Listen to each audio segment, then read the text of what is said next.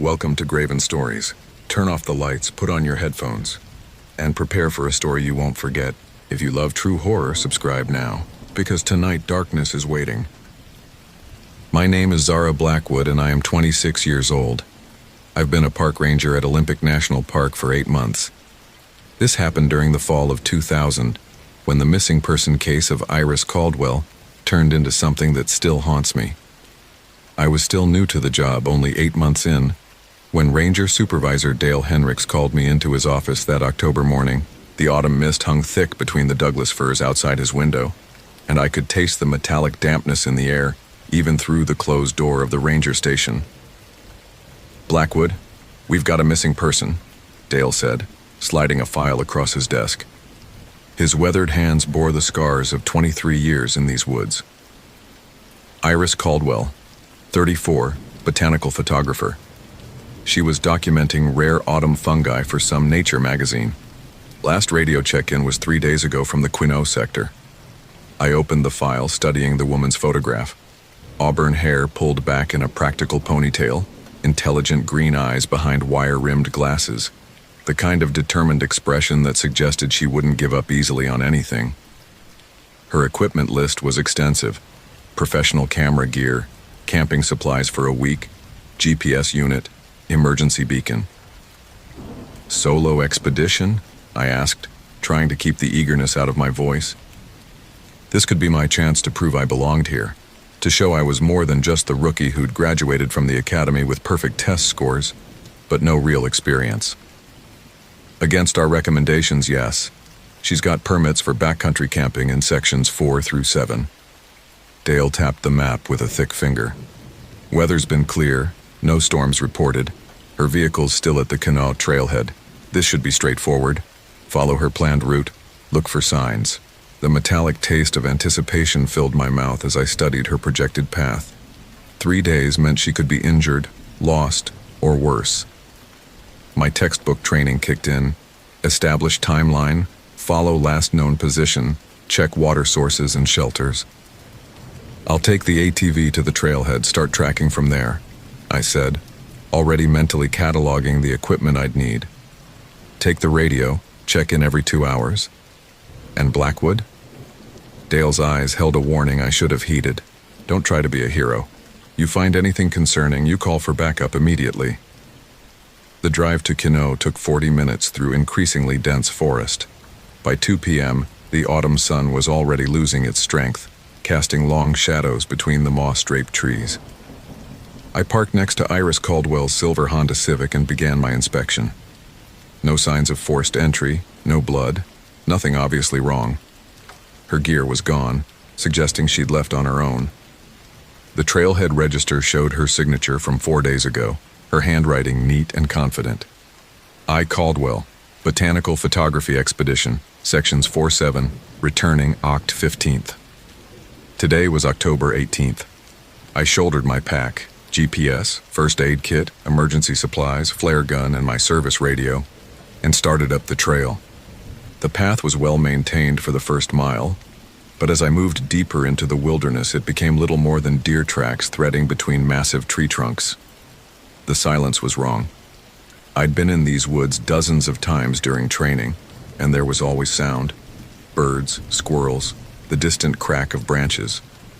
But here, 2 miles in, there was nothing but my own breathing and the soft squelch of mud under my boots. I keyed the radio. "Base, this is Ranger Blackwood checking in from mile marker 2 on the Quinault Trail. No visual contact yet, continuing search pattern Alpha." Static answered me. Then Dale's voice, distant and crackling. "Copy that, Blackwood. Weather's moving in from the west, might affect radio contact later. Stay sharp." At mile 3, I found the first sign. A piece of red fabric, caught on a blackberry bush about chest high. I bagged it carefully, noting the GPS coordinates. Red wasn't on Iris's equipment list, but it could be from an undershirt or bandana. The fabric was fresh, not weathered. The trail split ahead. According to my map, the left fork led to Beaver Creek, a logical water source. The right fork climbed toward the old growth section where rare fungi might grow. I studied the ground, looking for boot prints, broken vegetation, any sign of passage. There, a partial boot print in the soft earth, pointing toward the right fork. Size looked about right for a woman. I marked it with a small flag and continued up the climbing path. The temperature was dropping as the sun disappeared behind the canopy. My breath came in small white puffs and I pulled my jacket tighter. The cold seemed to penetrate right through the fabric, settling into my bones. At 4 p.m., I found Iris Caldwell's camp. The blue dome tent was still standing in a small clearing, but something was immediately wrong. The camp was too neat, too undisturbed. No scattered gear, no signs of hurried packing. The tent flap hung open, and when I approached with my flashlight, I could smell it. Fear, cold sweat, and human terror soaked into the nylon. "Hello?" I called out, my voice seeming to die just feet from my mouth. "Iris Caldwell? This is the Park Service." Nothing. I examined the tent carefully. Sleeping bag still laid out, personal items arranged as if she'd just stepped out for a moment. Camera equipment was missing, but her backup clothing remained folded in a corner. No signs of struggle, no blood. But on the tent floor, barely visible, were drag marks in the dirt. My radio crackled. "Blackwood, this is base. Weather front moving faster than expected. You need to wrap up and head back." "Dale, I found her camp. She's not here, but there are signs of something. Drag marks leading away from the tent site."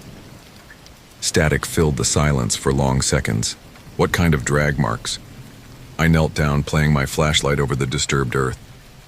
"Looks like someone was pulled out of the tent. No blood visible, but the pattern suggests she wasn't walking on her own." "Christ. Okay, mark the location and get back here. We'll organize a proper search team for first light. I can follow the trail while there's still..." "Negative, Blackwood. You're a rookie, not a one-person search and rescue team. Return to base. That's an order."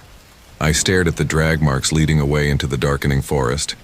Every instinct screamed that time was critical, that if Iris was out there injured or worse, every hour could matter.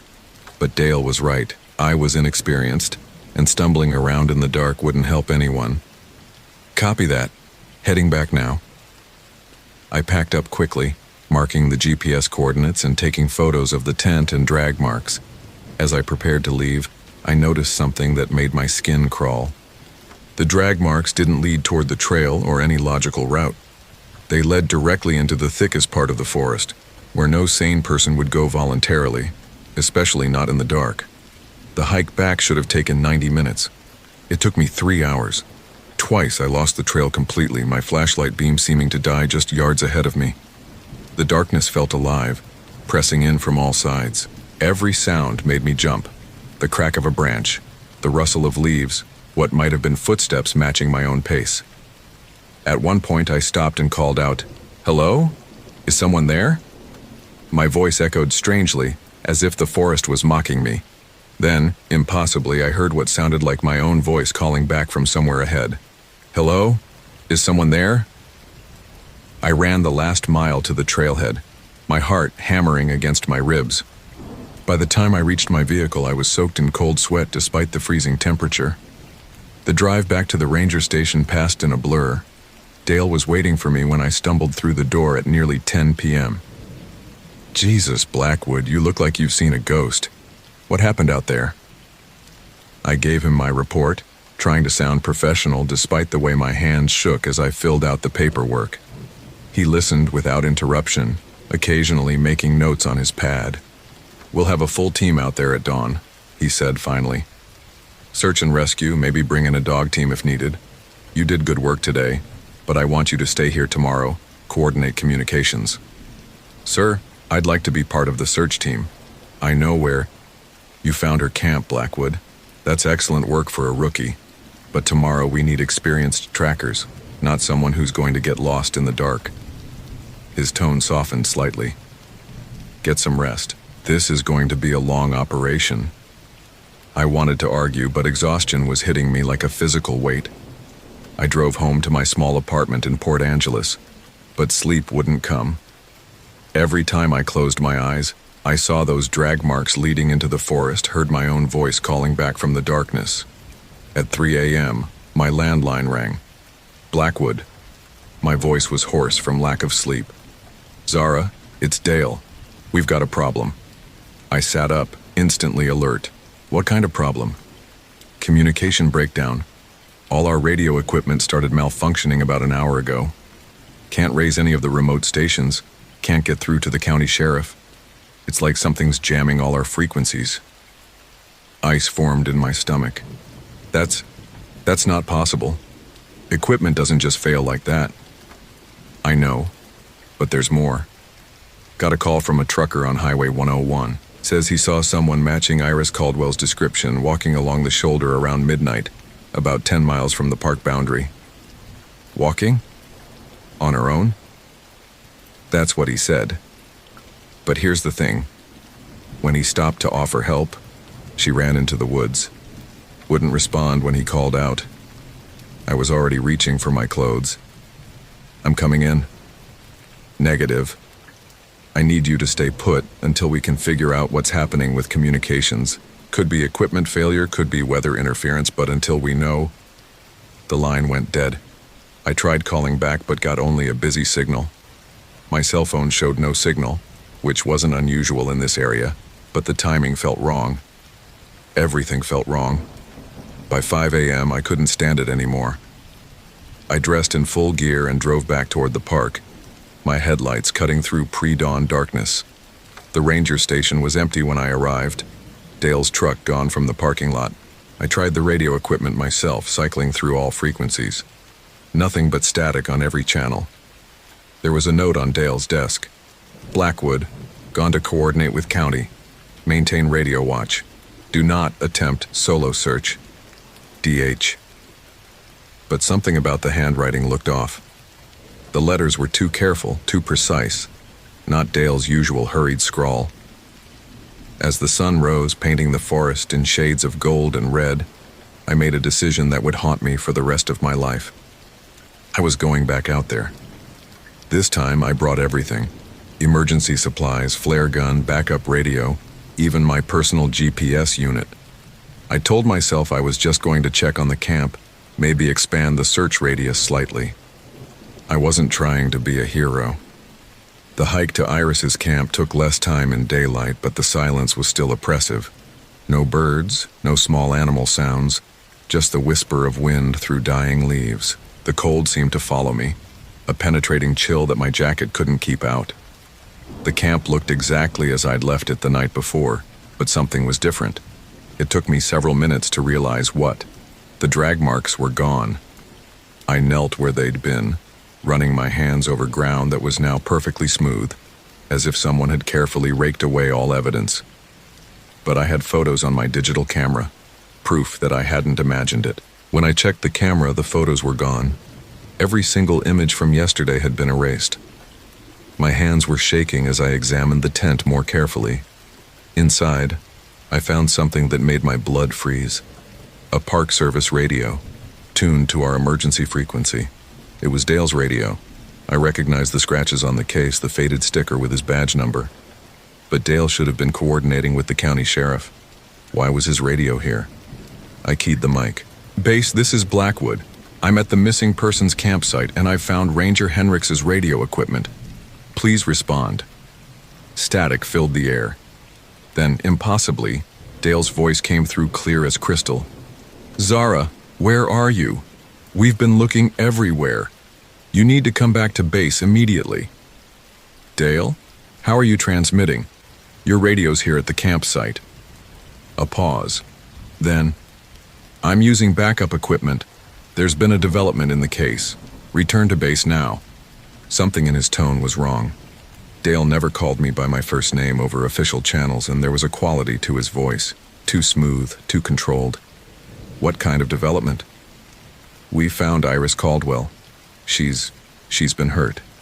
We need you back here to help with the report. My heart rate spiked. Is she alive? Do you need me to call for medical evacuation? Just return to base, Zara. Everything's under control. I stared at the radio in my hands, realization dawning like a cold sunrise. The voice was Dale's, but the speech patterns were wrong. The phrasing was off.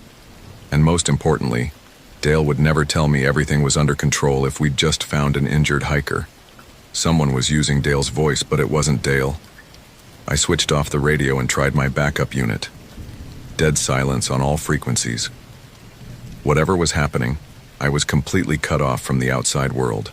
The smart thing would have been to hike back immediately, get to my vehicle and drive to the nearest town for help. But as I stood there in that unnaturally silent forest, I realized something that made my stomach clench with terror. I wasn't just searching for Iris Caldwell anymore. I was being hunted. The realization hit me like a physical blow.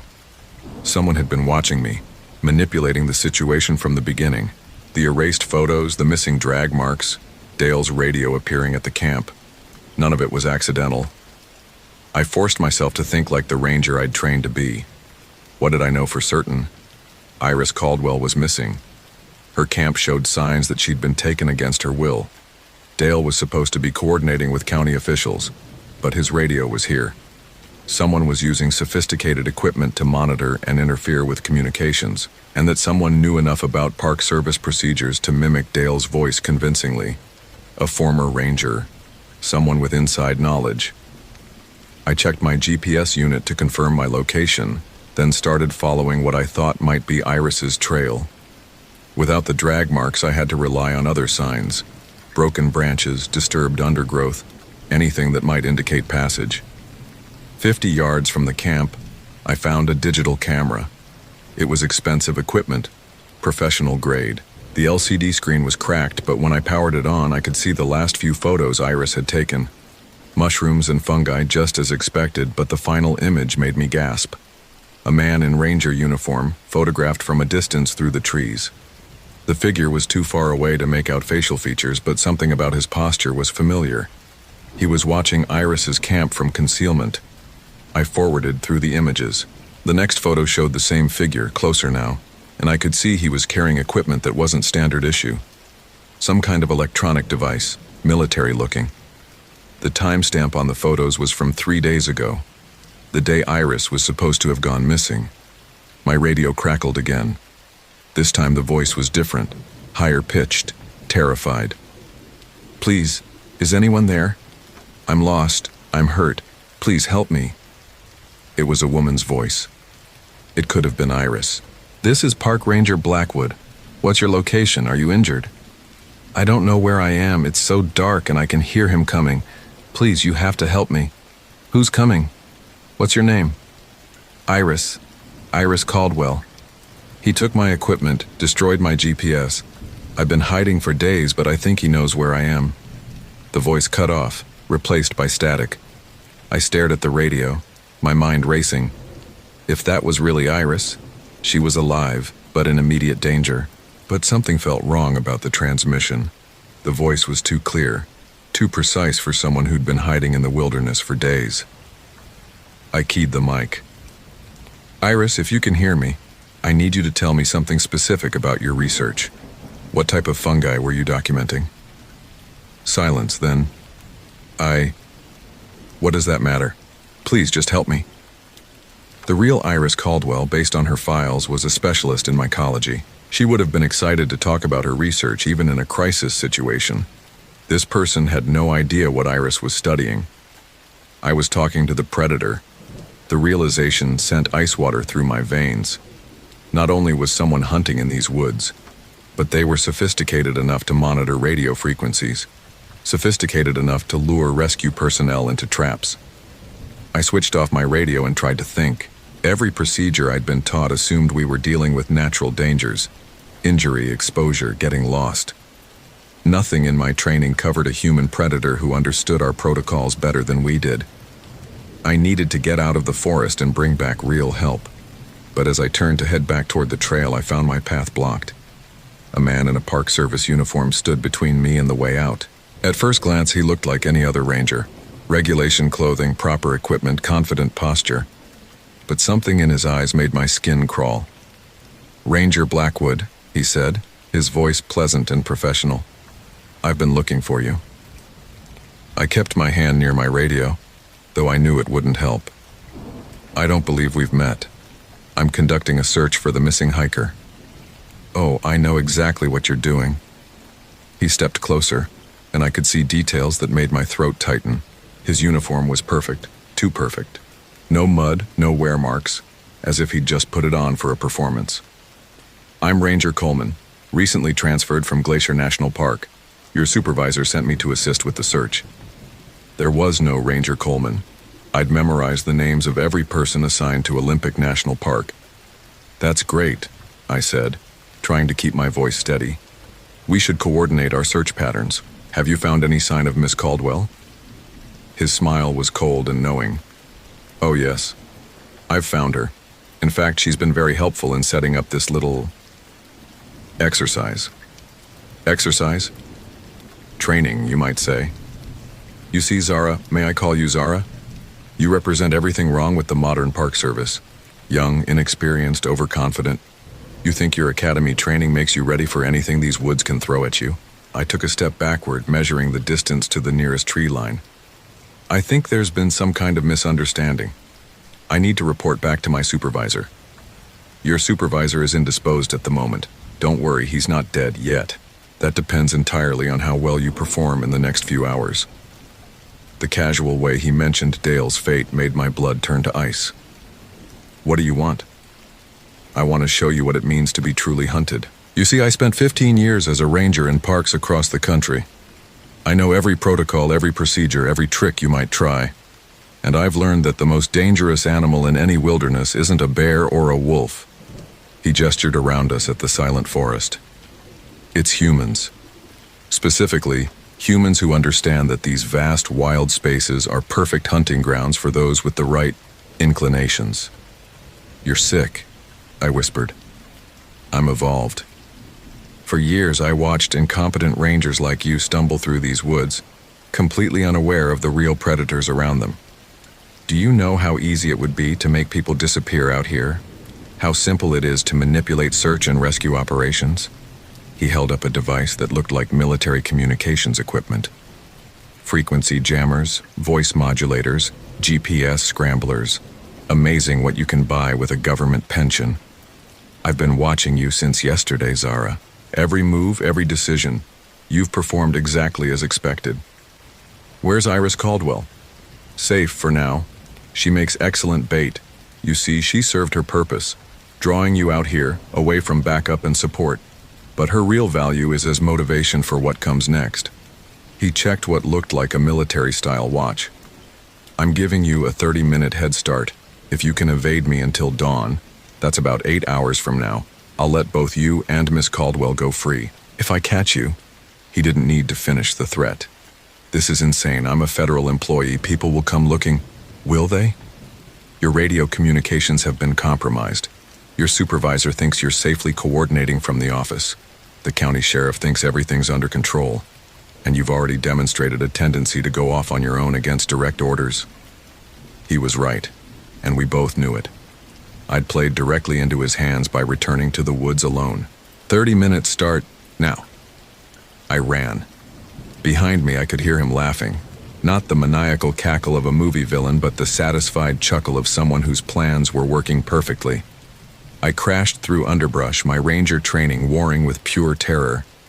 Part of my mind was cataloging details, terrain, potential shelter, water sources, but most of my consciousness was consumed by the primal need to escape. After 10 minutes of hard running, I forced myself to stop and think strategically. Panic would get me killed. I needed to use what I knew about these woods and about search and rescue procedures. But immediately, I realized the problem. He knew everything I knew, and more. Standard evasion techniques would be useless against someone with ranger training. He'd anticipate my moves, know where I'd likely go for shelter or concealment. My only advantage was that I was younger, possibly faster and desperate. I checked my equipment.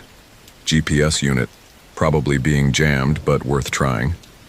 Flashlight, essential, but would also make me visible. Emergency whistle, useless if no one was around to hear it. Flare gun, one shot, and it would announce my location to everyone in the area. The flare gun gave me an idea. I moved as quietly as possible toward higher ground, where a flare would be visible from the greatest distance. If there were any real search teams out there, any hikers or hunters, a distress flare might bring help. But as I climbed, I realized he was already tracking me. Small sounds in the darkness behind me, moving with the confidence of someone who knew exactly where I was going. At a rocky outcrop that offered a view of the surrounding forest, I prepared the flare gun. Below me, I could see a light moving through the trees, his flashlight, making no attempt at concealment. He wasn't worried about staying hidden because he didn't need to be. I fired the flare. The red star burst above the canopy, casting everything in hellish crimson light. For a few seconds, the entire landscape was visible, miles of unbroken forest in every direction, and no signs of any other human presence. Beautiful shot. His voice carried clearly through the night air. But I'm afraid the nearest road is 15 miles away, and I've been monitoring emergency frequencies all evening. No one else is coming, Zara. I could see him now, still moving steadily in my direction. The flare had given away my position without bringing any help.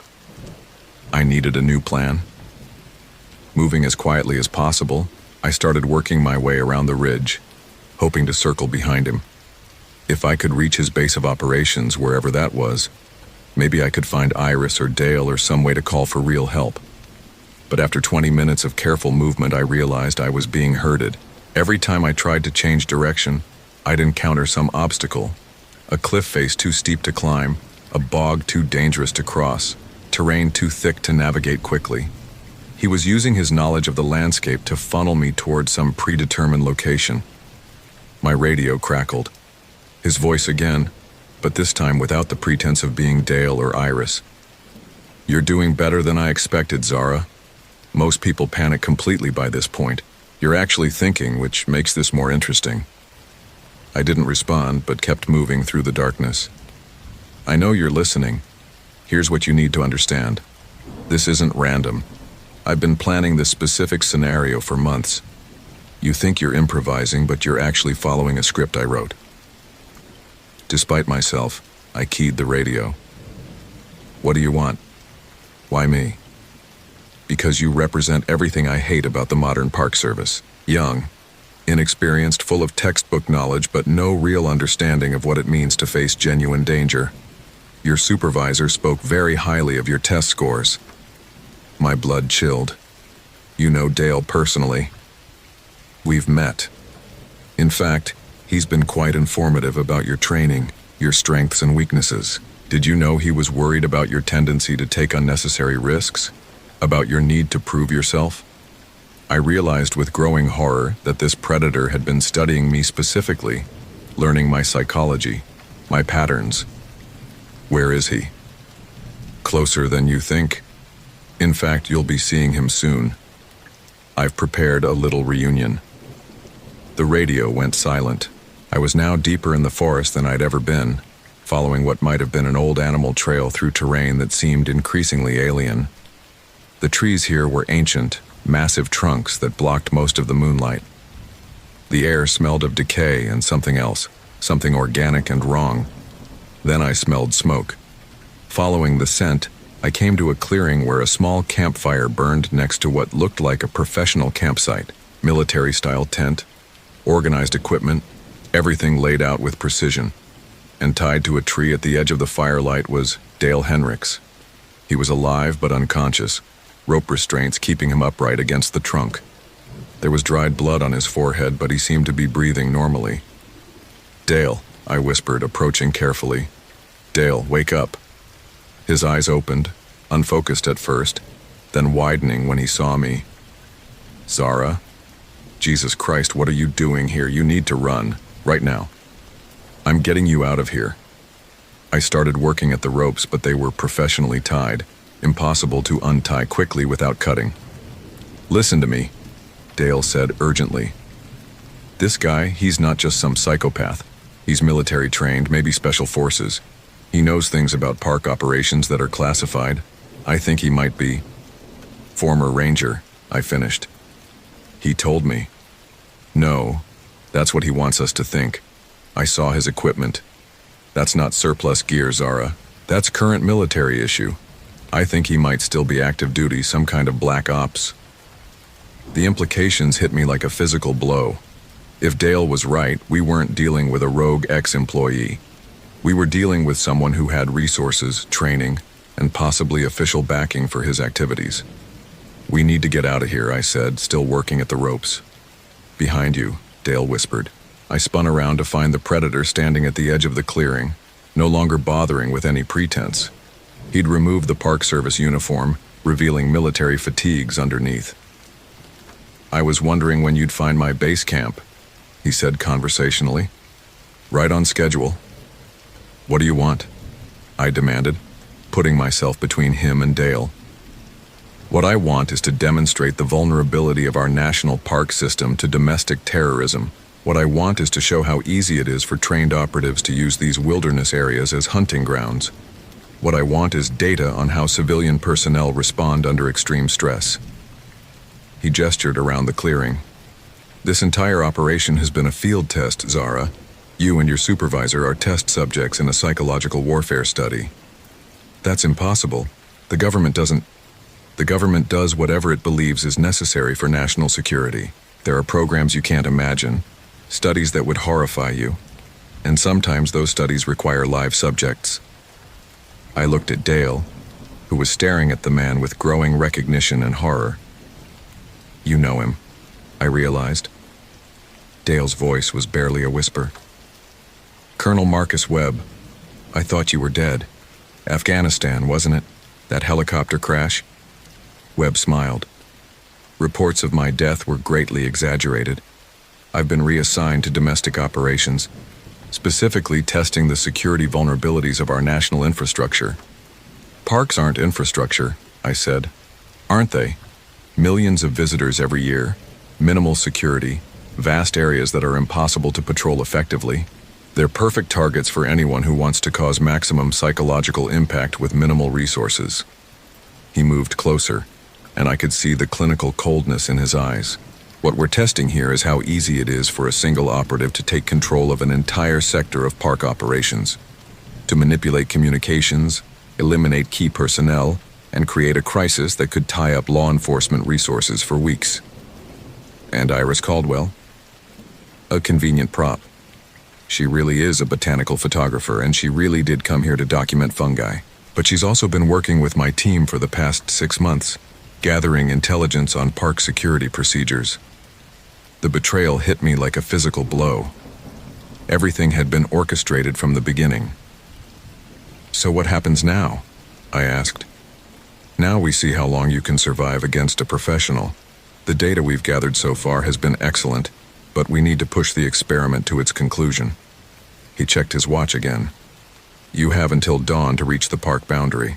If you succeed, you'll be debriefed and released. If you fail, you'll kill us. I'll complete the mission. Nothing personal, Ranger Blackwood.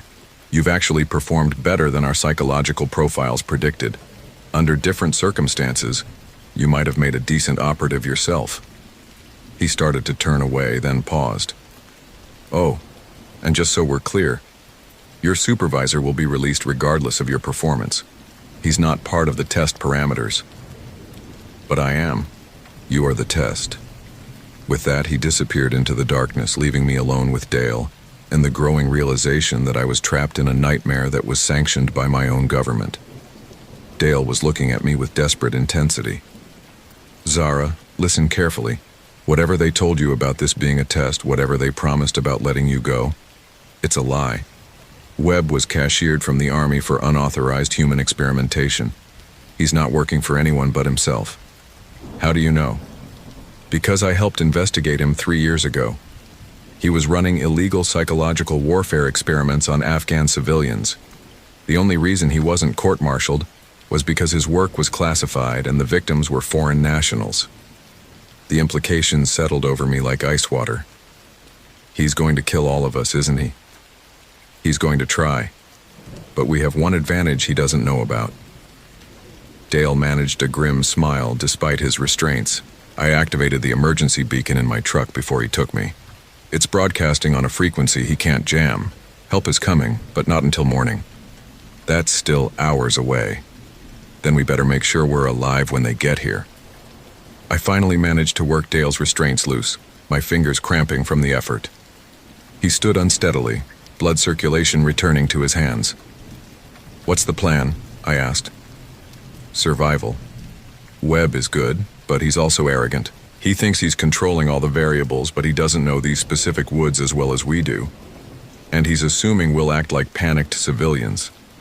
Dale picked up a sturdy branch, testing its weight. Time to show him what real rangers are capable of. We moved away from the campfire, using the darkness as cover. But we'd barely gone 50 yards when Webb's voice echoed through the forest. "I'm disappointed, Ranger Henricks. Helping your subordinate escape wasn't part of the test parameters." A rifle shot cracked through the night, the bullet splintering bark just inches from Dale's head. "Run!" he hissed. We ran. Behind us, I could hear Webb moving with professional efficiency. No wasted motion. No hurried breathing. He was hunting us the way a wolf hunts deer. Patiently, confidently, knowing that exhaustion would eventually make us vulnerable. For the next 2 hours, we played a deadly game of cat and mouse through the dark forest. Webb had night vision equipment and superior training, but we had desperation and knowledge of the local terrain. Twice, we managed to evade him by using Park Service emergency shelters that weren't on any public maps. Once, Dale created a diversion by triggering a small rock slide while I circled around to flank our pursuer. But Webb was learning our tactics, adapting his approach. And we were getting tired while he seemed to have limitless endurance. At around 3 a.m., we made a mistake. Trying to cross a stream in the darkness, I slipped on wet rocks and went down hard, my ankle twisting under me. The pain was immediate and intense. "I can't walk," I gasped. Dale helped me to cover behind a fallen log. How bad? I tried to put weight on the ankle and nearly passed out. Bad, really bad. We both knew what this meant. Webb would track us to this location within minutes, and I couldn't run anymore. "Leave me," I whispered. "Get to the boundary, bring back help." "Not happening." Dale checked his watch. 3 more hours until dawn. Think you can hold out that long?" Before I could answer, Webb's voice came from the darkness unnaturally close. "I can hear you whispering. Injury changes everything, doesn't it? Now we get to see how civilian personnel perform under real pressure." A flashlight beam swept across our hiding spot, missing us by inches. Dale pressed his finger to his lips, then pointed toward a thick grove of trees about 20 yards away. If we could reach it without being seen, we might have better cover. But moving with my injured ankle would be nearly impossible without making noise. "I know you're close," Webb continued, his voice maddeningly calm. "The beauty of this exercise is that it demonstrates how quickly a tactical situation can deteriorate. One injury, one moment of carelessness, and suddenly all your training becomes useless." Another flashlight sweep, this one closer. I could smell him now. Gun oil and military soap, the scent of professional violence. Dale made a decision. He picked up a rock and hurled it away from our position, into the underbrush 30 yards to our left. The crash it made was loud in the night silence. Webb's light swung toward the sound immediately. "Amateur hour," he muttered, but he moved in that direction. Dale helped me up, supporting most of my weight as we struggled toward the tree grove. Every step sent fire through my ankle, but I bit down on any sound that might give us away. We'd almost reached cover when my radio crackled to life. I'd forgotten I was still carrying it, and Webb's voice came through loud and clear. "By the way, Ranger Blackwood, I thought you might like to know that Miss Caldwell sends her regards." The transmission was followed by a woman's scream. High, terrified, and definitely real. "That was live audio," Webb's voice continued. "She's about half a mile from your current position. If you want to save her, you'll need to make a choice. Continue hiding like a coward or come find me." Dale and I looked at each other in the darkness. We both knew it was a trap, but we also knew that if there was any chance Iris was really in danger. "It's what he wants," Dale whispered. "He's manipulating us." Another scream came through the radio, longer this time, filled with agony. "Maybe," I said, "but what if she's really hurt? Then we call for backup and with what? He's jammed everything. Dale, if there's even a chance she's alive." I could see the conflict in his eyes. Every instinct told us this was a trap, but every moral obligation demanded we try to help an innocent victim. The screaming stopped, replaced by Webb's voice. "Timer starts now. You have 15 minutes to reach her location before I begin the final phase of my experiment. I'll be broadcasting her GPS coordinates in 1 minute. True to his word, coordinates appeared on my GPS unit 60 seconds later. The location was deeper in the forest, in terrain that would be difficult to navigate even in daylight. "We can't," Dale said. "Zara, this is exactly what he wants. He's using our own training against us, the imperative to rescue civilians, and if we don't go, he kills her anyway." Dale stared at the GPS coordinates, his jaw working. "Fuck it, but we do this smart. You stay here, call for help if anyone responds on the radio. I'll go." "I'm not staying behind. You can barely walk." "I can walk well enough, and you need backup, even if it's just a rookie with a sprained ankle." We both knew there was no real choice. Whatever Webb had planned, we were going to walk into it because that's what Rangers do. We protect people, even when it's stupid, even when it's obviously a trap. The journey to Iris's coordinates took 40 minutes through increasingly treacherous terrain. My ankle was screaming by the time we arrived, but adrenaline was keeping me functional. The GPS led us to another clearing, this one dominated by what looked like an old hunting cabin. Light flickered in the windows and I could hear sounds from inside. Movement, possibly voices. "This keeps getting better," Dale muttered. We approached carefully, using the tree line for cover. Through a dirty window I could see the interior, a single room with a table, some chairs, and a figure tied to a chair in the center. It was Iris Caldwell, and she was definitely not part of Webb's team. Her face was bruised, her clothes torn, and she was struggling against restraints that were clearly not theatrical props. Whatever game Webb was playing, Iris was an unwilling victim. "Real or fake?" Dale whispered. "Real. Look at her injuries. Those aren't makeup effects. Could still be a trap." "Of course it's a trap, but she's really hurt." We circled the cabin, looking for signs of Webb's presence. No other lights, no movement in the shadows. Either he was very well hidden, or he'd left Iris here as bait and positioned himself somewhere else. "Front door or window?" Dale asked. "Window. Less predictable." Dale found a window on the side of the cabin that was partially open. He worked it wider while I kept watch, every shadow seeming to hide a potential threat. "Iris?" Dale called softly through the window. "Can you hear me?" Her head snapped up, eyes wide with terror and hope. "Please," she whispered. "He said he was coming back. He said terrible things." "We're park rangers," I said, climbing awkwardly through the window with Dale's help. "We're going to get you out of here." Up close, I could see that her injuries were severe. Cuts on her face and arms, rope burns on her wrists, signs of prolonged captivity and abuse. "How long have you been here?" Dale asked, working on her restraints. "I don't know. Days. He kept asking me questions about park procedures, about ranger training. When I couldn't answer, She started crying, her whole body shaking. "It's okay," I said, though we all knew it wasn't. "You're safe now." "No," she whispered. "You don't understand. This isn't random. He knows things about both of you. Personal things. He's been watching you for weeks." Ice formed in my stomach. "What kind of things?" "Your names, your schedules, your training records. He has files on both of you. And others." "Others?" "Rangers from other parks. He said you were all part of some kind of study." Dale and I exchanged glances. If Webb was targeting multiple rangers across different parks, this was bigger than just one rogue operative. "We need to get out of here," Dale said, finally freeing Iris from the chair. "Can you walk?" She nodded, though she was clearly weak from her ordeal. We helped her to the window, but as Dale started to climb out first, the front door of the cabin exploded inward. Webb stood in the doorway, no longer pretending to be anything but a predator. He was carrying military-grade weapons and wearing full tactical gear. "Excellent response time," he said conversationally. 37 minutes from initial distress call to rescue attempt. Well within normal parameters.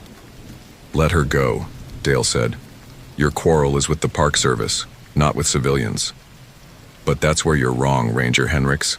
Miss Caldwell isn't a civilian. She's been working with my research team for the past 6 months, gathering intelligence on park security procedures. He gestured with his rifle. Show them, Iris. To my horror, Iris straightened up, her injured and terrified demeanor disappearing like a mask being removed. The cuts on her face were real, but her fear had been an act. I'm sorry, she said, not sounding sorry at all. But the data we're collecting is too important. You're working with him, I said, the betrayal hitting me like a physical blow. I'm working for the future security of our national parks, she replied.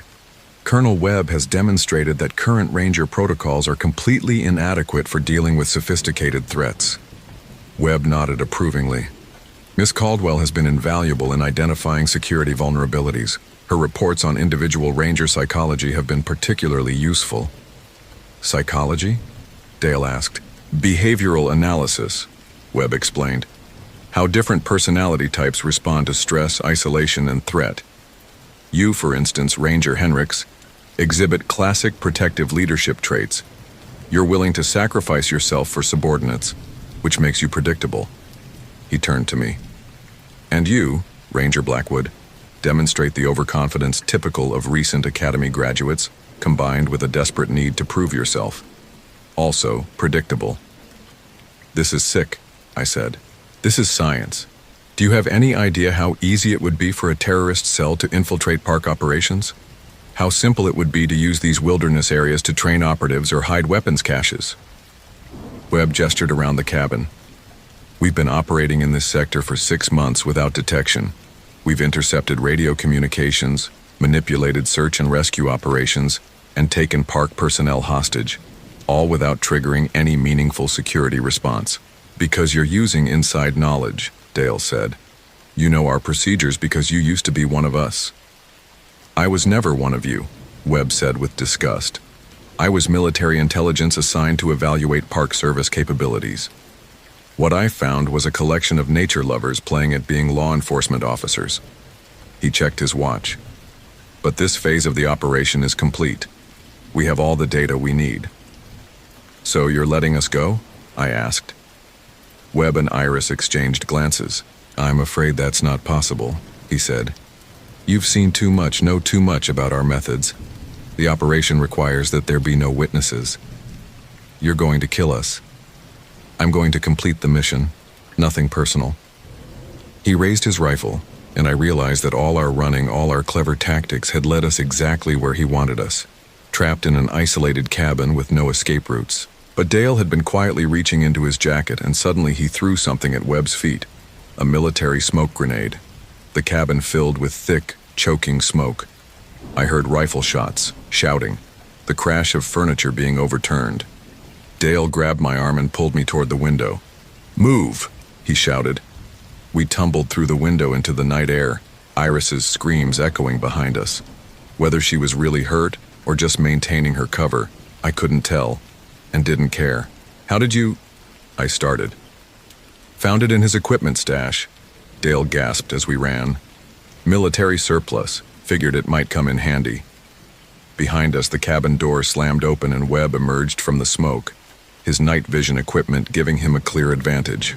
Run! Dale shouted, pushing me ahead of him. We crashed through the underbrush, my ankle sending spikes of agony up my leg with every step. Behind us, I could hear Webb pursuing, not running wildly like we were, but moving with professional precision, confident that he would catch us eventually. There! Dale pointed ahead to what looked like a Park Service fire tower rising above the canopy. If we can reach that, we can signal for help. It was at least a quarter-mile away through dense forest, and with my injured ankle, I wasn't sure I could make it, but it was our only chance. We ran through the darkness, branches tearing at our clothes, roots trying to trip us at every step. Behind us, Webb's pursuit was steady and relentless. Halfway to the tower, I stumbled and went down hard. Dale helped me up, but I could see we weren't going to make it. Webb was gaining on us and my ankle couldn't take much more. Leave me, I gasped. Get to the tower, call for help. Not happening. Dale, that's an order. You're not my supervisor anymore, he said grimly. Right now, you're just someone I'm not going to abandon. A rifle shot cracked through the night, the bullet whining past my ear. Webb was close enough to take aimed shots. "This is Colonel Marcus Webb to any federal agencies monitoring emergency frequencies." His voice came from somewhere behind us. "I have 2 Park Service personnel in custody and am prepared to execute them unless my demands are met." "He's bluffing," Dale said. "No one's listening." Another shot, closer this time. "I want immediate extraction to a non-extradition country and full amnesty for my research activities. You have 30 minutes to respond before I begin eliminating hostages." We reached the base of the fire tower just as dawn was beginning to lighten the eastern sky. The metal ladder stretched up 60 feet to an observation platform equipped with radio equipment. "Climb," Dale ordered. "I can't. My ankle." "You can." One rung at a time. I started up the ladder, each movement sending fire through my leg. Below, Dale was providing cover, though he only had his service pistol against Webb's military rifle. I was 20 feet up when Webb emerged from the tree line. "Impressive effort," he called up to us, "but ultimately futile. That radio equipment won't reach anyone who can help you." He was right. The tower's radio was designed for fire spotting, not emergency communications. Its range was limited to other Park Service stations. But as I climbed higher, something else became visible in the growing daylight. A column of smoke rising from the direction of the main ranger station. "Dale!" I shouted down. "Look east!" He followed my gaze and saw the smoke. Jesus Christ, he burned down the station. Webb's laughter echoed up from below. "Thorough operational security, Ranger Henricks. Can't have any witnesses or evidence left behind." I reached the observation platform and immediately started working the radio equipment. Most frequencies were still jammed, but emergency channels sometimes used different systems. "Mayday, Mayday. This is Olympic National Park. We have multiple federal officers under fire from an armed subject. Request immediate assistance." Static answered me. Any station. This is Ranger Zara Blackwood at the Quinault Fire Tower. We have an active shooter situation and need immediate backup." More static. Below, I could hear Dale and Webb engaged in some kind of standoff. Webb had the superior position and firepower, but Dale had taken cover behind the tower's support structure. "It's no use," Webb called up to me. "I've been jamming communications all night.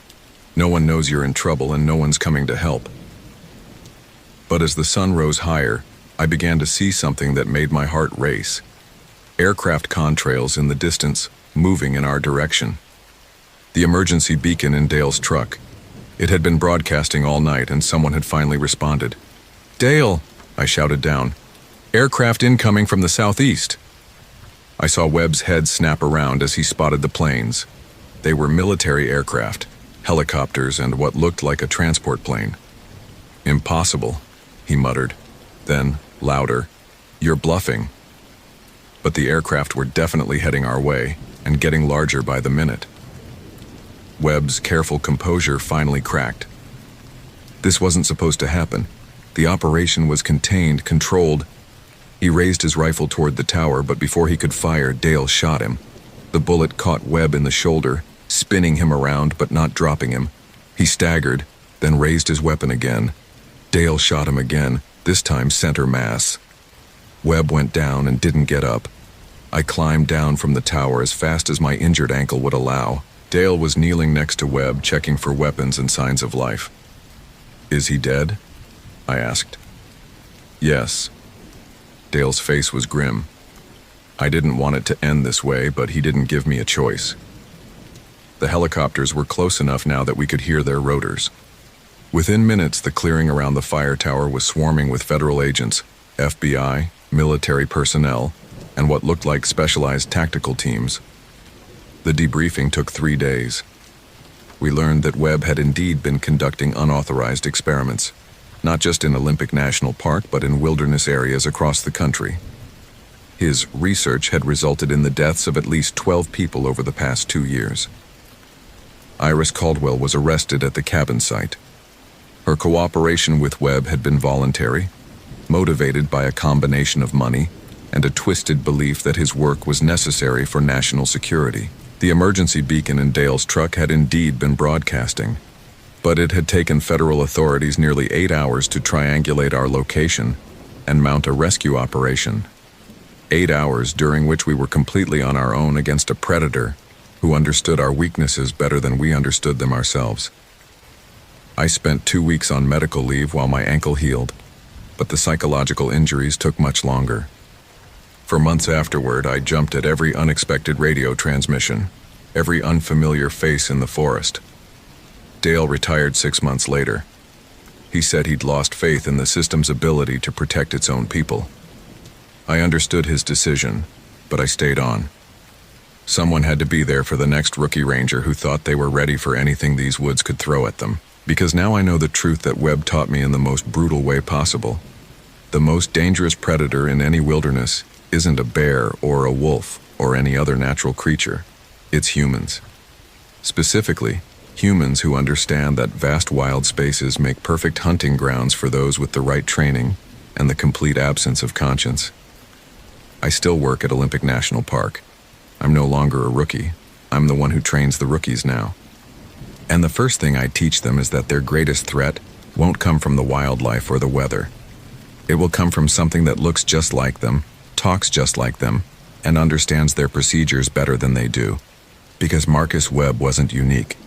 His files, recovered from the cabin, contained references to other operatives, other research projects, other national parks being used as training grounds for psychological warfare. The federal investigation is ongoing, but bureaucracy moves slowly, and these wilderness areas remain as vulnerable as ever. Sometimes late at night when I'm alone in the ranger station, I wonder if there's another Webb out there somewhere, watching, waiting, studying our weaknesses and planning his own twisted experiments. And sometimes when the radio crackles with static or I hear footsteps that don't quite match the rhythm of wildlife, I remember that terrible night when I learned that the real monsters don't hide in caves or den in the deep woods. They wear uniforms, they know our names, and they're always hunting. The most terrifying thing Marcus Webb taught me wasn't about survival or tactics or wilderness skills. It was that evil doesn't always announce itself with fangs and claws. Sometimes it wears a badge and calls you by your first name. Sometimes it knows exactly how you'll respond to every situation because it's studied you like a laboratory specimen. And sometimes, the most dangerous predator in the forest is the one who used to be on your side.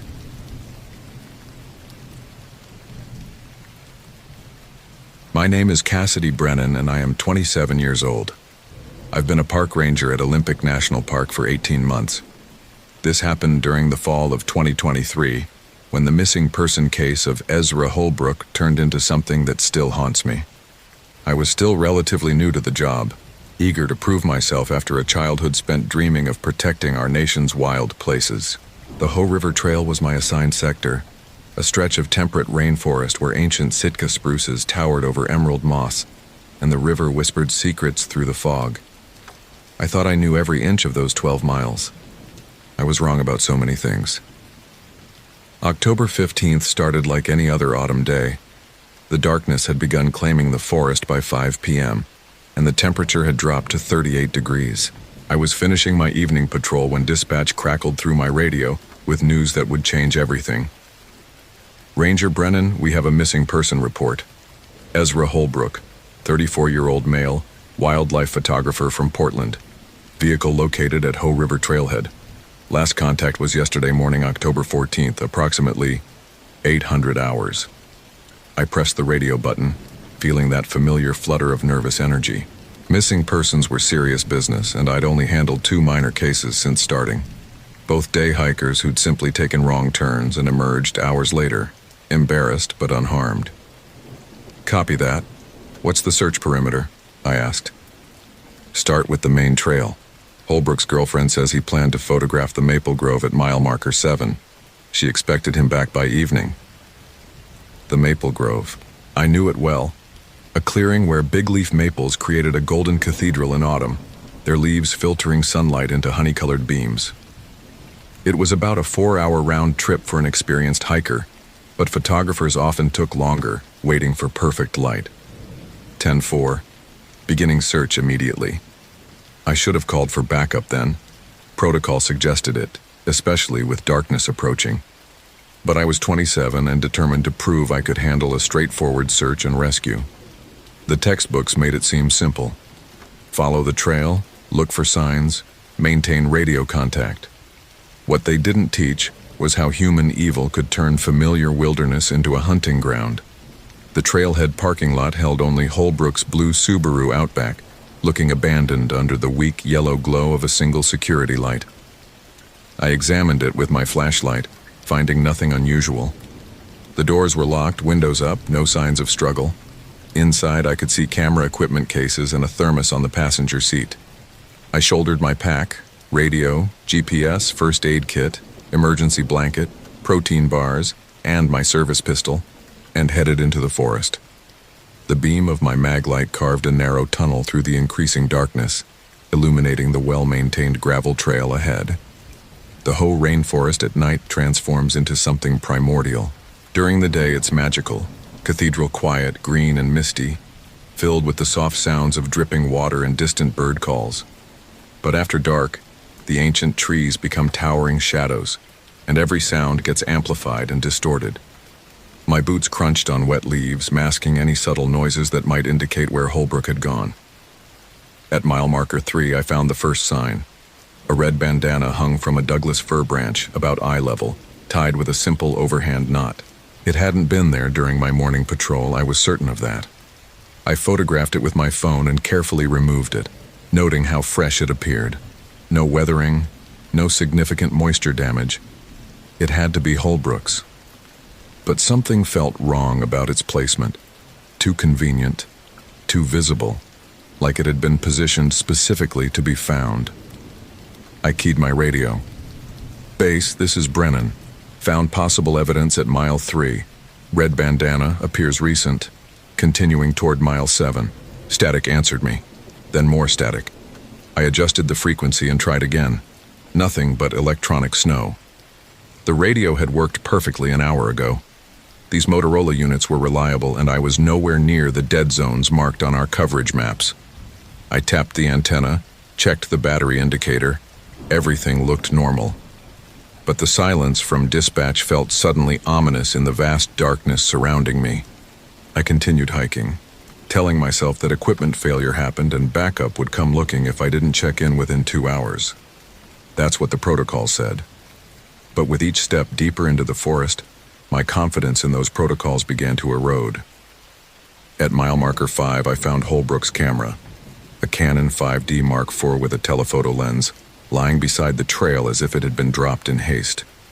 No case, no strap. The LCD screen was cracked, and when I turned it on, the last photo made my blood run cold. It was a picture of me. Not from today, from sometime last week, judging by the different uniform shirt I was wearing. I was walking along this same trail, but photographed from the forest, through the trees, like someone had been watching me from concealment. The timestamp read, October 8th, 11:47 a.m. My hands started shaking as I scrolled backward through the camera's memory. More photos of me, dozens of them, taken over the past month from various hidden positions. Me checking trail conditions, me talking to hikers, me eating lunch at my favorite fallen log near the river. Someone had been stalking me for weeks, documenting my routines, my patterns. But these weren't Holbrook's photos. The metadata showed they'd all been taken before he'd even arrived in the area. I was being watched. Right now. The realization hit me like ice water in my veins. This wasn't a missing person case, it was a trap. And I had walked right into it. I spun around, sweeping my flashlight beam through the trees, but saw only shadows and moss-covered trunks stretching endlessly in every direction. The forest that had felt like home now felt like a maze designed to confuse and disorient me. My radio crackled suddenly to life. Having fun yet, Ranger Brennan? The voice was unfamiliar, male, calm, with a slight rasp that suggested years of smoking. Definitely not dispatch. Someone was using our frequency. Who is this? Where's Ezra Holbrook? I demanded, trying to keep my voice steady. Low chuckle. Ezra's safe. For now. He's playing his part in our little game. Game? You've been walking my trails for 18 months, little ranger, thinking you own the place, thinking your uniform and your training make you something special. Time to find out what you're really made of. The transmission cut to static. I was alone in the darkness with someone who knew me, had been watching me, and had somehow lured a photographer into the forest as bait. Someone with access to park radio frequencies and intimate knowledge of my patrol routes. My training told me to retreat, call for backup, establish a perimeter. But my radio was compromised, and something about the voice triggered a memory I couldn't quite place. I'd heard it before, somewhere in the Park Service. Against every instinct screaming at me to run, I continued toward mile marker 7. Holbrook was out there, and if there was any chance he was still alive, I couldn't abandon him, even if it meant walking deeper into whatever twisted scenario had been prepared for me. The maple grove appeared in my flashlight beam like a stage set arranged for a performance I didn't want to give.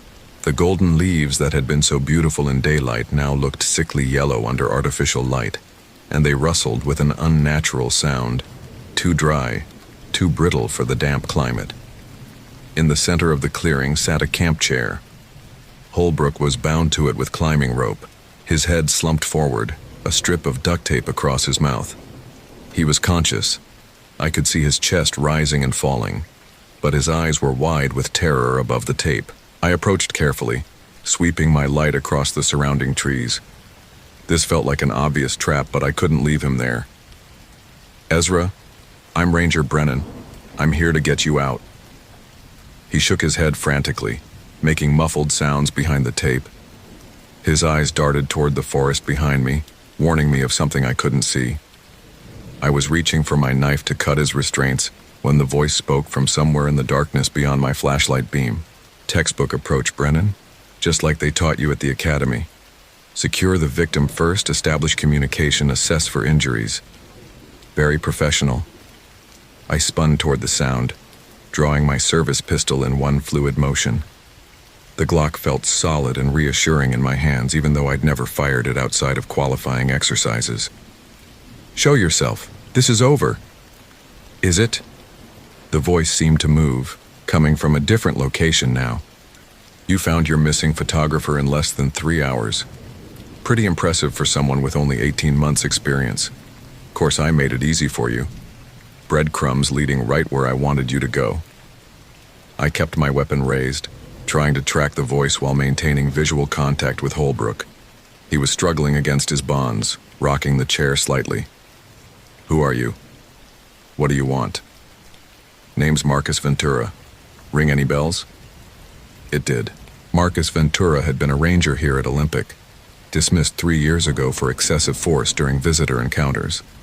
I'd heard the stories, how he'd become increasingly aggressive with hikers who violated park rules, how he'd started viewing the forest as his personal domain that needed to be protected from human intrusion.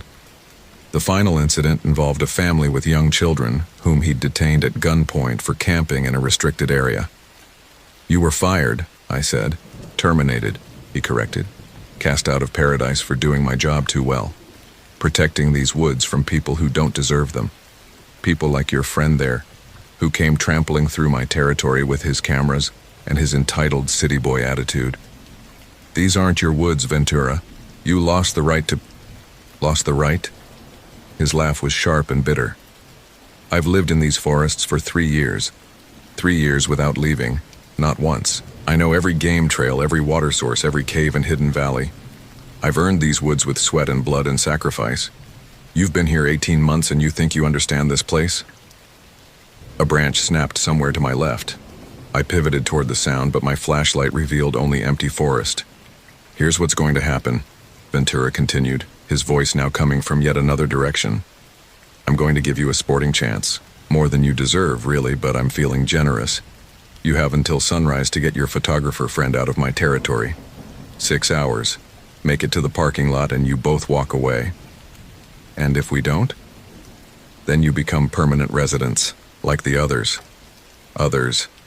Jesus Christ, how many people had he killed? "Of course it won't be easy," he went on. "These woods can be dangerous at night, easy to get lost, easy to have accidents, and I'll be watching every step you take just like I have been for weeks." I heard Holbrook make another muffled sound behind me. When I glanced back, he was staring at something on the ground near his chair. Following his gaze with my flashlight beam, I saw fresh blood in the fallen leaves. Not much, but enough to indicate someone had been injured recently. "First blood's already been drawn," Ventura said, reading my discovery. "Your photographer tried to run when I first brought him here. Bad choice. Now he's got a nice gash on his leg that's going to slow you down considerably." I moved closer to Holbrook and began cutting his restraints with my tactical knife. The rope fell away easily, too easily. He'd wanted me to free Holbrook. This was all part of whatever sick game he had planned. As soon as his hands were free, Holbrook ripped the tape from his mouth and gasped, "It's a trap. He's been living out here. He knows every—" "Shut up," I hissed, helping him to his feet. Holbrook's left leg was indeed injured, a long cut along his calf that had soaked his hiking pants with blood. He could walk, but not quickly, and certainly not quietly. "Can you make it back to the trailhead?" I whispered. "I don't know. Maybe. But he's right about knowing these woods. I tried to escape twice, and both times he was waiting for me like he knew exactly where I'd go." My radio crackled again. "Time starts now, Rangers. 6 hours until sunrise. Try not to disappoint me." I looked at my watch. 11:17 p.m. Sunrise would come around 5:30 a.m. 7 miles back to the parking lot with an injured civilian, through forest controlled by someone with military training and 3 years of survival experience. We started walking. The return journey became a nightmare of paranoia and exhaustion. Every shadow could conceal Ventura. Every sound, and there were many, might signal an attack.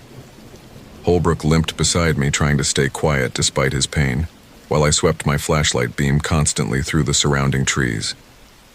After 30 minutes, we'd covered maybe half a mile.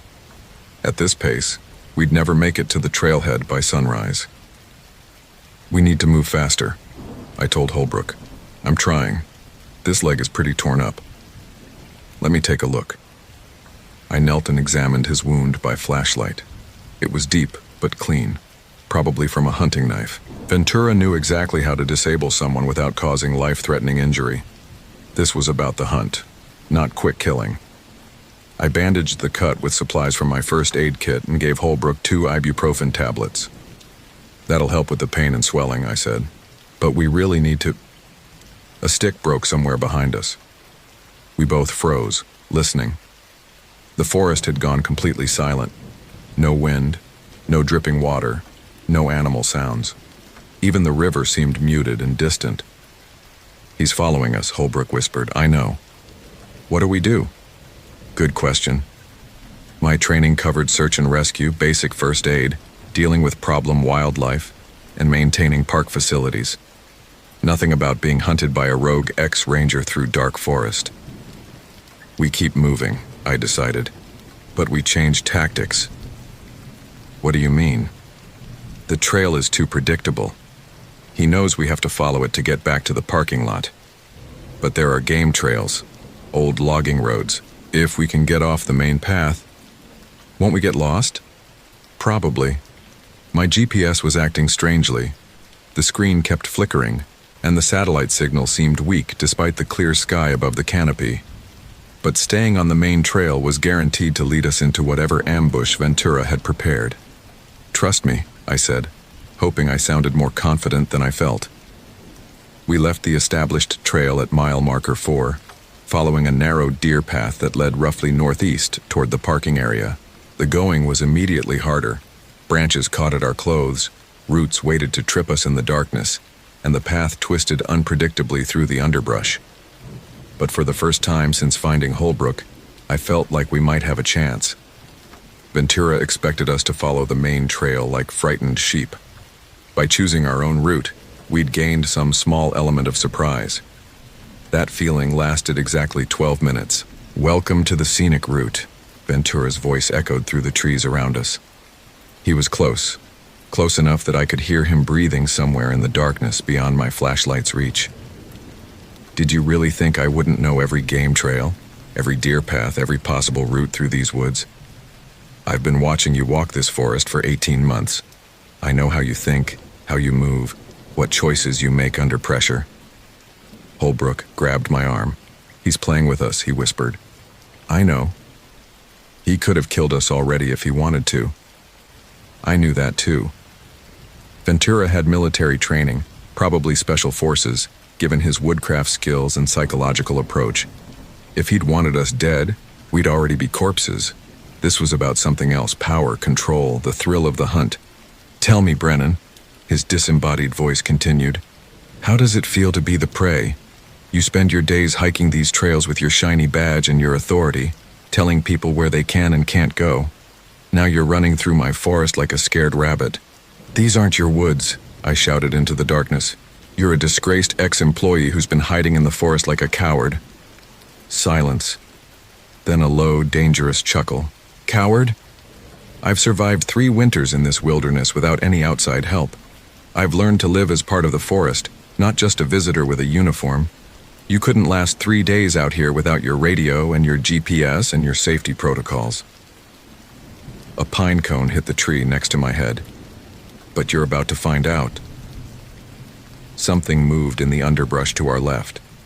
I spun toward it, raising my pistol, but saw only swaying branches that might have been disturbed by wind, or by someone who knew exactly how to move through the forest without being seen. We need to run, I told Holbrook. I can't. My leg. You have to. I grabbed his arm and we stumbled forward along the barely visible game trail. Branches whipped at our faces, roots caught our feet, and behind us I could hear the methodical sounds of someone following at a measured pace. Not running, not hurrying, just maintaining steady pursuit like a predator who knew his prey would eventually tire. The trail led us deeper into the forest, winding through areas I'd never seen during my official patrols. Ancient cedars rose like cathedral pillars around us, their bases disappearing into tangles of fern and salmonberry. Everything looked alien in the limited circle of my flashlight beam. After 20 minutes of stumbling progress, we emerged into a small clearing where moonlight filtered down through a gap in the canopy. I checked my GPS again, but the screen showed only static and error messages. The signal's being jammed, I realized. What? GPS jamming equipment, military grade. He's not just living out here. He's got technology. Which meant Ventura had planned this scenario carefully. The radio interference, the GPS disruption, the psychological warfare, all of it coordinated to strip away my technological advantages and force me to survive on instinct alone. Instinct I didn't have. Not yet. 18 months wasn't enough time to develop the deep wilderness sense that came with years of experience. So what now? Holbrook asked, slumping against a fallen log.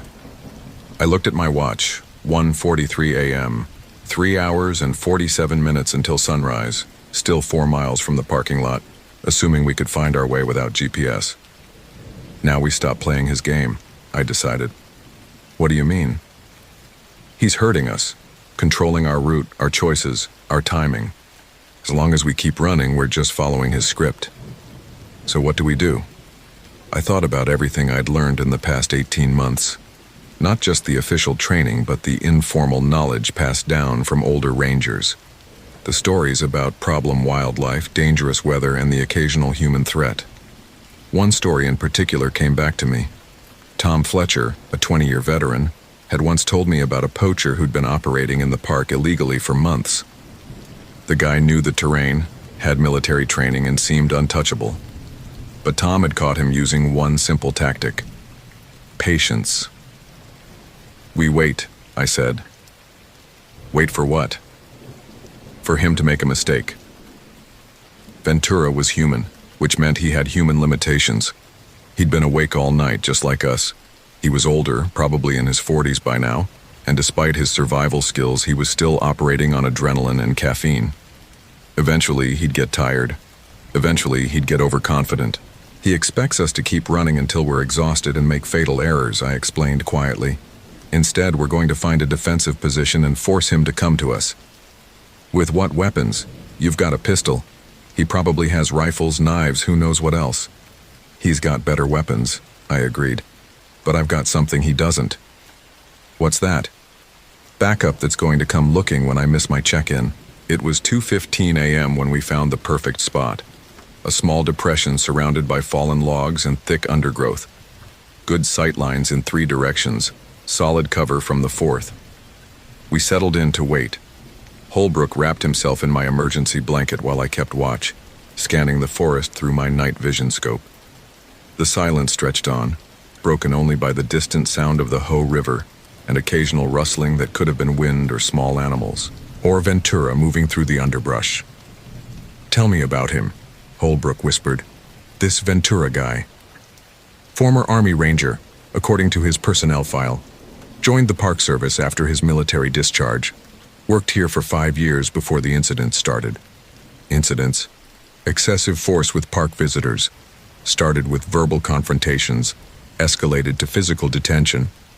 The final straw was when he held a family at gunpoint for camping in a restricted area. Jesus. Administration said he'd developed an obsessive attachment to the wilderness areas he patrolled. Began seeing himself as their protector against human intrusion. Sounds like he snapped. Maybe. Or maybe he just showed his true nature. Some people aren't meant for civilization. My radio hissed softly with static, then cleared momentarily. "Anner, this is base. Report your status." The transmission cut off before I could respond, but it was enough. Backup was trying to reach me. When I failed to respond, they'd send search teams. "Did you hear that?" I whispered to Holbrook. He nodded. "How long before they come looking?" "Protocol says 6 hours from last contact. That gives us until sunrise." Exactly what Ventura had promised. He knew our procedures as well as I did. A branch snapped somewhere in the darkness ahead of us. I raised my pistol, finger on the trigger, and waited. Moonlight filtered through the canopy in shifting patterns that made every shadow seem alive with movement. Another sound, closer this time.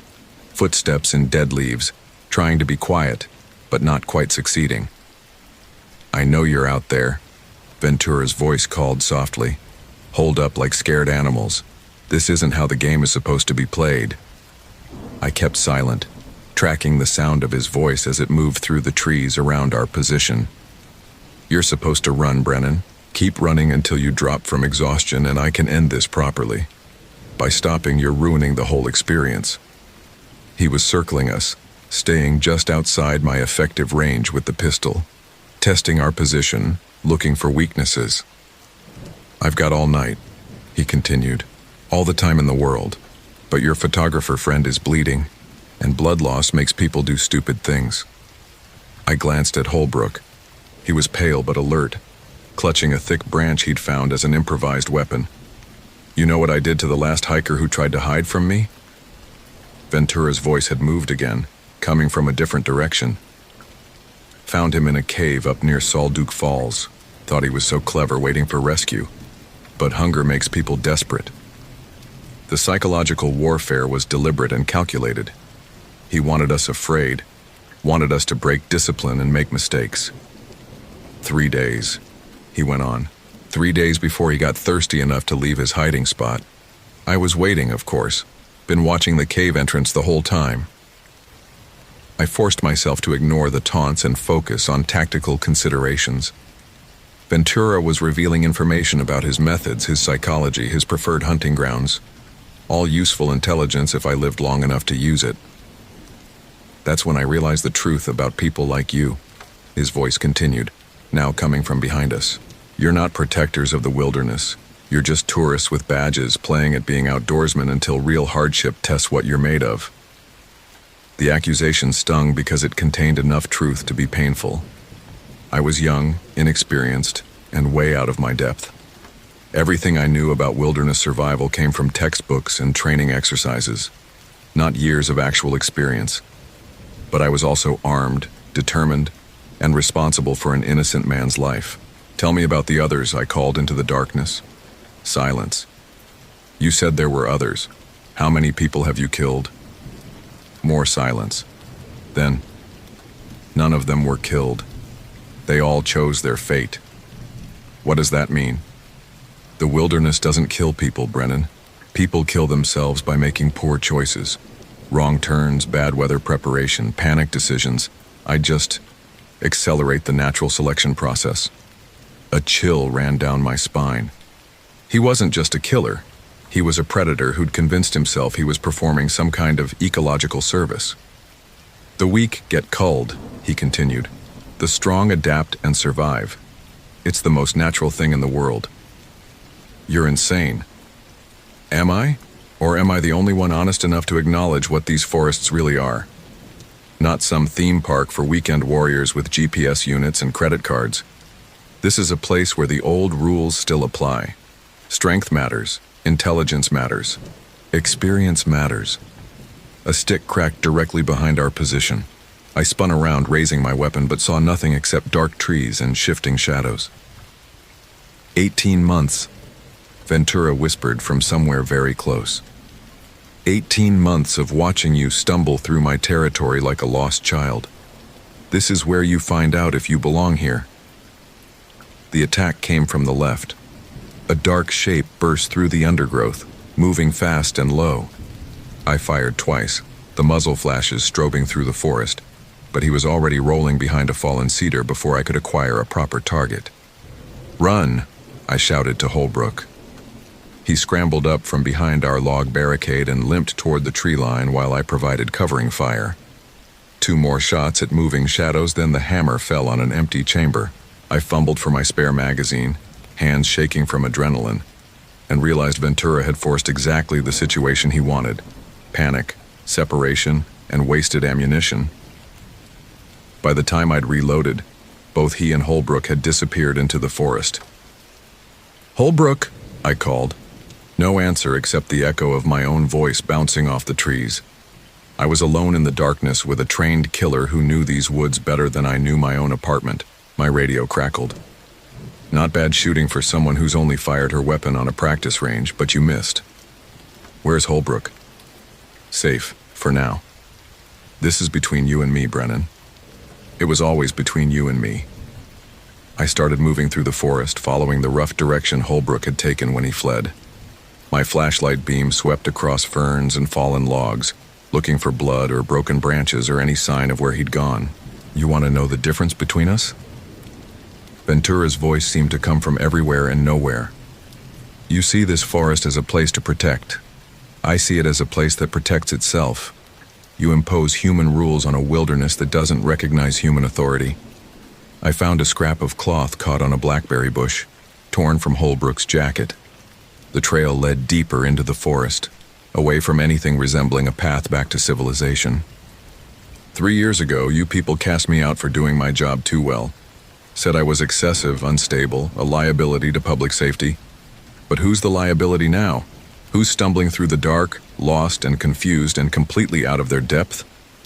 Following the trail of broken vegetation and disturbed earth, I realized Ventura was hurting me again.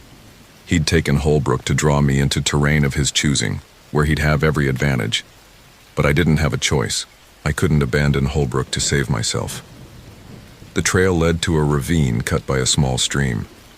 At the bottom, I found Holbrook sitting against a boulder, with his hands zip-tied behind his back. He was conscious, but looked dazed, possibly concussed. "It's another trap," he said as I approached. "I know." I cut his restraints and helped him to his feet. The ravine was maybe 20 feet deep with steep sides that would be difficult to climb, especially in darkness. There was only one way out, following the stream back toward the main river. "He wants us to go that way," Holbrook pointed downstream. "Probably, but what choice do we have?" We started walking along the rocky stream bed, using my flashlight to navigate between boulders and fallen trees. The going was slow and treacherous, with loose rocks that could turn an ankle and hidden holes that could trap a foot. After 10 minutes, we heard the sound of moving water growing louder ahead. The stream was leading us toward a larger body of water, probably the Hoh River itself. "Almost there," Ventura called from somewhere above us on the ravine walls. "Just a little farther."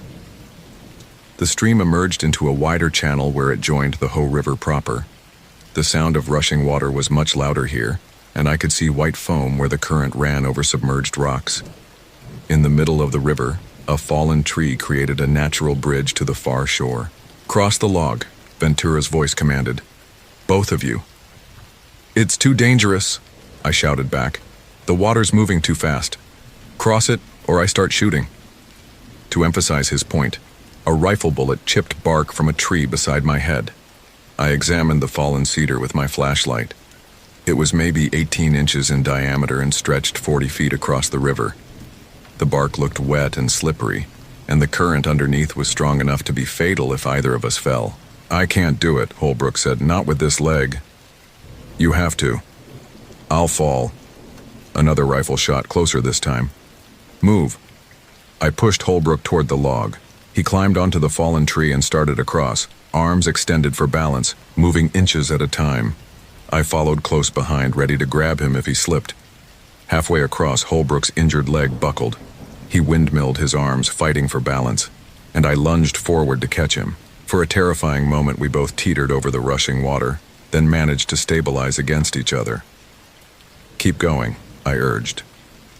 We made it to the far shore just as my watch showed 4:15 a.m. 1 hour and 15 minutes until sunrise. We'd covered maybe 3 miles from our starting point, but I had no idea where we were in relation to the parking lot. "Well done," Ventura called from across the river. "Very athletic. Now the real fun begins." I looked around and realized why he'd forced us to cross. This side of the river was unfamiliar territory, an area I'd never patrolled, with no established trails back to civilization. We were deeper in the wilderness than ever, farther from help, and completely dependent on finding our own way out. You see, Brennan, true wilderness survival isn't about following marked trails with your GPS and your guidebooks. It's about reading the land, understanding the patterns, thinking like the animals that live here. Holbrook was shivering, whether from cold or shock I couldn't tell. His injured leg was bleeding again, leaving a trail that would be easy to follow. 1 hour until sunrise? Ventura continued. Think you can find your way back to safety before then? I looked at the dark forest stretching endlessly in every direction. Without GPS or familiar landmarks, navigation would be guesswork. With an injured civilian slowing me down, even guesswork would be difficult. But we were still alive, and backup would be coming soon. I just had to keep us breathing until professional search teams could take over. "This way," I told Holbrook, choosing a direction that felt roughly correct. We pushed through dense underbrush for 30 minutes, following game trails when we could find them, bushwhacking when we couldn't. My flashlight battery was getting weaker, the beam growing dimmer with each passing minute. At 4:50 a.m., we stumbled into a small clearing where I recognized something, a distinctive rock formation that marked the boundary between patrol sectors. I knew where we were. The parking lot was less than 2 miles northeast, following a maintenance road that connected to the main trail system. We could make it before full sunrise if we hurried. "Come on," I urged Holbrook. "We're almost there." But as we started across the clearing, Ventura stepped out of the trees directly ahead of us. He was exactly what I'd expected. Mid-40s, lean and weathered, dressed in military surplus camouflage. He carried a scoped hunting rifle with casual confidence, like it was a natural extension of his body. "End of the line," he said calmly. I raised my pistol, but he just smiled. 9mm Glock versus .308 Winchester at 40 yards. Want to do the math on that engagement? He was right. At this distance, with his rifle scope and superior marksmanship training, I had no chance in a straight gunfight. "What do you want?" I asked. "Want? I want you to understand something important before this ends. You think your badge makes you qualified to protect this wilderness. You think 18 months of ranger training makes you belong here. But look at yourself. Lost, exhausted, completely dependent on technology that failed the moment things got serious." He gestured with his rifle toward the forest around us. "This is what real wilderness looks like. Not some hiking trail with interpretive signs and emergency phones. This is where the old rules apply. Strength, intelligence, adaptability. Everything your modern civilization has forgotten." "You're insane," I said. "Am I? Or am I the only one sane enough to recognize what this place really is? You spent 18 months walking through my territory like a tourist, thinking your uniform gave you authority over something that existed long before humans invented governments and badges." He took a step closer, rifle still aimed at my chest. "But you've learned something tonight, haven't you? You've felt what it's like to be prey, to have your technology fail, your training prove inadequate, your confidence stripped away layer by layer until there's nothing left but animal fear.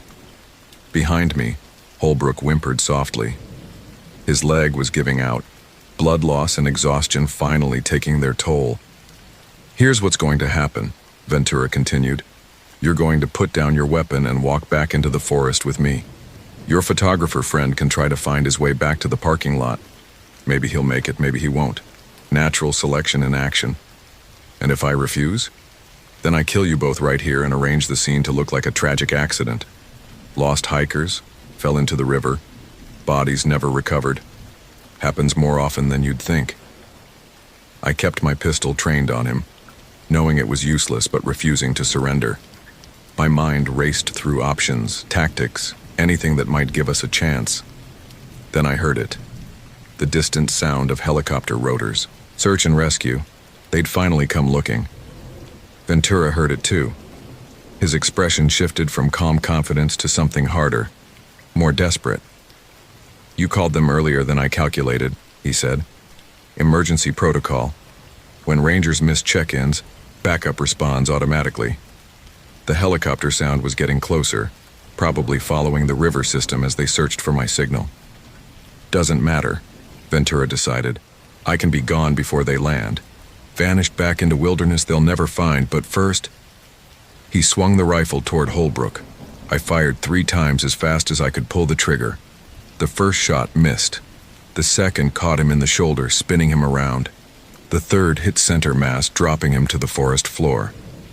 Ventura lay still for a moment, breathing heavily, blood spreading across his camouflage jacket. Then he started laughing, a wet, raspy sound that echoed through the clearing. Natural selection, he wheezed.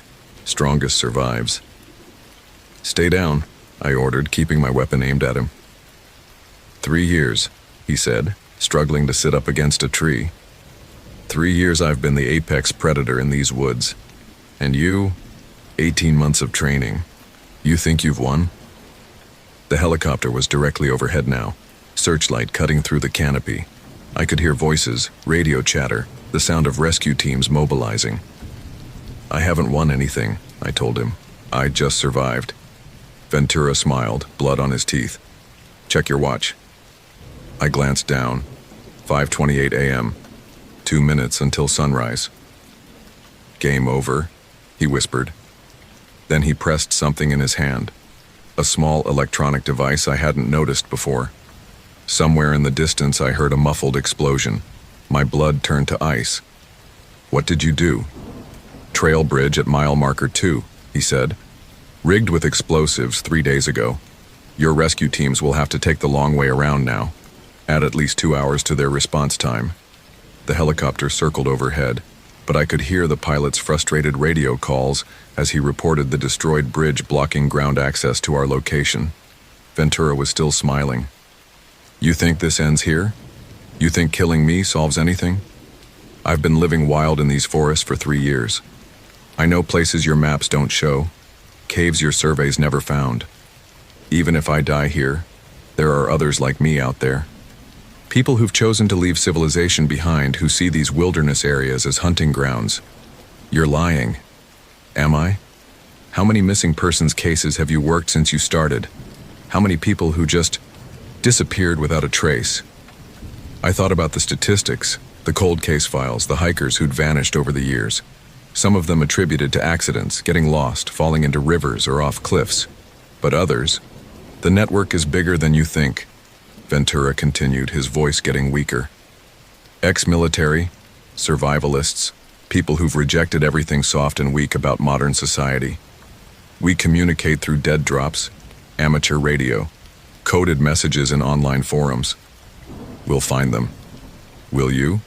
With your 18 months of experience, your textbook knowledge, your faith in technology and procedures? He coughed, spattering blood on his jacket. You survived tonight through luck, not skill, because I wanted the hunt to last longer, wanted to savor the fear. A real predator would have killed you in the first 10 minutes. The helicopter was setting down in a clearing half a mile away, as close as they could get with the bridge destroyed.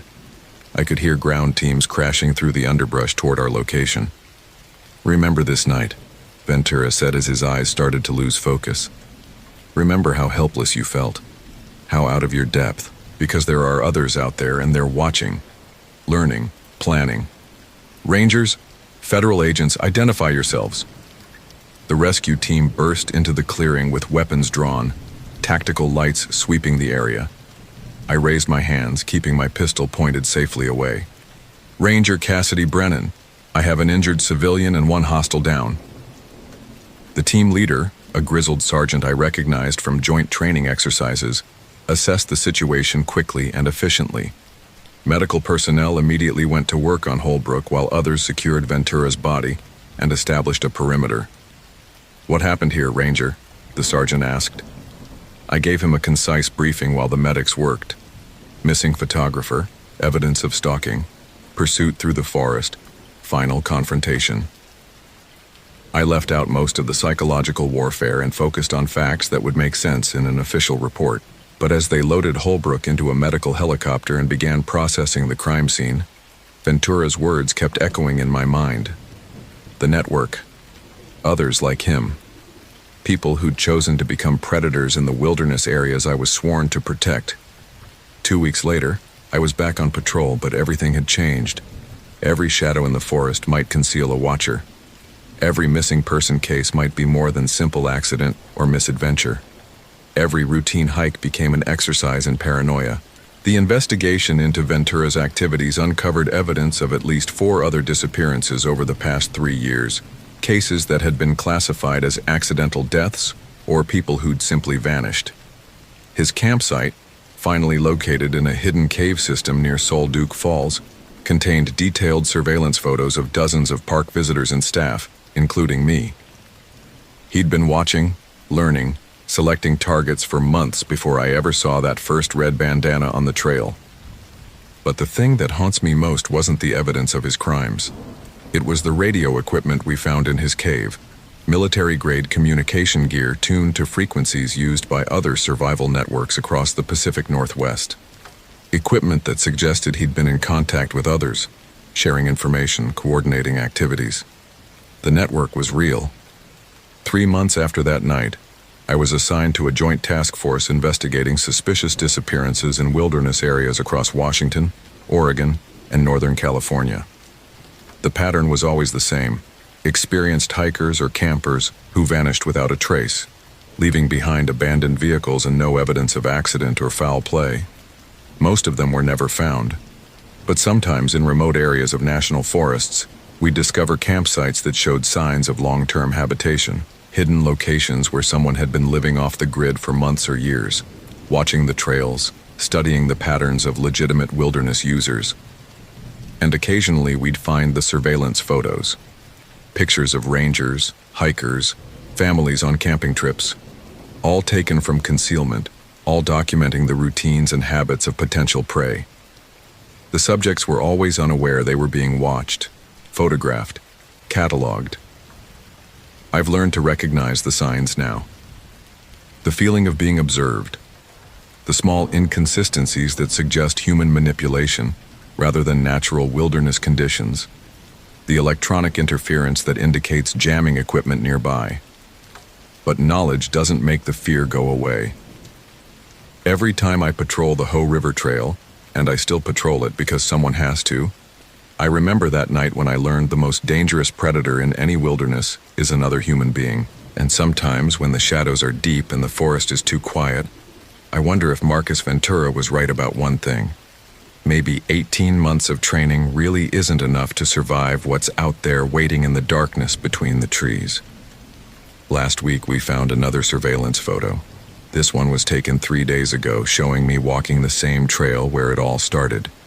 The timestamp indicates it was shot at 11:47 a.m., exactly the same time as that first photo in Holbrook's camera. Someone is still watching. Someone is still hunting. And I'm still walking through their territory wearing my ranger uniform like a target, knowing that the next missing person case might be my own. The forest remembers everything, but some memories are written in blood, and those never fade.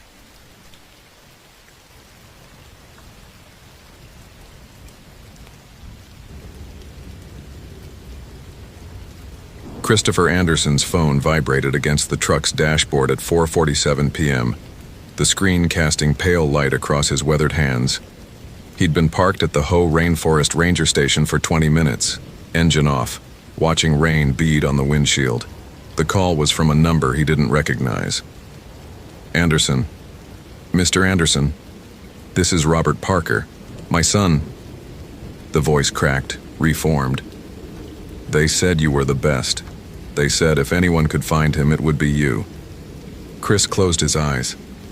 Through the phone, he could hear the particular species of panic that came from a parent whose child had been missing too long. He'd heard it before, in another forest, another life. Tell me about your son, Mr. Parker. Ethan, 17. He's with his school group. Was with them. Junior class camping trip. They've been looking for 8 hours. Robert Parker's words came faster now, tumbling over each other. The other rangers, they're good people, but they keep saying things like grid search and probability zones, and I need someone who understands that my boy is out there right now, getting colder, getting scared. Mr. Parker. Chris kept his voice level, professional. I'm going to find your son, but I need you to slow down and give me the details. The rain intensified, drumming against the truck's roof. Chris grabbed a notepad from the glove compartment. Not the department-issued tablet, but actual paper, because batteries died and screens cracked, and sometimes the old ways worked better. Ethan Parker, 5'9", 140 pounds. Last seen at 8:30 a.m. on the Hoh River Trail, approximately 3 miles from the trailhead. Wearing a red North Face jacket, blue jeans, hiking boots. The group had stopped for a water break. When the teacher did a head count 10 minutes later, Ethan was gone. No answer when they called his name. No response to whistle signals. The Park Service has 6 rangers searching, Robert said. But you've done this before. In Montana, they said. You found that girl when everyone else had given up. Chris's hand tightened on the phone. I'll be at the command post in 15 minutes. He didn't mention that the girl in Montana had been found too late. Didn't mention the 3 days he'd spent in psychiatric evaluation afterward, trying to explain to doctors what he'd seen in those woods. Didn't mention that he'd requested a transfer to Washington specifically because Olympic National Park was 3 states away from those memories. The command post was a circus of organized chaos. 2 SAR volunteers huddled over a topographic map spread across a folding table, marking grid sectors with red grease pencil. A K9 handler worked with a German Shepherd near the trailhead, letting the dog sniff a t-shirt sealed in a plastic bag. Park Superintendent Jennifer Walsh stood apart from the others, radio pressed to her ear, her face tight with the kind of stress that came from knowing the first 24 hours were critical, and 8 of them were already gone. She saw Chris approaching and ended her radio call mid-sentence. Anderson, thank God. She met him halfway, lowering her voice. Parker's father called you directly? He did. The family's connected. Robert Parker served 2 tours in Afghanistan. He has friends in high places, and they've been calling my office every 30 minutes. Walsh's exhaustion showed in the slight tremor of her hand as she pushed back her hood. I'm not asking you to work miracles, I'm asking you to do what you do. What he did. Chris wasn't sure anymore what that meant. Once it had meant tracking, survival skills, an almost preternatural ability to think like lost people thought, to follow the invisible threads that led them astray.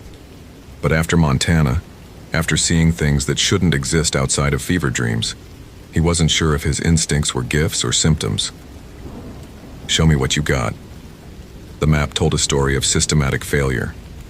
6 rangers had covered the obvious routes, the main trail, the river access points, the designated campsites. The K9 unit had lost Ethan's scent at a fallen cedar log 2.5 miles in, which made no sense unless the boy had been carried from that point. But there were no signs of struggle, no broken branches or disturbed soil that would indicate someone hauling a 140-pound teenager through dense forest. Weather's turning, Walsh said, pointing to the darkening western sky. Temperature's dropping fast. We've got maybe 2 hours of decent light left. Chris studied the map, his finger tracing the contour lines. The Hoh River Trail followed the valley floor, but there were dozens of game trails branching off into the old-growth forest. A disoriented kid could wander into that maze and walk in circles for days. The trees here grew so thick that sunlight barely penetrated, moss hanging from branches and curtains of green that absorbed sound and turned the forest into a cathedral of silence. Did anyone check the Spider Lake route? Walsh frowned. That's off trail. Kid would have to deliberately leave the marked path. So would be the case for half the places you've already searched. Chris tapped a ridgeline north of the main trail. If I'm 17 and want to impress my friends, I'm not sticking to the baby trail. I'm going somewhere interesting. The Spider Lake area. Walsh hesitated. We've had problems there before. What kind of problems? 3 years ago, a hiker reported hearing voices. Thought someone was in distress. Followed the sound for 2 hours. Nearly died of exposure before we found him. Said the voices led him in circles. Walsh's expression was carefully neutral. Then last year, a couple camping near Spider Creek both reported nightmares. Same nightmare, same night.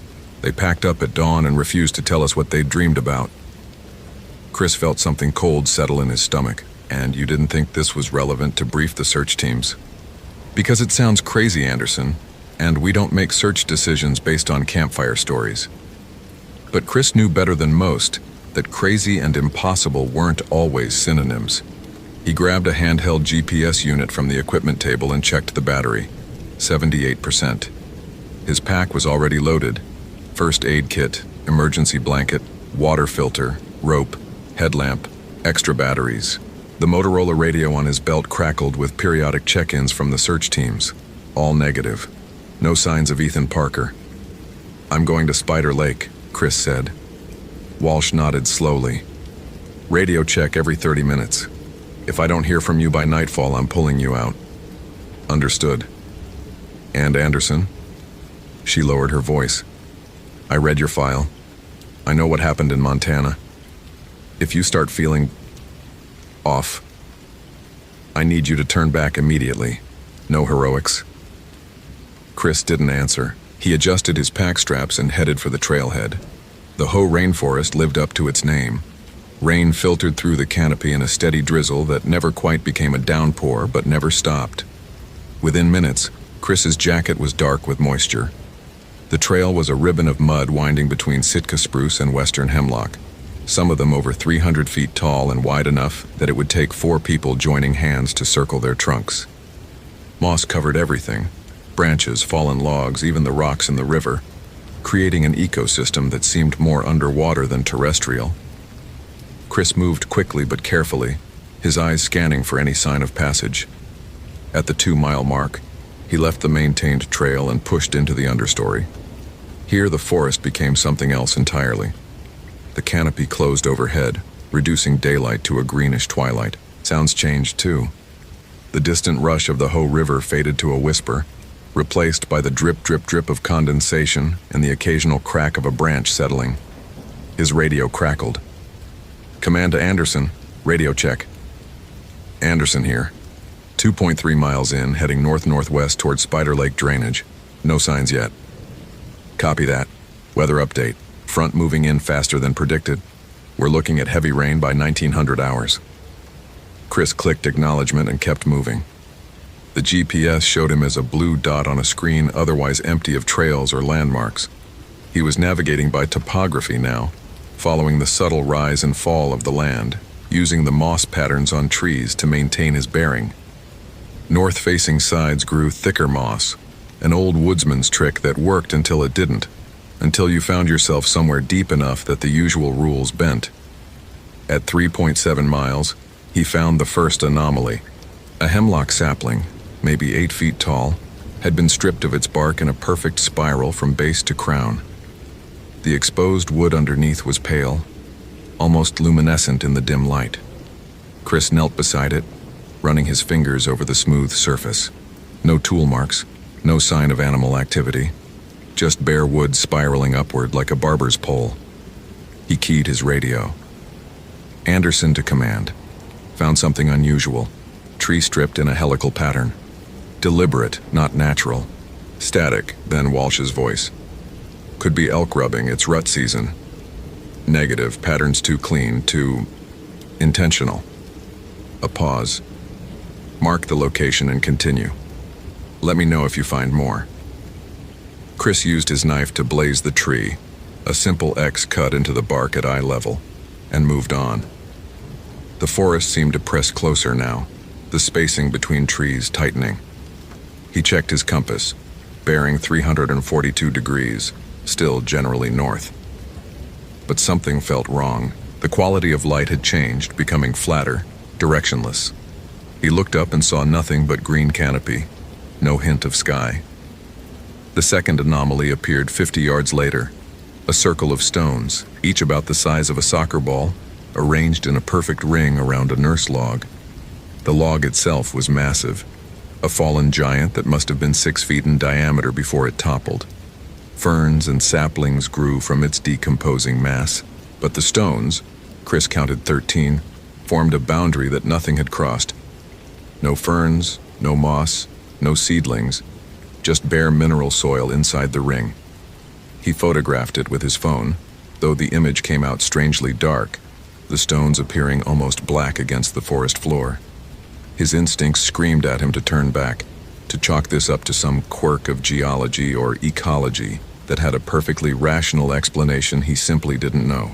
But Ethan Parker was somewhere out here, and rational explanations wouldn't keep a 17-year-old alive through a cold October night. Anderson to command. Found a stone circle approximately 8 feet in diameter, 13 stones. Appears ceremonial. Another pause, longer this time. Anderson, are you suggesting indigenous artifacts? Because that changes our... I'm suggesting I don't know what the hell this is. Chris heard the edge in his own voice and forced himself to breathe. Continuing to Spider Lake. He stepped over the stone circle, careful not to disturb it, and immediately wished he hadn't. The temperature dropped 10 degrees in the span of 3 steps. His breath became visible, fog pluming in air that moments before had been merely cool. The dripping sound stopped. Even the rain seemed to pause, droplets hanging suspended in the air like the forest itself was holding its breath. And then he heard it. Chris. His name, spoken in a voice he recognized instantly. A voice that shouldn't exist, couldn't exist, because its owner had been dead for 3 years. Sarah Mitchell, the girl from Montana, the one he'd found too late.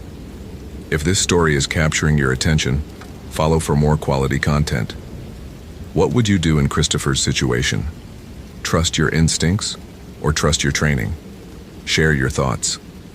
Chris spun, hand moving to the canister of bear spray on his belt, even though he knew bear spray wouldn't help with this. The forest looked the same in every direction. Endless corridors of moss-draped trees, shadows pooling between trunks, the greenish twilight that made distance impossible to judge. Chris, I'm cold. The voice came from his left now, maybe 20 yards away. It had the flat quality of someone speaking through a wall, slightly muffled but unmistakably Sarah's voice. He remembered it with terrible clarity. A 13-year-old girl with braces and a Seahawks hoodie, last seen arguing with her parents at a Montana trailhead. He'd found her 4 days later in a hollow beneath an overturned pine, hypothermic and unresponsive. She died in the medevac helicopter, whispering about a man in the trees who wouldn't stop calling her name. Chris had spent 3 days after that in a hospital, telling psychiatrists about the figure he'd glimpsed in the forest. Tall, impossibly thin, moving between trees in ways that defied perspective. They diagnosed him with acute stress reaction, prescribed medication, and recommended a transfer. He'd taken the transfer but thrown away the pills. "You're not real," he said to the empty forest. "Why did you leave me, Chris?" Sarah's voice, smaller now, younger. "I waited for you. I'm still waiting." His hand shook as he pulled out the radio. Anderson to command, He stopped. What could he say? That he was hearing ghosts? That the forest was speaking to him in the voice of a dead child? Walsh would pull him out immediately, and Ethan Parker would spend the night alone in these woods. Disregard. Continuing search. He forced himself to move forward, each step deliberate. The GPS showed him still tracking north, approaching the Spider Lake drainage. Elevation 1,147 feet. Bearing 338 degrees. Numbers and data. Concrete things to hold on to while reality frayed at the edges. The trees began to change. Their bark turned darker, almost black in places, and the moss grew in strange patterns. Geometric shapes that reminded Chris of circuit boards or alien languages. He'd seen forests across the western United States, from California redwoods to Alaska's taiga, and he'd never seen anything like this. It was as if the forest was becoming something other than forest, transforming into a space that followed different rules. "Ethan," Chris called, his voice swallowed by the dense air. "Ethan Parker, can you hear me?" No response. Just the resumed drip, drip, drip of rain and the whisper of wind through branches that didn't move. He found the third anomaly at the edge of Spider Creek. Ethan's red North Face jacket, folded neatly on a flat boulder beside the water. Not discarded in panic, not torn from a struggle, but placed deliberately, sleeves aligned, hood smoothed flat. Chris approached slowly, every instinct screaming trap. He checked the area for tracks, for any sign of how the jacket had arrived here. Nothing. The creek bank was soft soil, perfect for footprints, but showed no disturbance. He keyed his radio. "Command, I've got Ethan's jacket. Spider Creek, approximately 4.1 miles from Trailhead." He read off the GPS coordinates. No sign of the boy himself. Walsh's voice came back tight with controlled urgency. "Is there blood? Any indication of injury?" Chris lifted the jacket, carefully checking the fabric. Negative, it's clean, dry, folded. He paused. "Superintendent, something's very wrong here." Define wrong. How to explain? The impossible cold, the voices, the way the forest seemed to pulse with malevolent intelligence. The jacket was placed here, not dropped, not lost. Someone or something arranged it. Are you suggesting abduction? I'm suggesting we're not dealing with a lost hiker scenario. A long silence, filled with static and the distant sound of Walsh consulting with others. Finally, "Anderson, I'm sending backup your way. Johnson and Martinez are en route to your position. ETA 45 minutes, do not proceed alone." That's 45 minutes Ethan doesn't have. That's a direct order, Ranger. Hold position and wait for... Chris turned off the radio. He knew he'd pay for it later. Probably lose his job. Definitely face disciplinary action. But he also knew with absolute certainty that Ethan Parker was close, that the boy was still alive, and that conventional search and rescue protocols wouldn't reach him in time. Whatever lived in these woods operated by different rules, and Chris had encountered those rules before. He left the jacket on the boulder and followed Spider Creek upstream. The water ran black, reflecting nothing, its surface smooth as glass despite flowing over rocks. Unnatural. Everything here was unnatural, from the geometric moss patterns to the temperature gradient that put frost on ferns while rain still fell. He was walking deeper into something that shouldn't exist, and every cell in his body screamed at him to turn back. "Chris, help me." Sarah's voice again, directly ahead now. Not from the trees, but from the creek itself, as if the water had learned to speak. Chris pulled his flashlight despite the remaining daylight, needing its solid beam to prove the world was still made of matter and light. "You're not Sarah," he said aloud. "Sarah is dead. So is Ethan. So are you. We're all dead here, Chris. This is where dead things come to grow." The beam of his flashlight caught something in the water. Pale, elongated, moving with the current, but not like debris. More like fingers, reaching up through the black surface. Chris jerked the light away, his heart hammering. Not real. Stress hallucination. Acute anxiety brought on by trauma and exhaustion. All the explanations his Montana psychiatrist had given him. Neat clinical terms for the brain's refusal to process impossible events.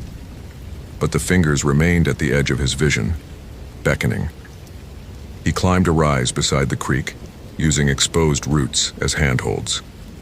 The forest opened slightly here, revealing a small clearing perhaps 30 feet across. In the center stood a western red cedar, ancient and massive, its bark scarred with what looked like claw marks. No, not claw marks. Letters, carved deep into the wood, weathered but still legible. "Turn back." Feed the voice. Leave offering, save yourself. The words spiraled up the trunk, dozens of warnings in different handwriting, different languages. Chris recognized English, Spanish, what might have been French or Portuguese. Some of the carvings looked decades old, the wood healed around them. Others were fresh, sap still weeping from cut bark.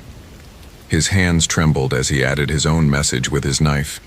Ethan Parker, 10/18/2018. Why do you keep fighting, Chris? The voice wasn't Sarah's anymore. It had shifted, become something older and stranger, a sound like wind through hollow trees. Chris turned slowly, flashlight raised. There was nothing behind him, nothing in the clearing. But the tree, the ancient cedar with its spiral of warnings, was different. The bark rippled, patterns flowing like water, and for just a moment Chris saw faces in the grain, dozens of them, maybe hundreds, pressed against the wood from inside as if the tree contained multitudes. Every year someone comes, the voice said. Every year they bring me what I need. A hiker who wanders too far, a camper who hears the call. They feed me their warmth, their breath, their precious certainty that they exist. And I grow stronger. Chris backed away from the tree, his flashlight beam shaking. Where's Ethan? Closer than you think. Farther than you can reach. A sound like laughter, dry leaves rustling. He heard me calling with his mother's voice. She's been dead 2 years. Cancer. Very sad. And he misses her so much it makes a hole inside him. I fill holes, Chris. I fill all the empty places. Let him go. Why would I do that? He's mine now. Just like you're mine. Just like everyone who enters my woods belongs to me eventually. The patterns in the bark intensified, faces pressing outward, mouths opening in silent screams. I am the space between thoughts, the doubt that creeps in during long nights, the voice that sounds like someone you've lost. I've been here since before the loggers, before the rangers, before the humans gave these trees names, and I'll be here long after you're gone. Chris's mind raced, trying to find logic in madness. The thing, entity, spirit, whatever it was, fed on people. Not their bodies, but something else. Their warmth, it had said. Their breath. Their certainty. You took Sarah Mitchell, Chris said. Sweet girl. She lasted 3 days before she let go. You found the shell, but I kept the part that mattered. And now you want Ethan. I already have him. He's been mine since dawn, walking in circles, hearing his mother getting colder and weaker with each hour. By now he's barely conscious. By midnight he'll cross over completely. Then why are you talking to me? The laughter came again, louder. Because you're different, Chris. You saw me in Montana. You looked right at me, and instead of dismissing what you saw, you believed. That belief opened a door. You've been feeding me ever since, haven't you? Every doubt, every nightmare, every moment you questioned your own sanity. Delicious. Chris felt the truth of it settle like ice in his chest. The sleepless nights, the paranoia, the constant second-guessing of his own perceptions, all of it had been a slow feast for this thing. By surviving his encounter in Montana, he'd condemned himself to a different kind of consumption. What do you want? He asked. Trade. That's how it's always worked. The old peoples knew. You can't take from my woods without giving something in return. One life for another. Walk away now and I release Ethan. Stay, and you both feed me until there's nothing left. You're lying. You won't release him. No, the voice agreed. Probably not. But it's a better offer than you'll get otherwise. Chris's radio crackled to life despite being turned off. Walsh's voice came through, distorted. Anderson, your position? Martinez and Johnson? Can't find, following your blazes, but keep disappearing. The entity was isolating him, cutting him off from help. Standard predator behavior, separate the prey from the herd. But Chris had one advantage. He'd been here before, not physically, but mentally. In Montana, he'd walked to the edge of sanity and looked over. He knew what this kind of terror felt like, knew how it worked on the mind. Knowledge wasn't much of a weapon, but it was what he had. Show me Ethan, Chris said. Prove he's still alive. The cedar tree shuddered, and one of the faces in the bark opened its eyes. Actual eyes, human and terrified. Ethan Parker's face, pressed against the wood from inside, mouth working soundlessly. Chris lunged forward, but the vision flickered and vanished, leaving only weathered bark. You see? He's comfortable, safe. More safe than he'd be with you, stumbling through the dark, hypothermic, dying by degrees. I keep my collection preserved. They don't feel cold anymore. Don't feel anything. That's not living. Neither is what you're doing, Chris. Running from forests to forests, haunted by memories, poisoning yourself with guilt. You're already mine. You just haven't admitted it yet. Chris closed his eyes, forcing himself to think. The entity fed on certainty, on the conviction that reality was solid, that death was final, that lost children stayed lost. It filled the gaps left by doubt and despair. But it had made a mistake by engaging with him, by offering conversation. Predators that talked were predators that could be negotiated with, manipulated, possibly even trapped. He opened his eyes and looked at the tree. You said the old peoples knew, the ones who lived here before. They had a way to bind you, didn't they? That's what the stone circles are, containment. Silence. The patterns in the bark slowed. The warnings on the tree. Chris continued, his mind working faster now. Different languages, different years. You've been contained before. Multiple times. Someone keeps finding you, binding you, forcing you back into dormancy. And then the bindings weaken, and you wake up, and the cycle starts again. Clever ranger. The voice had lost some of its certainty, but knowledge doesn't save you. The circles are ancient, and I've learned to work around them. The one who bound me last died 15 years ago. There's no one left who remembers the words. Chris thought of the stone circle he'd crossed, the boundary that nothing grew past. A containment barrier broken when he'd stepped over it. He'd released the entity from whatever weakened prison still held it. Then I'll make new words, Chris said. He pulled out his knife and approached the tree. The bark rippled defensively, but Chris placed his palm flat against it, feeling the rough texture, the pulse of something vast and hungry beneath. He began to carve. Not warnings, but something else. A promise. I, Christopher Anderson, offer a trade. My certainty for Ethan Parker's life. My belief for his freedom. Everything I know to be real, I surrender. In exchange, you return the boy unharmed to his father. That's not how this works. The old peoples made bargains with you. Why else would you honor their circles for centuries? You're bound by rules, by the structure of deals and trades. So here's my deal. Take what you want from me, but give Ethan back. Chris carved deeper, his own blood mixing with the tree's sap. His hands moved with certainty he didn't feel, cutting symbols that came to him from somewhere beyond conscious thought. Maybe from the forest itself, maybe from the collective knowledge of everyone who'd ever faced this entity. Circles within circles, spirals that ended and began in the same place. You'll lose everything, the voice whispered, and now it sounded almost concerned. Your memories, your sense of self, your ability to trust your own perceptions. You'll spend the rest of your life wondering what's real. It will be a living death. Probably, Chris agreed. But Ethan Parker goes home to his father tonight. The tree shuddered violently. The faces in the bark multiplied, pressing outward, screaming silent protests. The temperature plummeted further, frost spreading across the ground in intricate patterns. Chris kept carving, his fingers numb, blood running down the blade. Agreed. The word boomed through the clearing, through Chris's bones, through the fabric of the forest itself. The cedar split down its center with a sound like a gunshot, and Ethan Parker tumbled out onto the moss, gasping, alive, his red jacket missing but otherwise unharmed. Chris dropped his knife and ran to the boy, checking for injuries. Ethan's eyes were unfocused, his lips blue, but his pulse was strong. He was hypothermic but savable. Ethan, can you hear me? I'm Chris. I'm a ranger. Your dad sent me to find you. The boy's eyes found Chris's face. "Mom?" he whispered.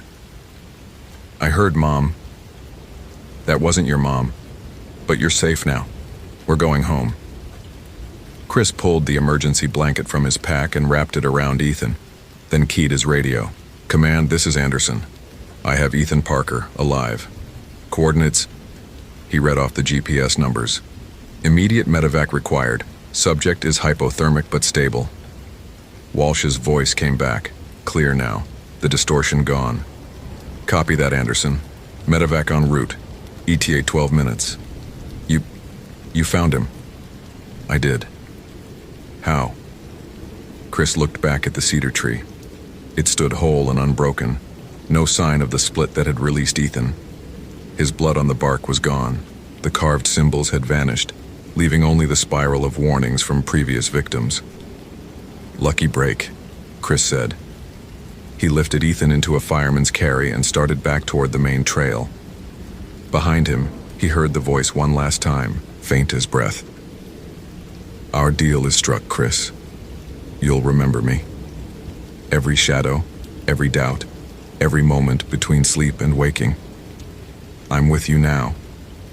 Forever." Chris kept walking.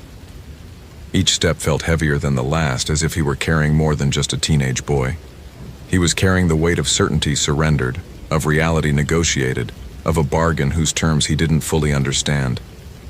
But Ethan Parker was breathing against his shoulder, and somewhere ahead a father would hold his son again. That would have to be enough. The forest grew lighter as they descended. The geometric moss patterns faded back to ordinary green. The black water of Spider Creek ran clear. By the time they reached the stone circle, it had been disturbed. Stones scattered as if by animals, the boundary broken beyond recognition. Chris didn't look back. The medevac helicopter lifted Ethan away 20 minutes later, its spotlight cutting through the darkness like a blessing.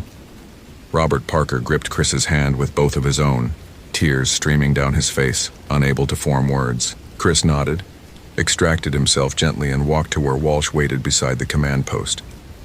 "That was reckless," she said. "Turning off your radio, going against direct orders. I should suspend you." "I know. But you found him. Against all odds, you brought that boy home." She studied his face. "What did you see out there, Anderson?" Chris thought about lying, thought about filing a report full of believable details. Lucky tracking, found the boy hypothermic in a hollow, simple rescue. But when he opened his mouth, the truth came out anyway. "I don't know. I'm not sure what was real anymore." Walsh's expression softened. "Get checked out by the medics. Then go home. Sleep. We'll debrief in the morning." But Chris knew he wouldn't sleep. Not tonight, not for many nights to come. He'd traded his certainty for Ethan's life, and the price was only beginning to come due. 3 days later, Chris returned to the Spider Lake area with a GPS unit and a determination to find the cedar tree. He searched for 6 hours, covering every square foot of the drainage. The tree wasn't there. The clearing didn't exist. His GPS showed him walking in circles, doubling back on his own path, moving through space that should have led somewhere but didn't. He found 13 stones arranged in a perfect circle around a nurse log, but when he took photographs, the images came out blank, just gray static, as if the forest refused to be documented. Robert Parker sent a letter. "Ranger Anderson, words can't express what you've done for our family. Ethan is recovering well. The doctors say he has no memory of being lost, which they tell me is common with hypothermia. He asks about you sometimes, says he remembers a man who carried him through the dark. I told him you were the best ranger in the Pacific Northwest. Thank you for bringing my son home. Robert Parker." Chris kept the letter in his wallet. On nights when the doubt became overwhelming, when he questioned whether Ethan had ever been lost at all or if the entire incident was a shared delusion, he'd take it out and read the words. Physical proof.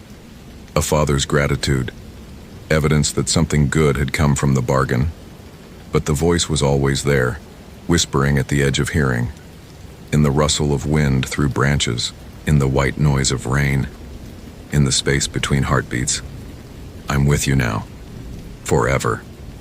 Chris learned to live with it. He continued working as a ranger, conducting searches, finding lost hikers, bringing people home.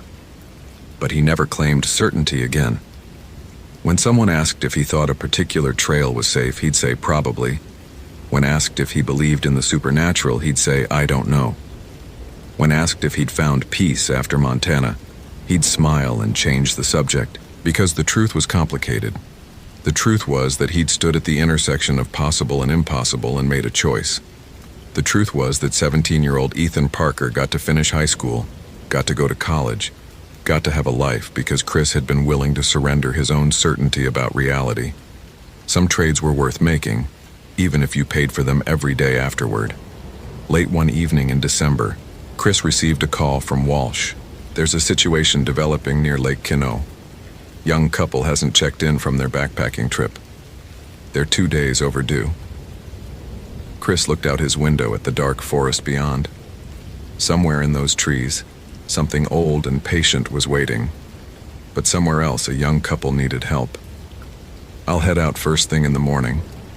Anderson, Walsh said carefully. Are you sure you're up for this? After everything? No, Chris said honestly. But send me the coordinates anyway. Because that was the bargain. He'd given up his certainty, but he'd kept his purpose. And in the end, maybe that was the only truth that mattered. That some people walked into dark places so others wouldn't have to. That some rangers carried weight others couldn't see. That the forest took and took and took, but occasionally, if you were willing to pay the price, it could be forced to give something back. Chris packed his gear as the winter rain drummed against the roof. Somewhere in the Olympic wilderness, something was calling new victims with familiar voices. And somewhere in that same wilderness, Christopher Anderson would be waiting to make another impossible trade. The forest never forgot. But neither did he. Thank you for reading to the end. If you appreciated this narrative, consider following for more engaging stories. What's your interpretation of Christopher's final bargain? Did he truly encounter something supernatural? Or was it all in his mind? I'd love to hear your theories in the comments.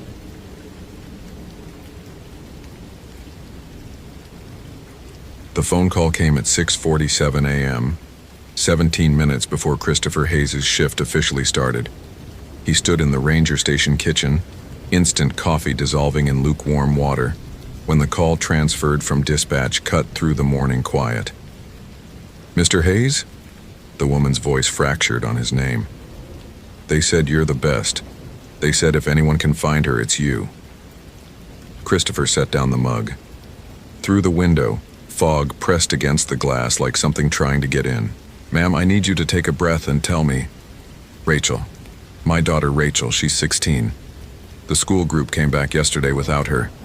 They're searching, but... The woman's voice dropped to something raw and desperate. She left me a voicemail before her phone died.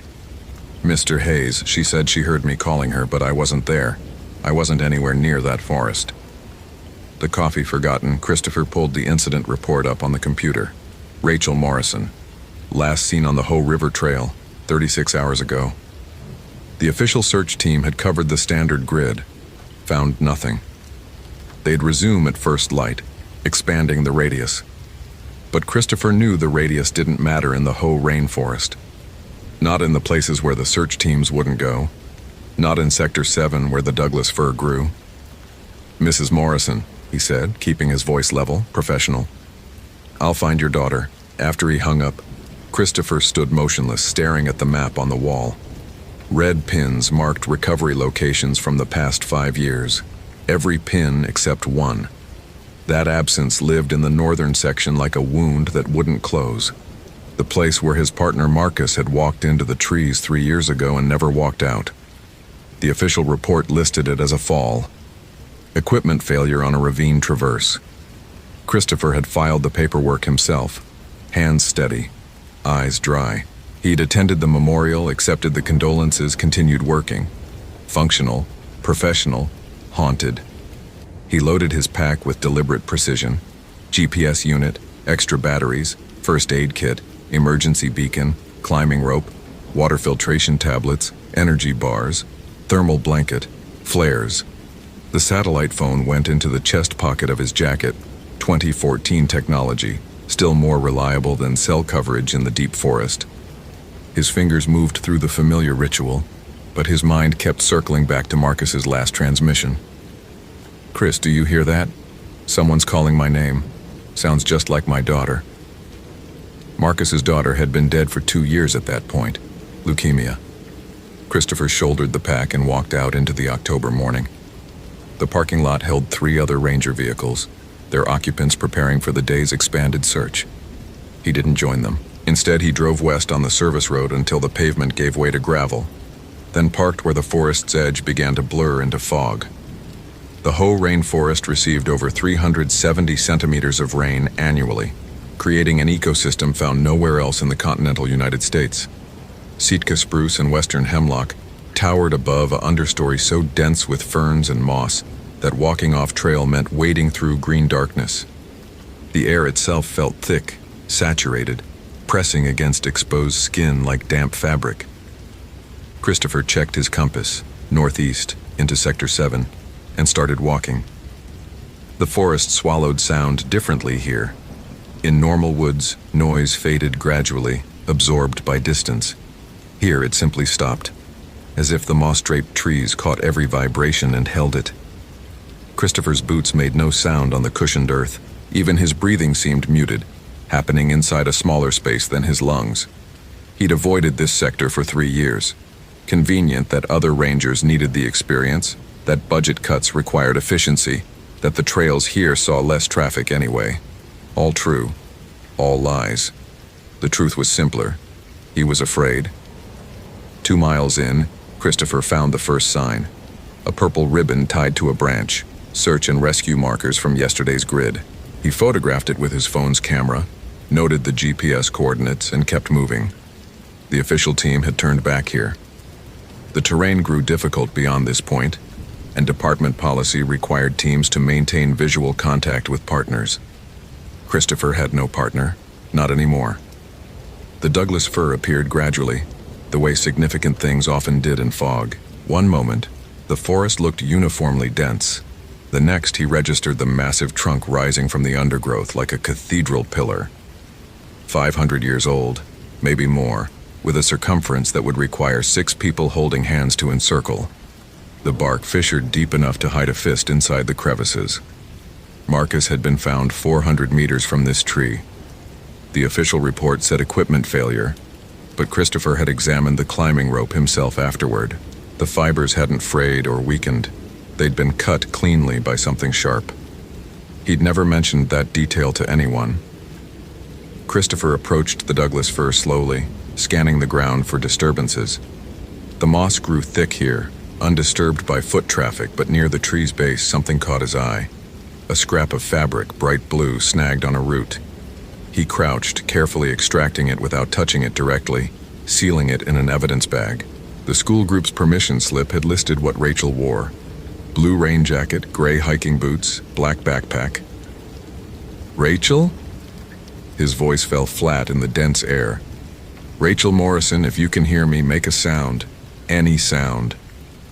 The forest gave back nothing. Not even the drip of water from leaves, though moisture hung visible in the air. Christopher straightened, turning in a slow circle. The GPS unit showed his exact position: 47.8597 degree N, 123.936 degree W, elevation 578 feet. But knowing where he stood didn't explain the sensation crawling up his spine, the feeling of being observed by something that didn't blink. He'd felt this before, 3 years ago, standing in almost this exact spot, calling Marcus's name. "I know you're here," Christopher said quietly. "I know what you are." The response came not as sound, but as absence.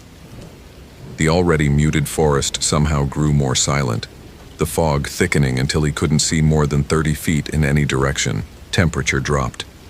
His breath suddenly visible, condensing in small clouds. Then, "Christopher."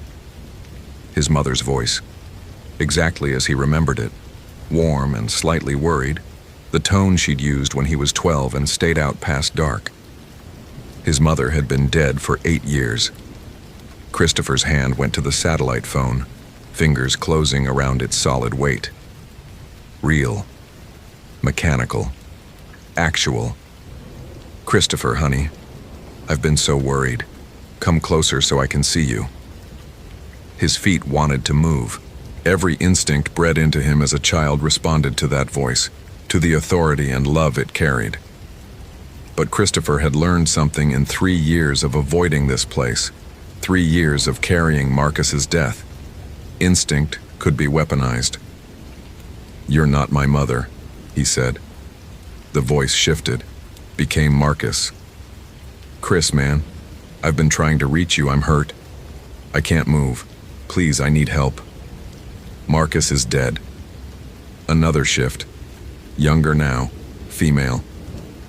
"Mr. Hayes? Is someone there? Mom? Mom, I heard you calling." "Rachel." Christopher's throat constricted. The voice sounded so real, so desperate. He forced himself to breathe, to think.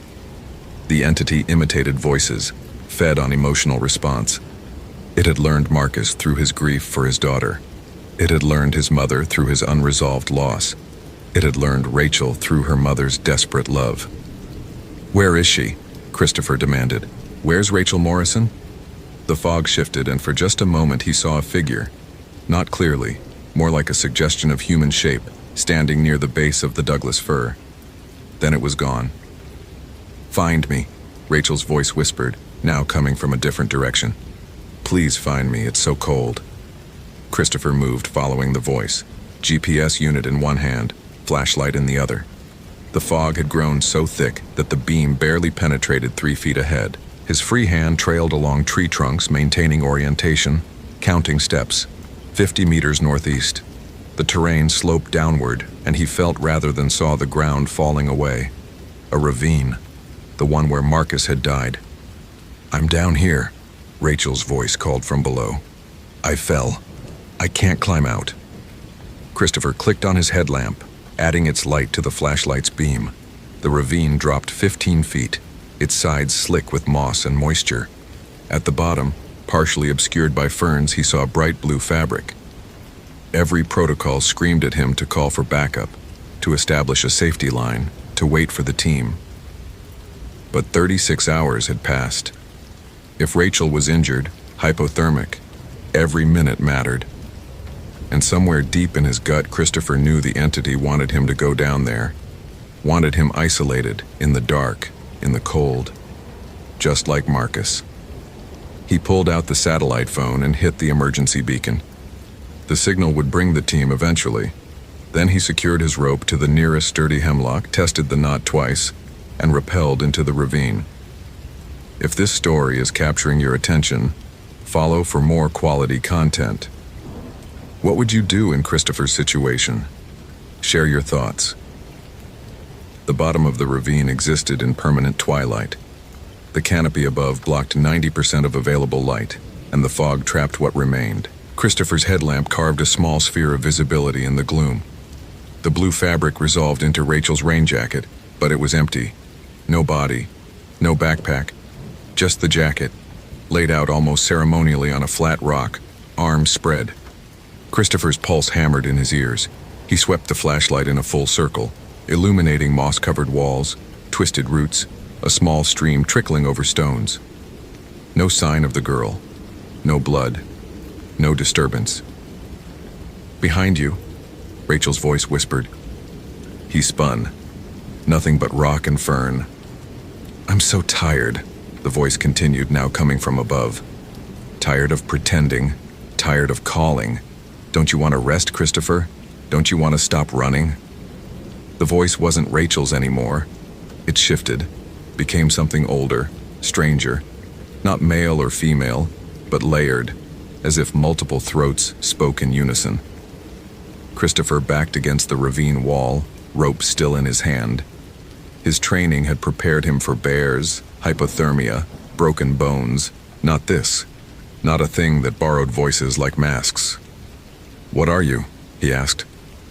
The fog in the ravine began to coalesce, forming shapes. Human figures, indistinct, standing motionless around him. 6, 7. more appearing at the edges of his vision. Some wore old clothing, others more recent. One wore a ranger uniform like his own. Marcus. Not actually Marcus. The face kept shifting, features sliding like melting wax, but wearing his shape, his posture, his badge number. "We're what grows in the listening places," the entity said through Marcus's approximated mouth. "We're what feeds on the space between call and answer. You know us, Christopher. You've felt us since you were a child in every dark room. Every moment you thought you heard your name." The figure stepped closer. Not walking, simply being nearer, as if distance was negotiable. "We don't kill," it continued. "We collect. Everyone who hears their name and follows. Everyone who wants so desperately to believe someone is calling them home." "Rachel," Christopher said, voice steady despite the terror crystallizing in his chest. "Where is Rachel Morrison?" "She's here. They're all here. In the tree, in the roots. Listening. Always listening." The Marcus shape pointed upward toward the Douglas fir visible at the ravine's edge. "Your partner understood in the end. He heard his daughter calling. He went to her so willingly. Such love, such beautiful, devastating love." Christopher's hand found the flare in his pocket. Standard emergency equipment. Magnesium core. Burns at 1900 degrees Fahrenheit for 60 seconds. He'd never considered using one as a weapon. "If you don't kill," he said slowly, "then Rachel's alive." Alive is such a limited concept. She's here. She's becoming. She's learning to call others home. Christopher pulled the flare's ignition cord. The magnesium burst into violent white light, so bright in the ravine's darkness that the entity's forms recoiled. The Marcus shape screamed, not with his partner's voice, but with something inhuman, a sound like wind through hollow trees. Christopher lunged for the rope, climbing. His shoulders burned with the effort, boots scrabbling for purchase on slick rock. Behind him the scream continued, joined by others, a chorus of stolen voices shrieking in rage and hunger. He hauled himself over the ravine's edge, rolled to his feet and ran. Not away from the forest toward the Douglas fir. If the entity collected people in the tree, kept them somehow, then Rachel might still be there, might still be findable. The fog tried to thicken around him to slow him, but the flare's light cut through it like a blade. Christopher reached the massive trunk and pressed his hand against the bark. Warm. The tree was warm, pulsing with a heat that had nothing to do with ambient temperature. He pulled out his knife and drove it into the bark. The forest screamed. Not the entity's voice, but the actual trees. A sound that vibrated through root systems and up through his legs, rattling his teeth. The fog convulsed. The ground beneath his feet shuddered. Christopher twisted the knife, prying away a section of bark as long as his forearm. Behind it, inside the tree, he saw pale shapes. Faces, pressed against the inner wood like bodies trapped in ice. And one of them, near the surface, was moving. Rachel Morrison's face, recognizable from the school photo in the missing person report. Her eyes were open. Her mouth worked silently. Christopher dropped the knife and used both hands, tearing at the wood, ignoring the splinters driving into his palms. The tree fought back, bark trying to seal itself. But he was stronger, fueled by 3 years of guilt and rage. His fingers found fabric, then an arm, then he was pulling Rachel out of the tree itself. She came free with a wet, tearing sound collapsing against him. Her skin was cold, but her pulse beat steadily against his fingers when he checked her neck. Alive. Actually, alive. The fog entities surrounded them now, shapes solidifying into almost human forms. The Marcus thing stood closest, its face finally settling into his partner's true features. "You can't take her," it said. "She heard the call," she answered. "She belongs to us now." "No," Christopher said. He slung Rachel over his shoulder in a fireman's carry, her weight suddenly precious, real, savable. "She belongs to her mother, and you don't get to have her. Then you stay. One for one, the forest feeds. It always feeds." Christopher looked at the thing wearing his dead partner's face. thought about 3 years of nightmares, of avoiding this sector, of the rope with its 2 clean cuts. Marcus made a choice, he said quietly. He chose to follow a voice he knew was impossible. That was his grief talking, not yours. You didn't make him do anything. You just gave him permission. The entity tilted its head, curious. But I'm not making that choice, Christopher continued. And neither is she. He turned and walked away from the Douglas fir, carrying Rachel, moving as fast as the terrain allowed. The fog tried to confuse him, but the GPS unit in his pocket kept its steady count of coordinates. Behind him, the entities followed but didn't close the distance. They were testing him, waiting for him to stop, to listen, to hear his name in a voice he couldn't resist. Christopher kept walking, one foot in front of the other, Rachel's breathing steady against his back, the weight of her the only thing that mattered. When he finally saw flashlight beams cutting through the fog ahead, heard voices calling his name, real voices, radio distorted and worried, something in his chest loosened. "Here," he shouted. "I've got her." The search team materialized from the fog, and Christopher lowered Rachel carefully into a paramedic's waiting arms. She was hypothermic, dehydrated, her hands covered in shallow scratches, but alive. The team wrapped her in thermal blankets, started an IV, loaded her onto a stretcher. "How'd you find her?" one of the rangers asked. Christopher looked back toward the Douglas fir, now invisible in the fog. "I knew where to look," he said. That night, after the hospital confirmed Rachel would make a full recovery, after he'd filed the incident report and answered the questions, Christopher stood in the ranger station and stared at the map on the wall. The red pins marking recovery locations, the absence in Sector 7. He pulled a new pin from the drawer, green for successful recovery, and pressed it into the map at the coordinates of the Douglas fir. One pin. Not closure exactly, but acknowledgement. His phone buzzed. A text from Mrs. Morrison. "Thank you for bringing my daughter home. She says you saved her life. She also says you should listen to your mother. She's worried about you working too hard." Christopher stared at the message, then deleted it. Rachel didn't remember being inside the tree. The doctors said hypothermia could cause hallucinations, false memories. The official report would list exposure and disorientation. Christopher wouldn't contradict it, but he'd seen her face pressed against the wood. He'd felt the tree's warmth. He'd heard the forest scream. And late at night, when the station was empty and the fog pressed against the windows, Christopher sometimes heard his mother's voice calling his name. Warm and worried, exactly as he remembered. He never answered. But he always listened, making sure no one else did either. Thank you for reading to the end. If you enjoyed this narrative, consider following for more engaging stories.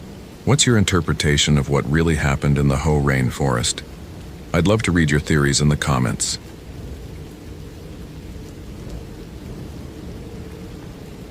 Christopher Hayes had spent 14 years coordinating search and rescue operations in the Pacific Northwest, and he'd learned to trust patterns. Patterns in weather systems, in hiker behavior, in the way people got lost. Patterns kept you alive in the wilderness. But the pattern spread across his desk in the SAR coordination office that October evening in 2008 was one he'd been trying not to see for months.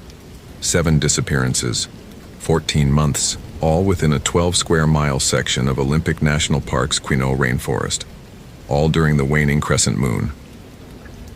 Christopher rubbed his eyes, the fluorescent lights of the ranger station buzzing overhead like trapped insects. Outside, the ancient Sitka spruces stood sentinel in the gathering darkness, their massive trunks disappearing into the perpetual mist that gave the temperate rainforest its otherworldly quality. He'd convinced himself the clustering was coincidental. Olympic received over 3 million visitors annually. People vanished in wilderness areas it happened. But Sarah Mitchell's disappearance 3 days ago had finally forced him to overlay all 7 cases on a single map. And now he couldn't unsee what the data screamed at him. They'd all vanished from the same area, a remote section of trail between Graves Creek and the Enchanted Valley, where the forest grew so dense that even at noon, the canopy reduced sunlight to a perpetual twilight. More disturbing were the details in the case files. Experienced hikers, all alone, all carrying proper gear and communication devices that simply stopped transmitting. No distress calls, no bodies, just gone. Sarah Mitchell had been the exception in one critical way. She'd managed to trigger her emergency beacon for exactly 47 seconds before it cut off. The last transmission placed her 3 miles off trail in a part of the forest so old and undisturbed that it wasn't on any modern map. Christopher had led the initial search himself, a 20-person team with dogs and thermal imaging. They'd found her pack at the base of a massive western red cedar, contents scattered as if she'd been interrupted mid-task.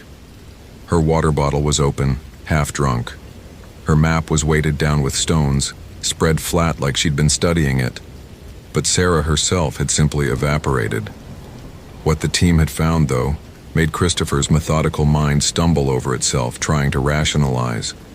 The tree, that ancient cedar, had marks carved into its bark. Not recent vandalism, but deep grooves that had been there for decades, maybe centuries, the bark growing around them in thick, gnarled patterns. The symbols meant nothing to Christopher, but their deliberate placement in a perfect circle around the tree's base suggested intentionality, ritual. Inside that circle, the ground was wrong. Not disturbed exactly, but compressed, as if something very heavy had rested there, pushing down on the moss and ferns with tremendous weight. Yet there were no tracks leading in or out, just that perfect circle of symbols and a space where something had been. Christopher had photographed everything, measured the compressed area, exactly 9 feet in diameter, documented the symbols. Then he'd ordered his team to expand the search radius, following protocol, being rational. But that night, back at the station, he'd made the mistake of pulling the files on the previous 6 disappearances. Each search had noted unusual findings. Strange marks on trees, areas where the forest seemed off in ways searchers struggled to articulate. Malfunctioning equipment, GPS units spinning uselessly, radios filled with static that almost sounded like breathing, cameras capturing nothing but white light despite working perfectly hours before. More troubling were the incident reports he found buried in old files, testimonies from witnesses he'd never been shown.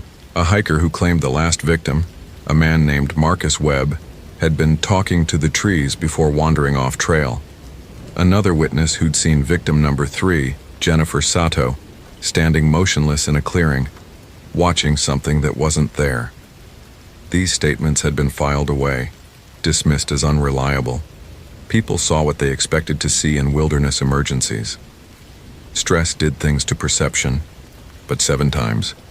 7 witnesses describing victims acting strangely before vanishing in the same 12 square miles during the same lunar phase. Christopher pulled up the park's historical database going back decades. Olympic National Park had been established in 1938, but the land itself had belonged to the Quinault and Quileute peoples for thousands of years. The area where Sarah vanished, where all 7 had vanished, had a name in the old records: Scalep's Ground. The notation was brief, added by a ranger in 1952. Local Quinault elders request visitors avoid this area. Cultural significance. No further explanation, no follow-up. Just a polite suggestion that had been completely ignored by trail planners when they'd extended the Graves Creek trail system in the 1970s. Christopher wasn't superstitious. He'd grown up in Seattle, studied forestry and emergency management at University of Washington, spent his career dealing with the concrete realities of wilderness rescue. He believed in hypothermia and dehydration, in bear attacks and falls, in the 100 mundane ways the wilderness killed people. He did not believe in cultural taboos or sacred ground or forest spirits, but he was starting to believe in patterns. At 11 p.m. he drove home to his apartment in Quinault, stopping only to grab lukewarm coffee from the 24-hour gas station where the attendant, a Quinault man in his 60s named Joe Tallfeather, gave him a long look as he paid. "You're working the Mitchell case," Joe said. It wasn't a question. "Yes. Do you know something?" Joe's weathered face was carefully neutral. "I know you should stop looking where you're looking. I have to find her. It's my job. Your job is to find people who can be found." Joe handed Christopher his change with deliberate slowness. Some places in the forest, they're not for us anymore. Haven't been for a long time. Quinault elders tried to tell the Park Service back in the 40s, but nobody listens. Christopher felt something cold settle in his stomach. Tell me about Scalep. The name hung between them. Joe's hand tightened on the counter. That word shouldn't be said out loud, especially not now, not during the dark moon. He glanced toward the windows where the forest pressed close against the gas station's harsh fluorescent bubble. My grandmother told me stories. Said Scalep was a guardian, older than the tribes, older than the trees. When the first people came to this land, they made an agreement. They could hunt and gather and live in the forest, but certain places belonged to Scalep alone. Places where the barrier between worlds was thin. Go into those places without permission, without the proper rituals. Joe shook his head. You don't come back. Or worse, something comes back wearing your face. Joe, I appreciate the local history, but 7 people gone, Christopher. All in the same place. All during the dark of the moon when Scalep walks. Joe's eyes were hard now. You've seen the signs, haven't you? The marks on the trees. That's a boundary. A warning. Those people crossed it. Christopher wanted to dismiss this as folklore, superstition, but his mind kept circling back to those symbols, that compressed ground, the uncanny consistency of 7 disappearances that followed no pattern he understood. Even if I believed you, which I don't, I still have to search. Sarah Mitchell has a family. They deserve answers. Some answers cost more than you want to pay. Joe's voice dropped lower. My grandmother said Scalep doesn't kill. It takes, claims what crosses into its territory, changes them, uses them. And during the dark moon, it's hungry for what we took from it. All these trails and lodges and tourists trampling through sacred ground like they own it. Christopher left without responding, but the conversation stayed with him. Back in his apartment, he couldn't sleep. Instead, he pulled out his laptop and started researching. The internet in 2008 was less comprehensive than it would become. But he found academic papers on Coast Salish mythology, references to territorial spirits, warnings about places where the forest became dangerous. Most of it was anthropological analysis, carefully academic and distant. But on an obscure forum dedicated to Pacific Northwest indigenous history, he found a scanned document, a report from 1941 by a Quinault elder named James Underwood, submitted to the National Park Service. The English was formal, careful. The area designated as Quadrant 7C in your survey maps is known to our people as Scalep's Ground. For as long as our stories remember, this place has been forbidden. It is where the spirit world and our world meet. Scalep is the guardian of that boundary, and it does not welcome human presence. We respectfully request that this area be excluded from public access. The Park Service's response, typed on official letterhead, "Thank you for your input. We find no evidence of dangerous wildlife or geological instability in the referenced area. Public access will proceed as planned." Christopher leaned back, staring at the screen. 70 years ago, the Quinault had warned them, and for 70 years, people had been disappearing. He tried to sleep but managed only a few hours of restless unconsciousness, filled with dreams of trees that watched with human eyes and ground that breathed. By 5 a.m., he was back at the station, pulling together a new search team. If there was a rational explanation, if Sarah Mitchell or any of the others were still alive out there, he had to find them. That's what his training demanded. That's what his conscience required. But as he loaded equipment into his truck, he found himself packing things that weren't standard SAR gear: salt, iron nails, a small bottle of cedar oil he'd found in his apartment's medicine cabinet from some half-remembered aromatherapy phase his ex-wife had gone through. Just in case, he told himself. Just to be thorough. The team of 8, all experienced search and rescue personnel, met at the Graves Creek trailhead at dawn. Christopher briefed them using only the official facts: missing hiker, last known position, standard grid search protocol. He didn't mention patterns or warnings or Quinault elders. That would make him sound unhinged, and he needed his team focused. They reached Sarah's last known position by 9 a.m., the site where they'd found her pack still marked with orange flags. Christopher deployed his team in pairs, maintaining radio contact on 15-minute check-ins. He took the westward vector himself, partnered with Emily Rodriguez, a wilderness EMT who'd been with the Park Service for 5 years. The forest here was different. Christopher had noticed it during the first search, but now, looking for it specifically, the wrongness was unmistakable. The trees grew denser, their trunks wider, their bark darker. The underbrush thinned to almost nothing, leaving clear sightlines between the massive trunks, sightlines that somehow showed nothing but more trees, deeper and deeper, as if the forest extended infinitely. The morning light, already dim under the canopy, seemed to weaken further, taking on a greenish tint that reminded Christopher of deep water. "Radio check," he called into his handset. "All teams report." Static answered him. Then faintly, "Team 2, position." More static, thick and wet sounding. "Team 2, repeat your position." The static resolved into something that might have been words in a language Christopher didn't recognize, a rhythmic chanting that made his teeth ache. Then it cut off completely. "Comms are fucked," Emily said, tapping her own radio. "I'm getting nothing." Christopher pulled out his GPS unit. The screen showed their position as a blinking cursor surrounded by nothing. No topographical data, no trail markers, just a blank screen except for that single pulsing light. He'd verified the unit was fully loaded with maps that morning. "Equipment malfunction," he said, forcing his voice to remain steady. "Professional. We'll continue the search pattern and regroup at the primary marker in 2 hours." But as they pressed deeper into the forest, Christopher's carefully maintained rationality began to fracture. The trees here weren't just old, they were ancient, their trunks so massive that 3 people couldn't have encircled them with outstretched arms. More disturbing were the marks. Not just carved symbols anymore, but something else.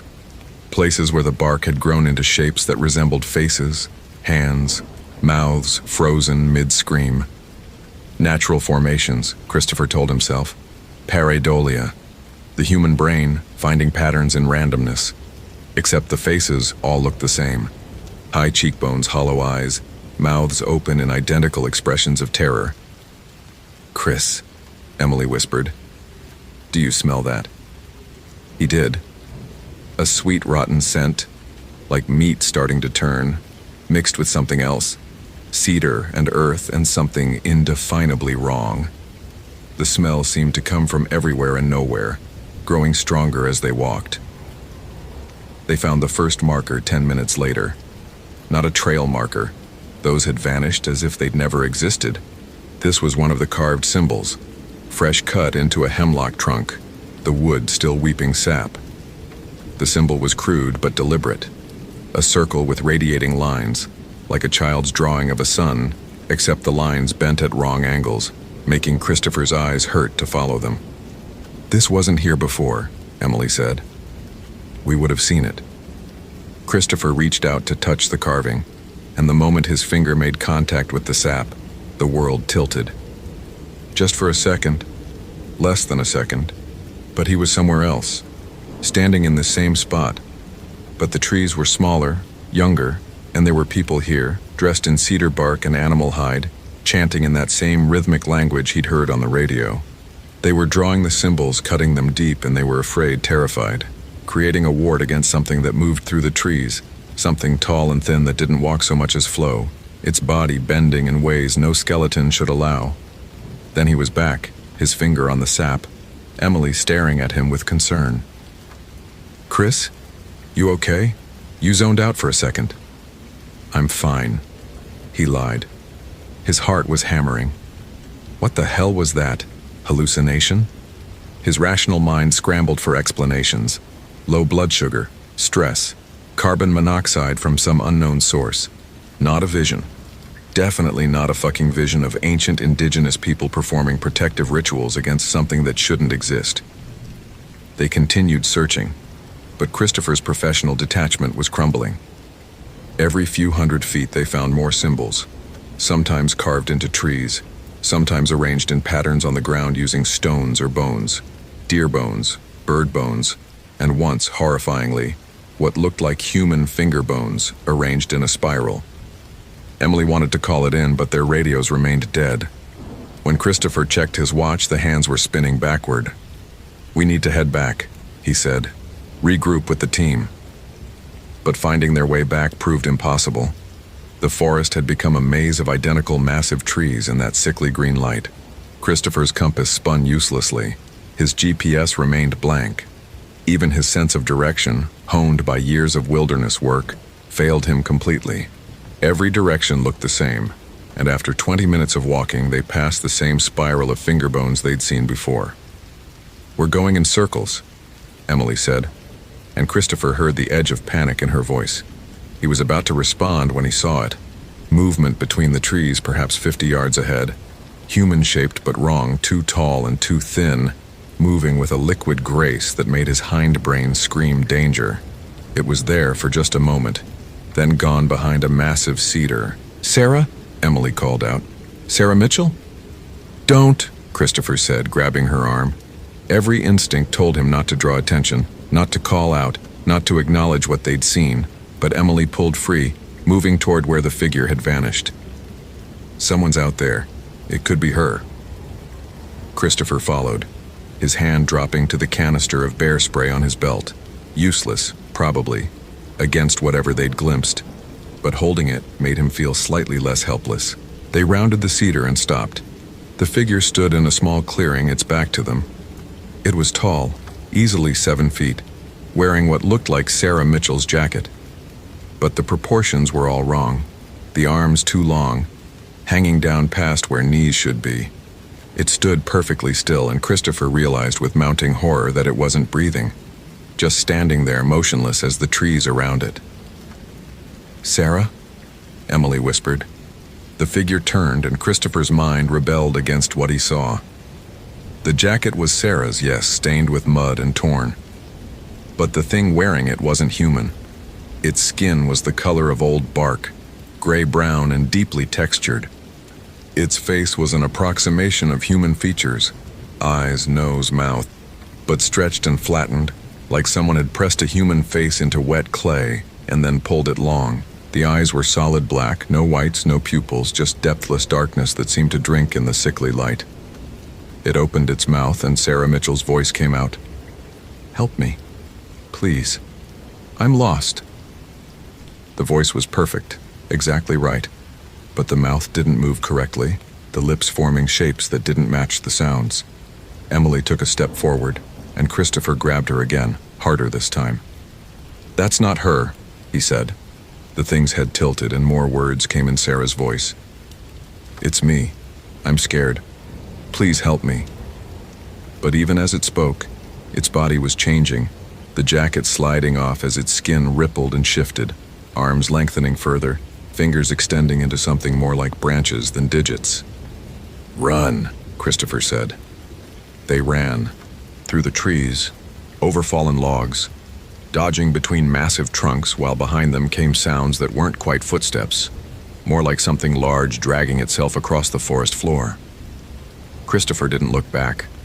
Looking back would mean seeing it clearly, and he knew instinctively that seeing it clearly would break something fundamental in his mind. They burst through a curtain of hanging moss into another clearing, and Christopher skidded to a stop. The clearing was ringed with the symbol-carved trees, forming a perfect circle about 30 feet across.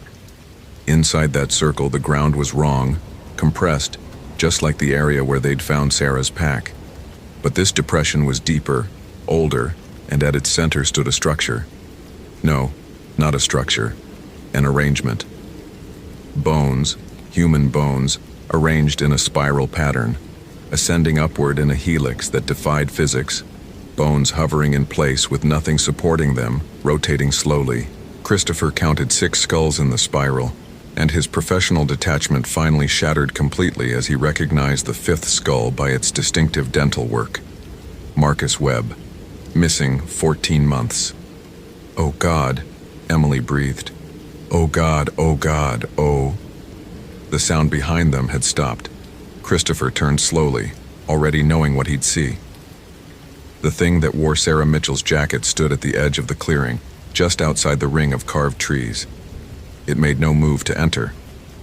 Instead, it watched them with those bottomless black eyes, and as Christopher met its gaze, he felt something slither through his mind. Not thoughts exactly, but impressions, ancient and vast and utterly inhuman. Territory, boundary, violation, price. The thing raised one too long arm and pointed at them, then at the spiral of bones, then back at them. The meaning was clear. You crossed. You owe. You become. The symbols, Christopher said, his voice cracking. The circles. They're not decorations, they're boundaries, warnings. He looked around the clearing at the ring of marked trees. We're inside its territory. We've been inside it since when? Since they'd found Sarah's pack. Since they'd entered the forest.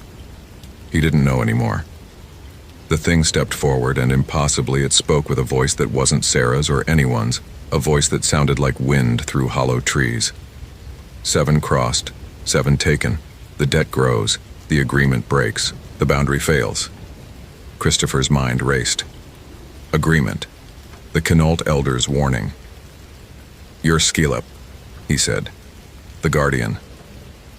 The thing's approximation of a face shifted, pleased or amused or neither. Christopher couldn't tell. Guardian. Watcher. Keeper of the thin place. For 1,000 generations I held the boundary.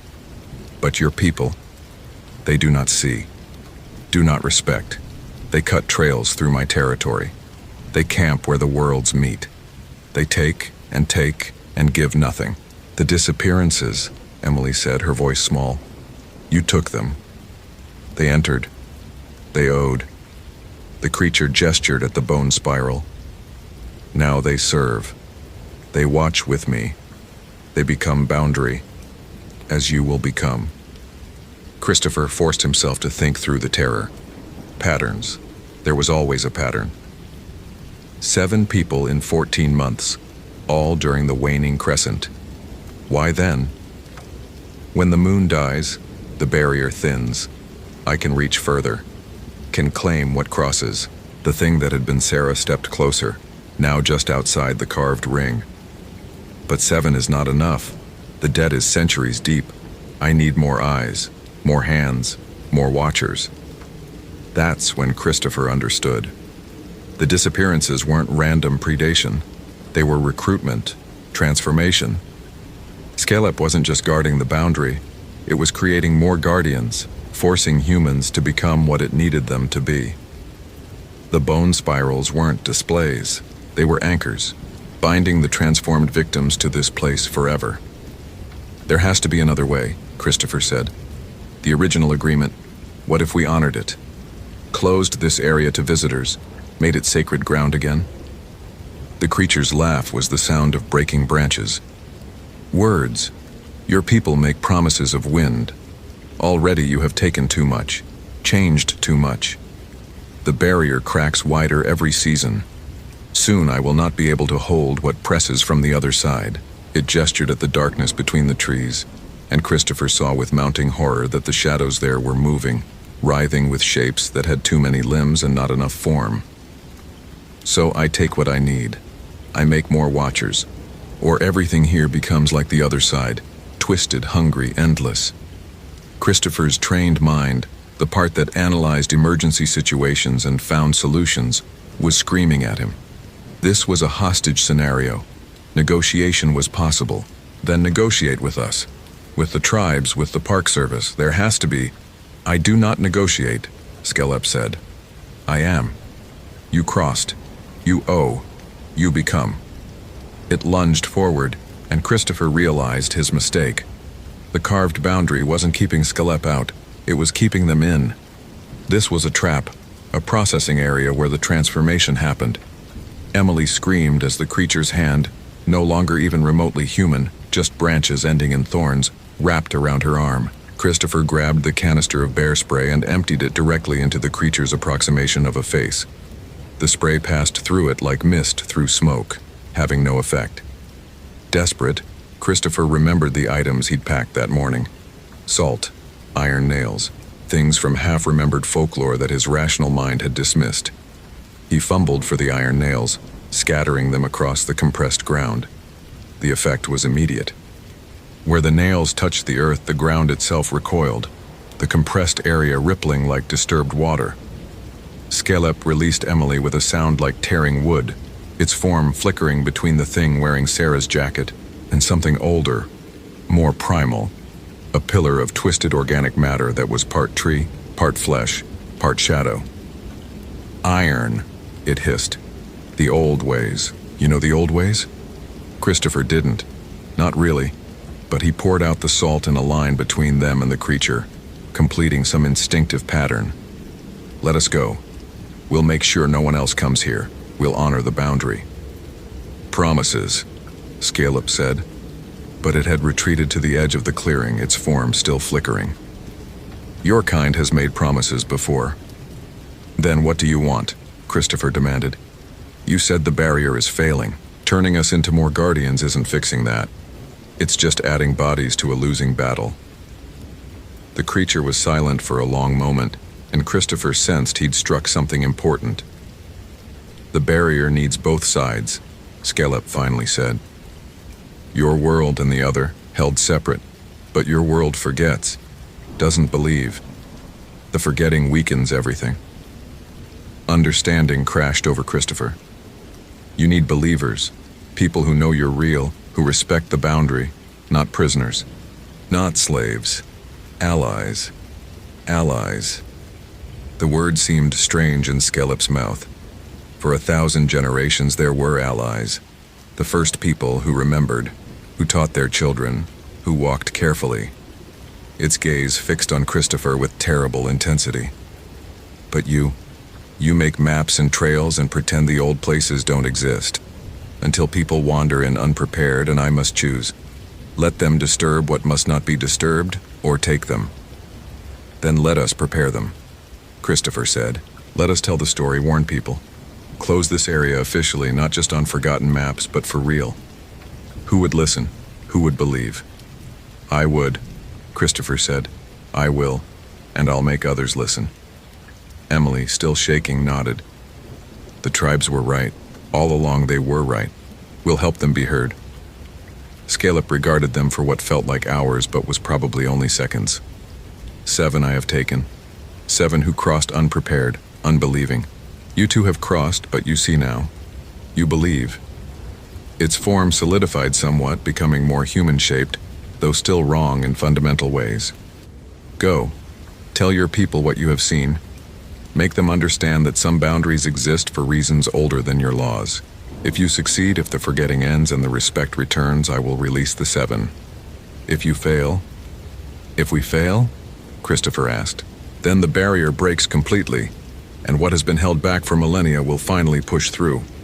And I will need an army of watchers, not just 7. The creature gestured, and suddenly the forest seemed to rotate around them. Christopher felt dizzy, disoriented, and then... They were standing at the Graves Creek trailhead. Their entire team was there, looking worried but unharmed. According to their watches, only 40 minutes had passed, though it had felt like hours in that clearing. Christopher's radio crackled to life with normal chatter about search sectors and grid patterns. Everything seemed normal, except Christopher could still smell that sweet rotten scent, and when he looked down, there was bark growing under his fingernails. Emily's eyes had flecks of solid black in them that hadn't been there before. They weren't fully transformed, but they'd been touched, marked, changed enough to remember, to believe, to serve as living warnings. Christopher spent the next 6 months fighting through bureaucracy, speaking with Kinol elders who were initially suspicious, but eventually willing to work with him, submitting reports that were dismissed as stress-induced delusions, until he brought in the testimony of Joe Tallfeather and a dozen other indigenous voices that could no longer be ignored.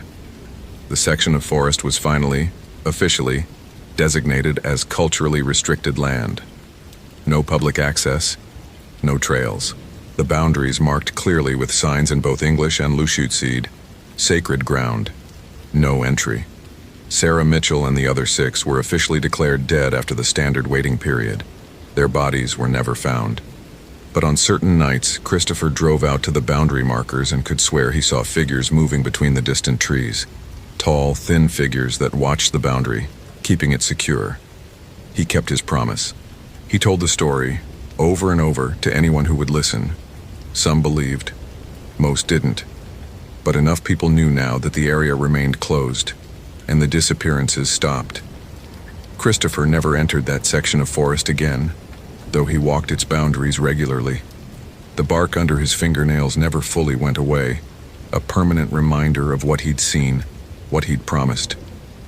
Emily left the Park Service 6 months later, unable to bear being so close to that place. She called Christopher once, a year after the incident, her voice tight with suppressed terror. "I saw them in my dreams last night, the 7. They thanked me, said the boundary was holding, that what we did mattered." Christopher had had the same dream. He stood at the boundary marker now 10 years later in 2018, watching the forest that held secrets older than nations. His rational mind had never fully recovered from what he'd experienced, but he'd learned to live with the knowledge that rationality had limits. Some things existed beyond data and patterns and logical explanations. Some boundaries needed to be respected, even if you couldn't measure or quantify or understand them. From deep in the restricted forest, he heard a sound, rhythmic, like chanting, like the voices he'd heard on that static-filled radio so long ago. Watchful, ancient, endless, the barrier was holding. For now.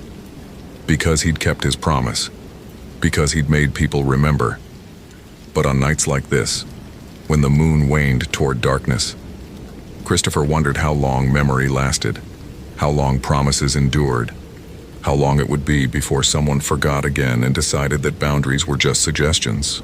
He touched the bark growing under his nails and turned away from the forest, carrying his terror and his knowledge like weights he could never put down, walking the razor edge between worlds that most people didn't even know existed. The forest watched him go. The forest always watched. If this story gave you chills, follow for more quality terror. Could you survive in Christopher's place? Hope you felt real chills. If you appreciate genuine horror, consider following. Which moment scared you most?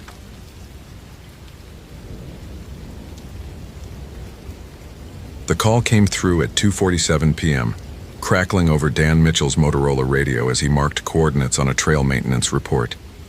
The dispatcher's voice carried that particular tension he'd learned to recognize, the kind that meant someone's world was collapsing in real time. "Ranger Mitchell, we've got a distraught family member on the line.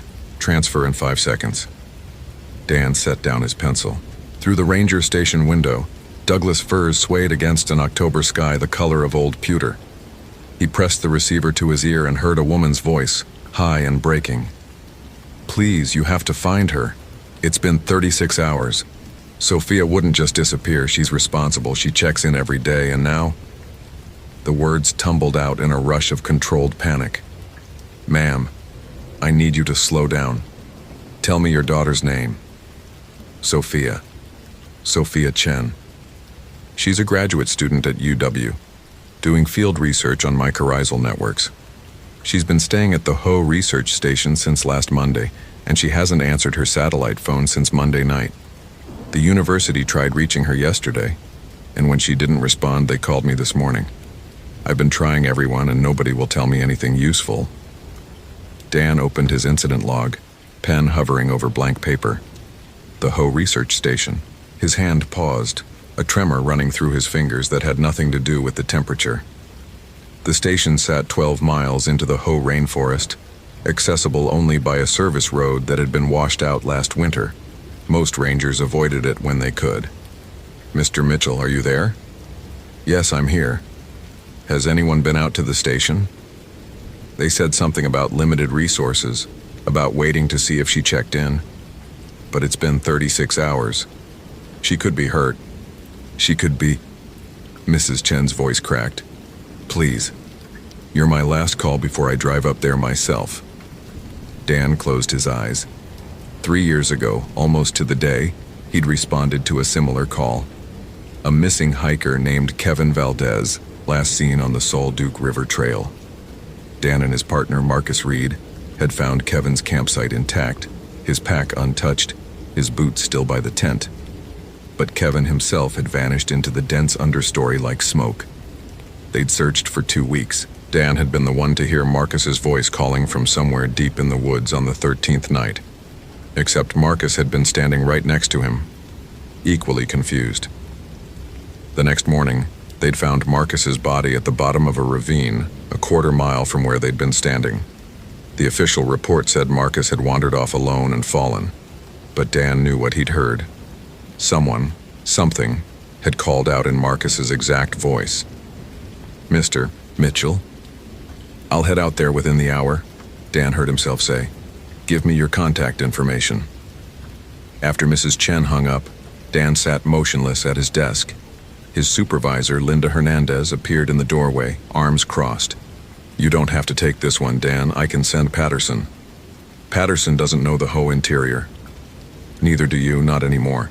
You haven't been out that way since. I know the trails." Dan stood, reaching for his pack. "I'll radio in every 2 hours." Linda studied him with the careful expression of someone watching a man walk toward a cliff edge. "Take the satellite phone, the new one, not the old Garmin. And Dan, if anything feels off, you come back, immediately." Dan nodded, not trusting himself to speak. He loaded his pack with methodical precision. First aid kit, emergency rations, water purification tablets, headlamp with extra batteries, his personal Garmin eTrex GPS unit, topographic maps sealed in waterproof bags, rope, signal flares. The satellite phone went into the top pocket, though reception was spotty at best under the rainforest canopy. He signed out a Ford Ranger from the motor pool and drove west on Route 101, watching the landscape shift from second-growth timber to old-growth giants. The air grew heavier, thick with moisture that never quite became rain, but never fully lifted either. By the time he turned onto the service road leading to the Ho Research Station, the forest had closed in completely, turning afternoon into premature twilight. The road had deteriorated further since his last visit. Moss consumed everything here: the pavement, the fallen logs, the rusted guardrails. Dan navigated around a washout, his truck lurching through muddy ruts. The radio hissed static. He tried raising dispatch but got only electromagnetic noise. The research station appeared through the trees like a fossil from another era, a collection of weathered buildings surrounding a central lodge built in the 1960s. Solar panels on the roof, a propane tank out back, windows dark. Dan parked beside a silver Subaru with a University of Washington parking permit in the window. Sophia's car. He cut the engine. The silence that followed felt weighted, expectant. Rain had begun to fall, not drops, but a fine mist that seemed to materialize directly from the air. Dan grabbed his pack and approached the main lodge, boots squelching in decomposing needles. "Sophia Chen, Forest Service." His voice vanished into the trees without echo. The lodge door hung ajar. Dan pushed it open with his boot, hand on his flashlight. Inside, the smell of old wood and mildew. A kitchenette to the left, a common area with mismatched furniture, a hallway leading to what he assumed were sleeping quarters. Papers covered a central table, research notes, specimen labels, photographs of fungal structures magnified to alien geometries. Sophia's laptop sat closed beside a half-empty mug of coffee. Dan touched the mug. Stone cold. A charging cable snaked across the table to a portable battery pack, dead. "Sophia, it's Ranger Mitchell.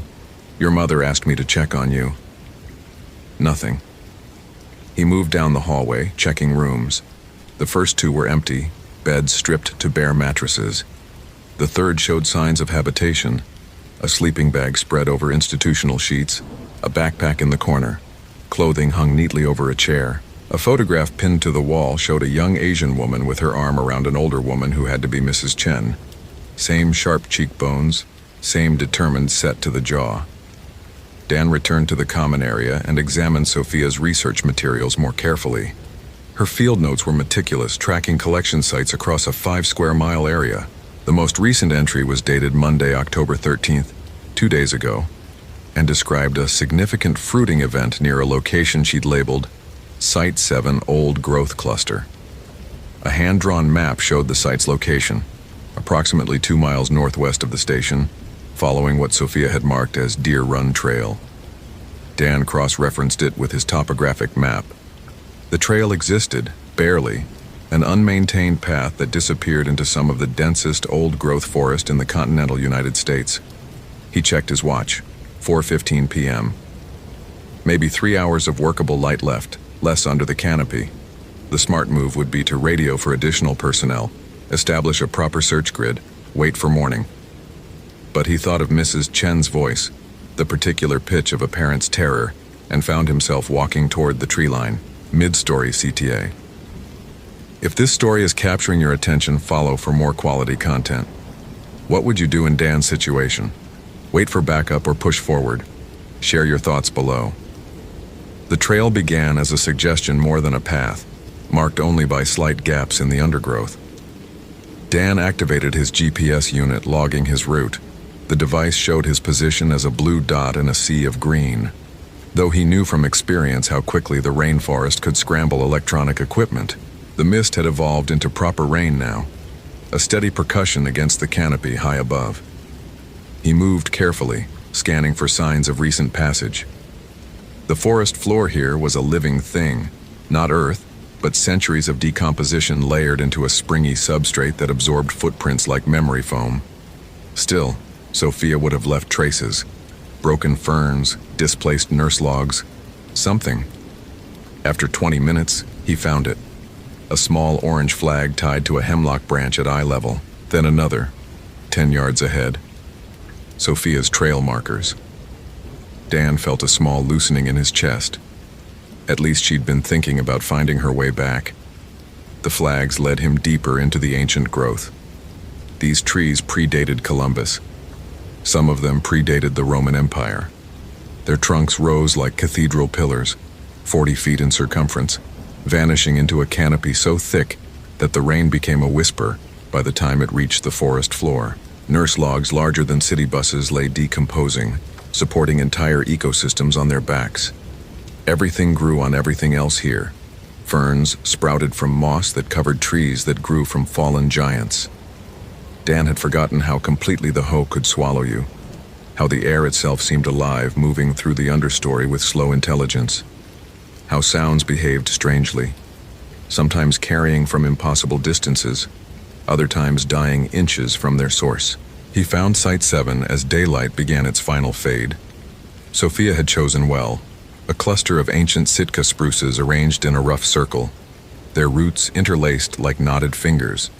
Mushrooms erupted everywhere, chanterelles like orange flames, shelf fungi cascading down trunks in layers of white and brown, strange bulbous growths Dan couldn't identify. In the center of the clearing, someone had arranged a collection kit and measurement tools with scientific precision. But no Sophia. Dan circled the site, looking for signs of struggle, distress, anything.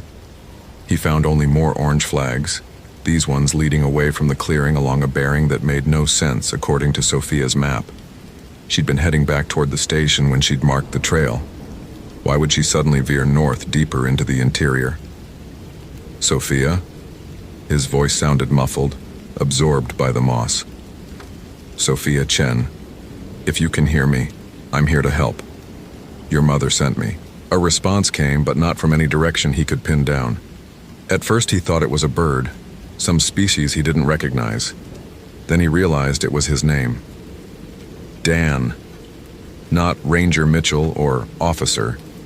His first name, spoken in a voice that carried an odd resonance like someone speaking through a long pipe. Every muscle in Dan's body went rigid. He spun slowly, scanning the tree line. Nothing but trunks and shadows and the endless rain. Who's there?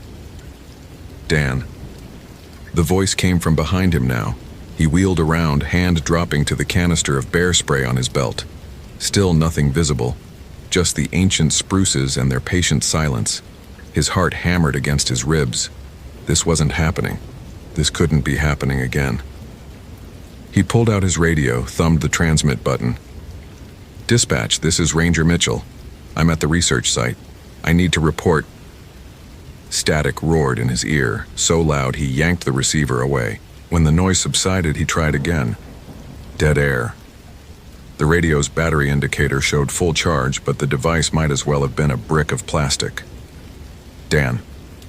The voice again, closer now. And there was something wrong with it. Something he couldn't quite articulate. It sounded like his name being spoken underwater or through a mouth that wasn't quite the right shape for human speech. He pulled out his flashlight and swept the beam across the clearing. The light caught something at the edge of the circle, a shape that didn't belong. Dan moved toward it, keeping his beam steady. It was a boot. Sophia's boot, based on the size. Just the one, lying on its side near the base of a spruce, laces still tied. Dan knelt beside it, pulse throbbing in his temples. The boot showed no signs of damage, no blood, no indication of how it had been removed. It simply sat there, as if Sophia had stepped out of it mid-stride and kept walking. Looking for something? Dan jerked upright, spinning toward the voice. This time it had sounded almost normal, almost like a real person speaking from somewhere in the trees. The beam of his flashlight caught nothing but bark and moss and the slow drift of rain. Sophia? Is that you? Does it sound like Sophia? The voice had changed again, taking on a mocking quality. Or maybe not mocking, maybe curious, the way a child might ask a question while pulling wings off an insect. Dan backed toward the center of the clearing, keeping his light moving. His rational mind offered explanations. Other hikers, echo effects in the dense forest, auditory hallucinations from stress and lack of sleep. His body knew better. His body remembered standing in these same woods 3 years ago, hearing Marcus's voice calling his name while Marcus stood 5 feet away. What are you? The question came out steadier than he felt. We've been here longer than your words. The voice seemed to come from everywhere now. From the trees, from the ground, from inside his own skull. We were here when the first people walked under these branches. We were here when the ice came and went. We'll be here when the last tree falls and begins its long rot back into Earth. Dan's hand found the satellite phone in his pack. His fingers fumbled with the power button, trying not to think about how Marcus had called for help on his radio right up until the moment the thing, whatever it was, had led him off that ravine edge. The phone's screen flickered to life, showing a faint signal. Dan pressed the emergency beacon, hoping it would punch through to the repeater on Mount Olympus. The screen showed the transmission attempt, a small icon spinning. Communication. The voice sounded pleased. We remember communication. The ones who came before you tried to speak with us. They brought their iron symbols and their promises. They thought they could contain us with ritual and prayer. Dan risked a glance at the phone. Still transmitting. Keep it talking. Keep it distracted. The colonists? The ones who died here in 1892? Died. The word came out like a taste being tested. That's what you call it.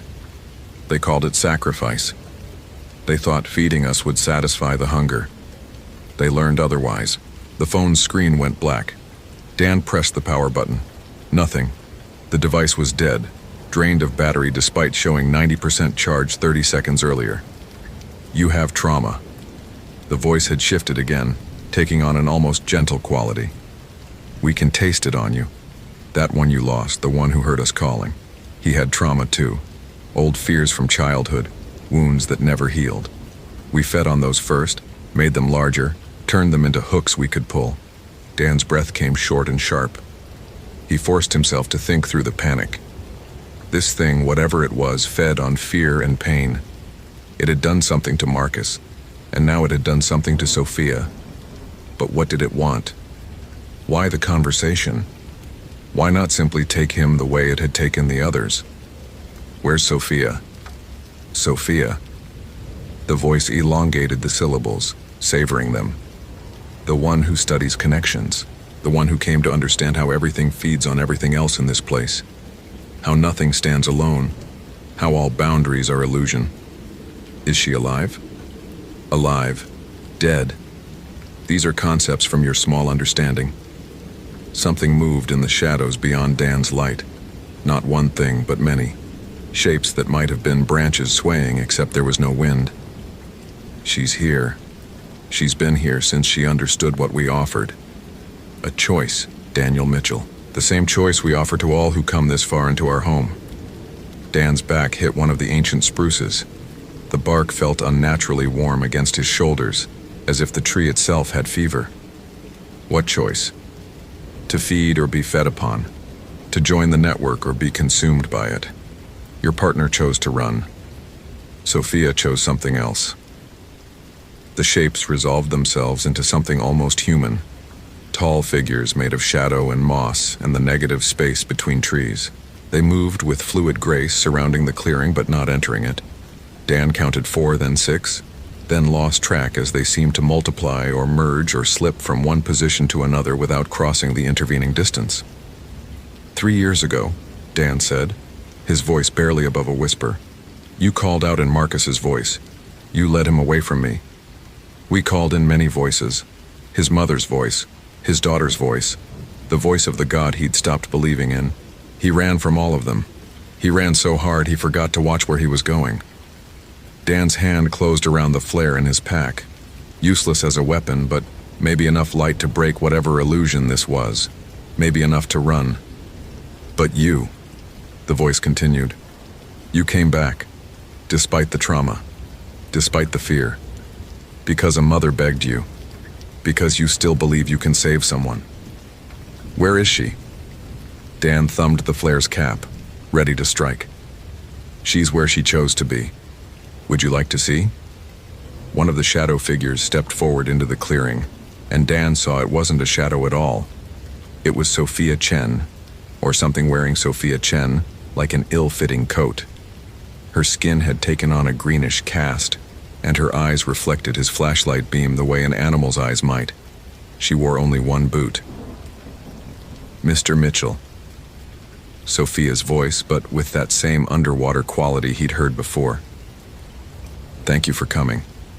My mother worries too much. Dan's finger tightened on the flare striker, but he didn't pull it. Because Sophia, this thing that looked like Sophia, was smiling. Not the rictus grin of a corpse or the blank expression of someone under duress. An actual smile, serene and knowing. What did they do to you? Showed me.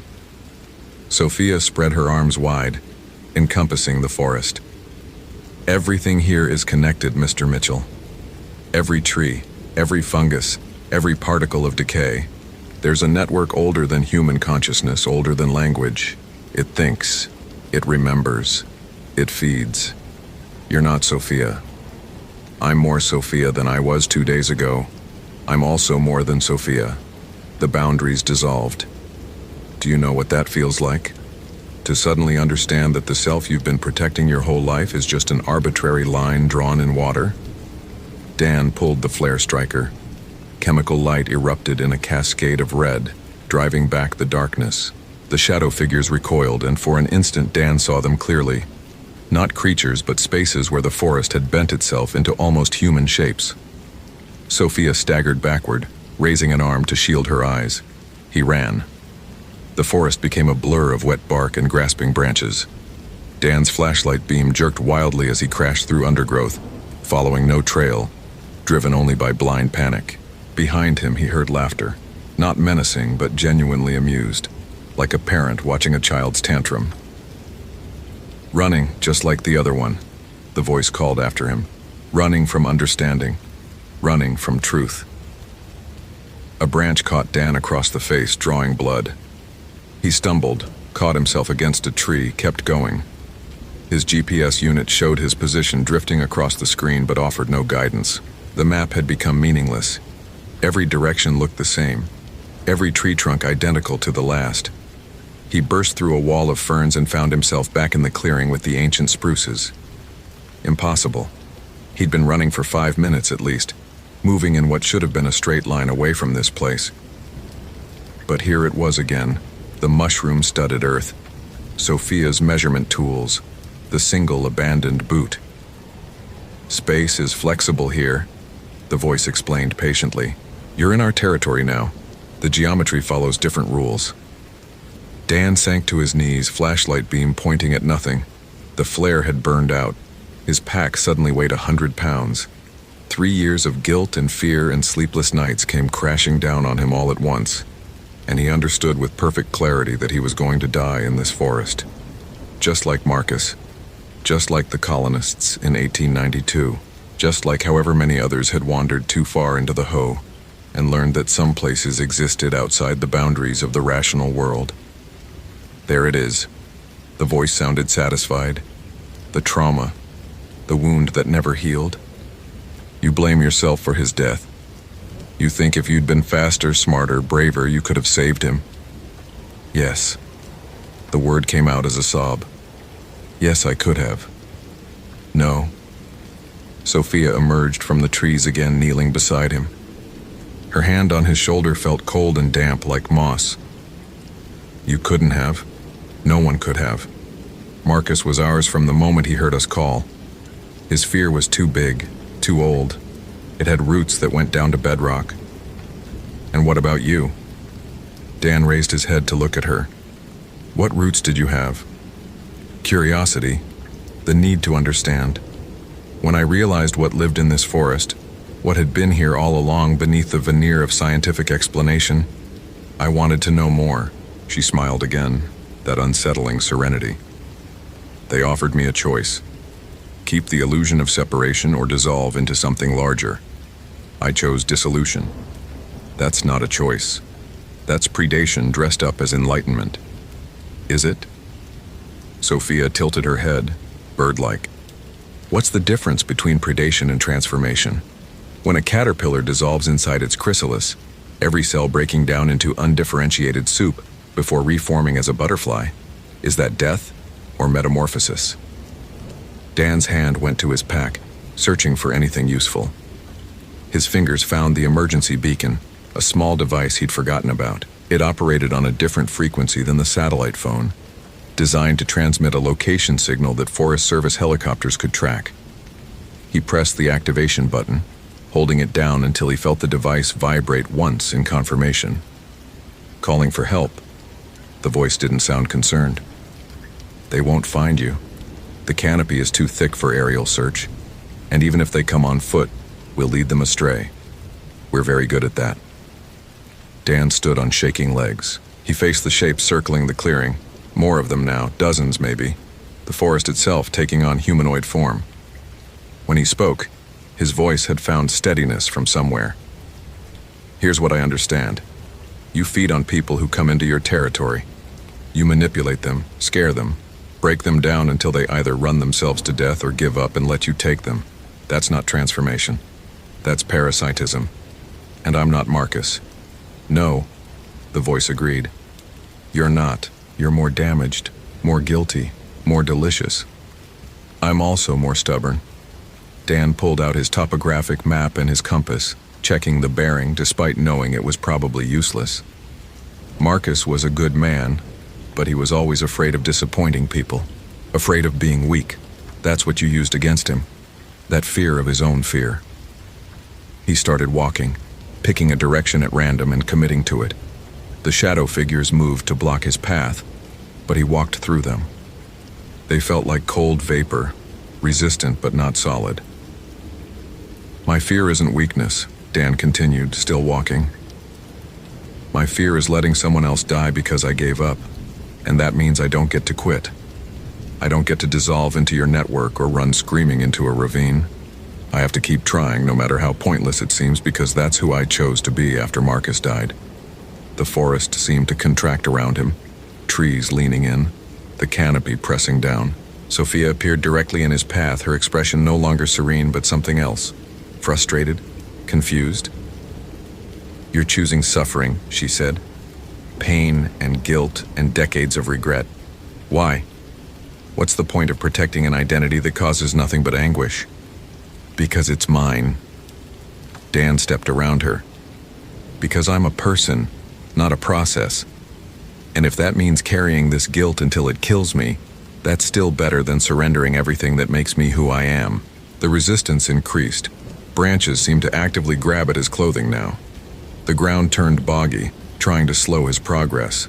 The voices multiplied, calling to him in dozens of registers. His mother, his ex-wife, Marcus, people he'd loved and lost and failed. He kept walking. Hours passed, or maybe minutes. Time had become as fluid as space. Dan's legs burned with exhaustion.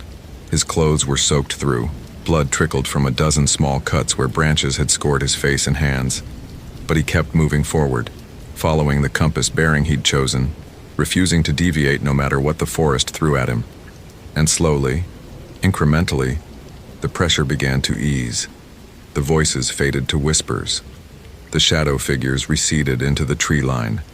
The forest resumed its normal density, still ancient, still powerful, but no longer actively hostile.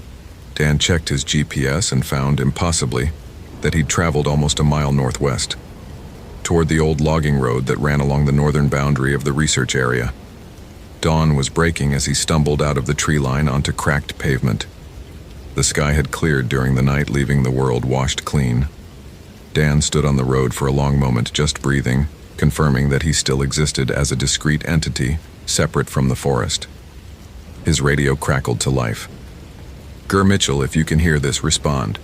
Search teams are converging on your last known position. Ranger Mitchell, please respond." Dan pressed the transmit button. "This is Mitchell. I'm on the northern access road, approximately 2 miles from the research station. I'm mobile but need immediate evacuation." The relief in the dispatcher's voice was audible. "Copy that, Mitchell. Stay on the road. We have your beacon signal. Help is 15 minutes out." Dan sank down onto the pavement, back against a tree. As he waited, he thought about Sophia Chen, or whatever remained of her in that clearing. She'd made a choice, though whether it had been a genuine choice or just an elaborate form of coercion, he couldn't say. He thought about Marcus running through these same woods, hearing the same impossible voices, making his own choice in a moment of terror. And he thought about himself, the choice he'd made to keep walking even when everything inside him screamed to stop. Whether that made him brave or just too damaged to know better, he couldn't say. The helicopter arrived 14 minutes later, its rotors beating the air into submission. As Dan climbed into the rescue basket, he looked back at the forest. For just an instant, he thought he saw figures standing at the tree line, tall shapes that might have been moss-covered trunks or might have been something else, watching him leave. He didn't look away. He met their gaze, if that's what it was, and held it until the helicopter lifted him above the canopy. End story, CTA. Thank you for reading to the end. If you enjoyed this narrative, consider following for more compelling stories. What's your interpretation of Sophia's fate? Was she truly transformed or consumed? I'd love to read your theories in the comments. Epilogue. The official report stated that Sophia Chen remained missing, presumed lost to the hazards of backcountry wilderness. Her research notes were recovered from the lodge and forwarded to the University of Washington. The site she'd labeled Site 7 was not included in the search grid. Dan's GPS log showed no record of ever visiting that location, though he insisted otherwise. Mrs. Chen called Dan 3 times over the following months. He told her the truth as he understood it, that her daughter had gone into the forest and chosen not to come back.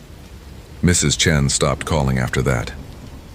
Dan resigned from the Forest Service in January 2009. He took a job as a ranger naturalist in Yellowstone, about as far from the rainforests of the Olympic Peninsula as one could get while staying on the continental United States. He never went back to the Hoh, but sometimes, on quiet nights, he thought he heard voices calling his name from the darkness beyond his cabin. And sometimes, he wondered if the thing in the forest had been lying about choice, about transformation, about the boundaries between self and other. And sometimes he knew it hadn't been lying at all, which was somehow worse. Tentar novamente. The woman smiled, and her black eyes reflected the flickering light from the bone cabin like oil. Now comes the real test, Ranger. Burke was just the appetizer. I'm the main course. She began to circle me, moving with a fluid grace that didn't look entirely human. You see, the forest learns from each hunter it creates. Burke was crude, obvious. He relied too much on technology and brute force. But I understand the subtler arts. As she moved, the clearing began to change around us. The bone cabin flickered and wavered, sometimes appearing as the grotesque structure I'd seen before, other times looking like a normal Park Service building. The trees shifted positions, creating new pathways and blocking old ones. Reality is more flexible than most people understand, the woman said conversationally. Especially in places like this, where the barriers between dimensions have worn thin. Burke never learned how to really manipulate that flexibility. He was content to use the forest's gifts without understanding their true potential. I tried to move toward what looked like a gap between the trees, but the forest rearranged itself before I could reach it. Everywhere I turned, I found myself facing the woman in the impossible cabin. "What do you want?" I asked. "The same thing the forest wants. The same thing Burke wanted. Food. But not just your body, Ranger. Your mind, your memories, your understanding of how the Park Service operates. Imagine what I could do with that knowledge. How many search and rescue operations I could manipulate. How many accidents I could arrange." The bone cabin pulsed like a heart, and with each pulse, I could hear the voices inside growing louder, more desperate. Vera's voice rose above the others, calling my name, begging me to save her. "She's still alive," the woman said, noticing my reaction. "They all are, in a sense. The forest doesn't just consume flesh, it preserves consciousness, keeps the awareness intact while slowly digesting everything else. They'll remain aware for years, decades, maybe centuries, long enough to understand exactly what they've become part of." She gestured toward the cabin, and the door mouth opened wider, revealing a glimpse of the horror inside. I could see figures suspended in what looked like amber or tree sap, their eyes moving, their mouths opening and closing in silent screams. "But that doesn't have to be your fate," the woman continued. "Join us willingly, and you can maintain your humanity much longer. Help us expand our hunting grounds, and you'll have power beyond anything you've imagined." "Never," I said, echoing my earlier response to Burke. The woman sighed. "I was hoping you'd be more reasonable than the others, but no matter. The forest has other ways of convincing people." The clearing began to change again, but this time it wasn't just rearranging itself. It was expanding, growing larger, revealing more of the forest's true nature. I could see other structures now, more bone buildings arranged in a rough approximation of a town. And between them, moving with purposeful intent, were dozens of figures. Some looked human, others were clearly something else entirely. "Welcome to the real Olympic National Park," the woman said. "The part that doesn't appear on any map. The part that existed long before the first human ever set foot in these woods, and will exist long after the last human is gone." In the distance, I could see what looked like a massive tree, larger than any living thing had a right to be. Its trunk disappeared into the sky above, and its roots spread out in all directions, connecting to every other tree in the forest. And in the bark of that impossible tree I could see faces, thousands of them, all looking out at me with expressions of infinite sadness and terror. "Every person who's ever disappeared in these woods," the woman said, following my gaze. "Every hiker, every hunter, every park ranger who thought they understood what they were dealing with. They're all still here, all still conscious, all still hoping that someone will find them and set them free." The weight of that revelation hit me like a physical blow. Hundreds of people, maybe thousands, all preserved in living hell, their suffering extending indefinitely, and I was about to join them. "But you don't have to," the woman said, reading my thoughts. "You can choose to work with us instead of against us. Help us expand beyond these woods. Help us take our operation to other parks, other forests. Think of the efficiency we could achieve with your insider knowledge." As she spoke, the bone cabin began to move toward me, or perhaps I was being drawn toward it. Either way, the distance between us was shrinking, and I could smell the decay and corruption emanating from within. That's when my radio crackled to life. "Brennan, this is Ranger Station. Do you copy?" The woman froze, her black eyes widening with something that might have been fear. "That's impossible. Nothing electronic works in here unless we allow it." Chief Voss's voice came through clearly. "Brennan, we're tracking your GPS signal. Search team is en route to your location. ETA 15 minutes. The GPS unit in my pack began beeping, its screen flickering back to life. My backup flashlight clicked on by itself, cutting through the supernatural darkness. The woman's face contorted with rage and something else. Panic. "No, this is our domain. Ours." But something was changing in the clearing. The geometric precision of the trees was wavering, branches shifting back to more natural positions. The bone cabin flickered like a mirage, occasionally revealing what looked like a simple hunting blind made of branches and camouflage netting. Even the massive tree in the distance was fading, becoming translucent. "The spell's breaking," Vera called weakly from somewhere nearby. I could see her now, tied to a tree at the edge of the clearing, not suspended in supernatural amber as I'd thought. "When the rescue team gets close enough, this place can't maintain the illusion. It's not strong enough to fool multiple people at once." The woman spun toward Vera, her form already becoming less solid, less defined. "Then we'll have to work faster." But I was ready for her. With my equipment working again, with the unnatural influence of the clearing weakening, I felt more like myself. I lunged toward Vera, tackling the woman before she could reach the tree where my colleague was bound. She was still stronger than she looked, still had advantages I didn't understand, but now we were fighting on something closer to equal terms. As we struggled, I could hear the sound of voices in the distance, real voices this time, calling my name. "Brennan, where are you?" The rescue team. They'd found us. The woman heard them too, and the sound seemed to drain all the fight out of her. She sagged beneath me, suddenly looking like what she really was, something that had once been human but had been changed by years of exposure to the forest's influence. "You don't understand," she whispered. "This place, it needs to feed. It's been hungry for so long. Without us to bring it what it wants, it'll find other ways, worse ways." But whatever she was going to say was cut off as flashlight beams swept across the clearing. The rescue team had found us. What followed was a blur of activity. EMTs treating Vera and 2 other victims who had been hidden throughout the clearing. Hikers who'd gone missing over the past month. The woman taken into custody, though she seemed to be fading even as they handcuffed her, becoming less substantial with each passing minute. Me giving statement after statement, trying to explain what had happened in terms that made sense. The official report listed the incident as an elaborate hoax perpetrated by a mentally unstable individual who used sophisticated audio equipment and psychological manipulation to terrorize hikers. The strange effects I'd experienced, the equipment failures, the changing landscape, the impossible geometry, were attributed to stress, disorientation, and the forest's well-documented ability to confuse navigation equipment due to magnetic anomalies in the rock formations.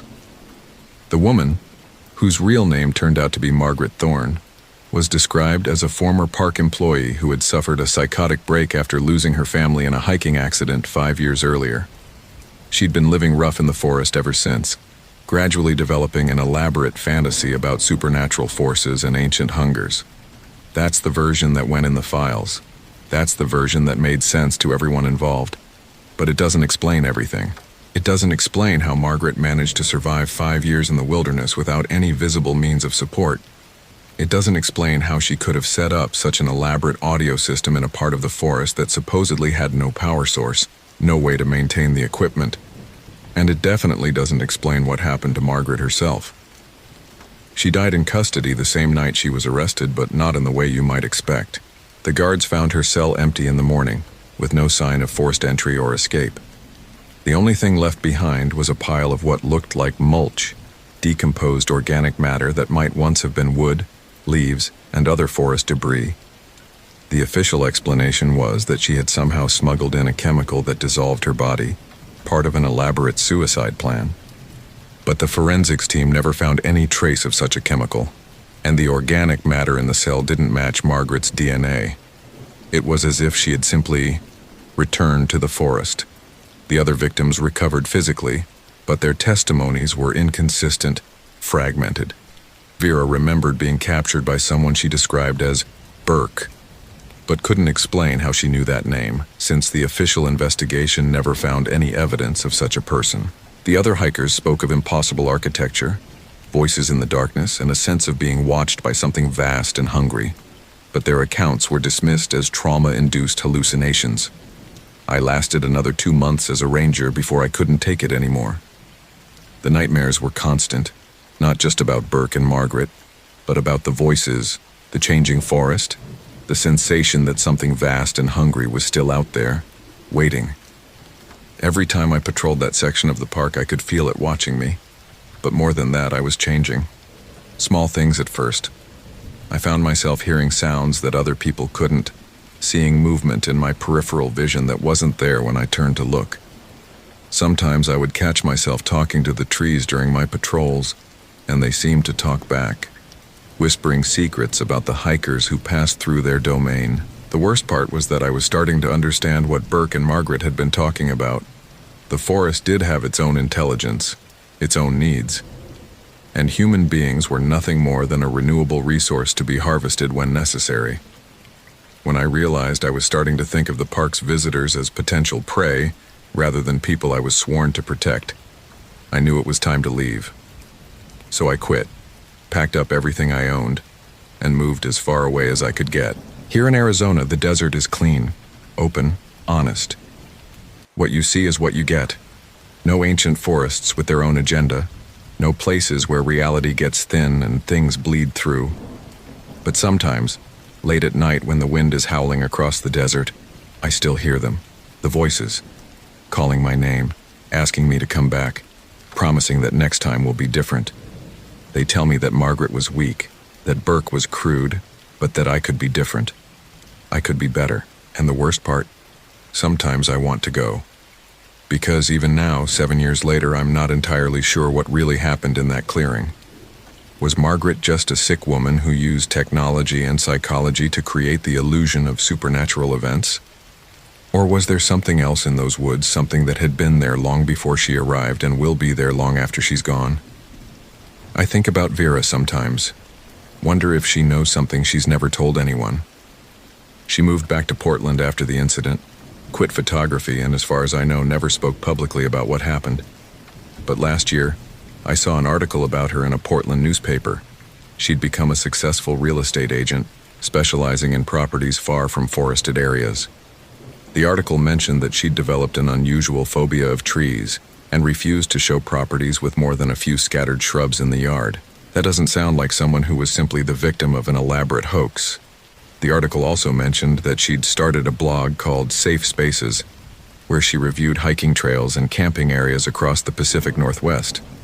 But what made the blog unique was that she only recommended locations with excellent cell phone coverage, multiple exit routes, and heavy foot traffic. Places where, as she put it, you're never really alone. I subscribed to her blog under a fake name, and I've been reading it religiously for months. Most of it is exactly what you'd expect.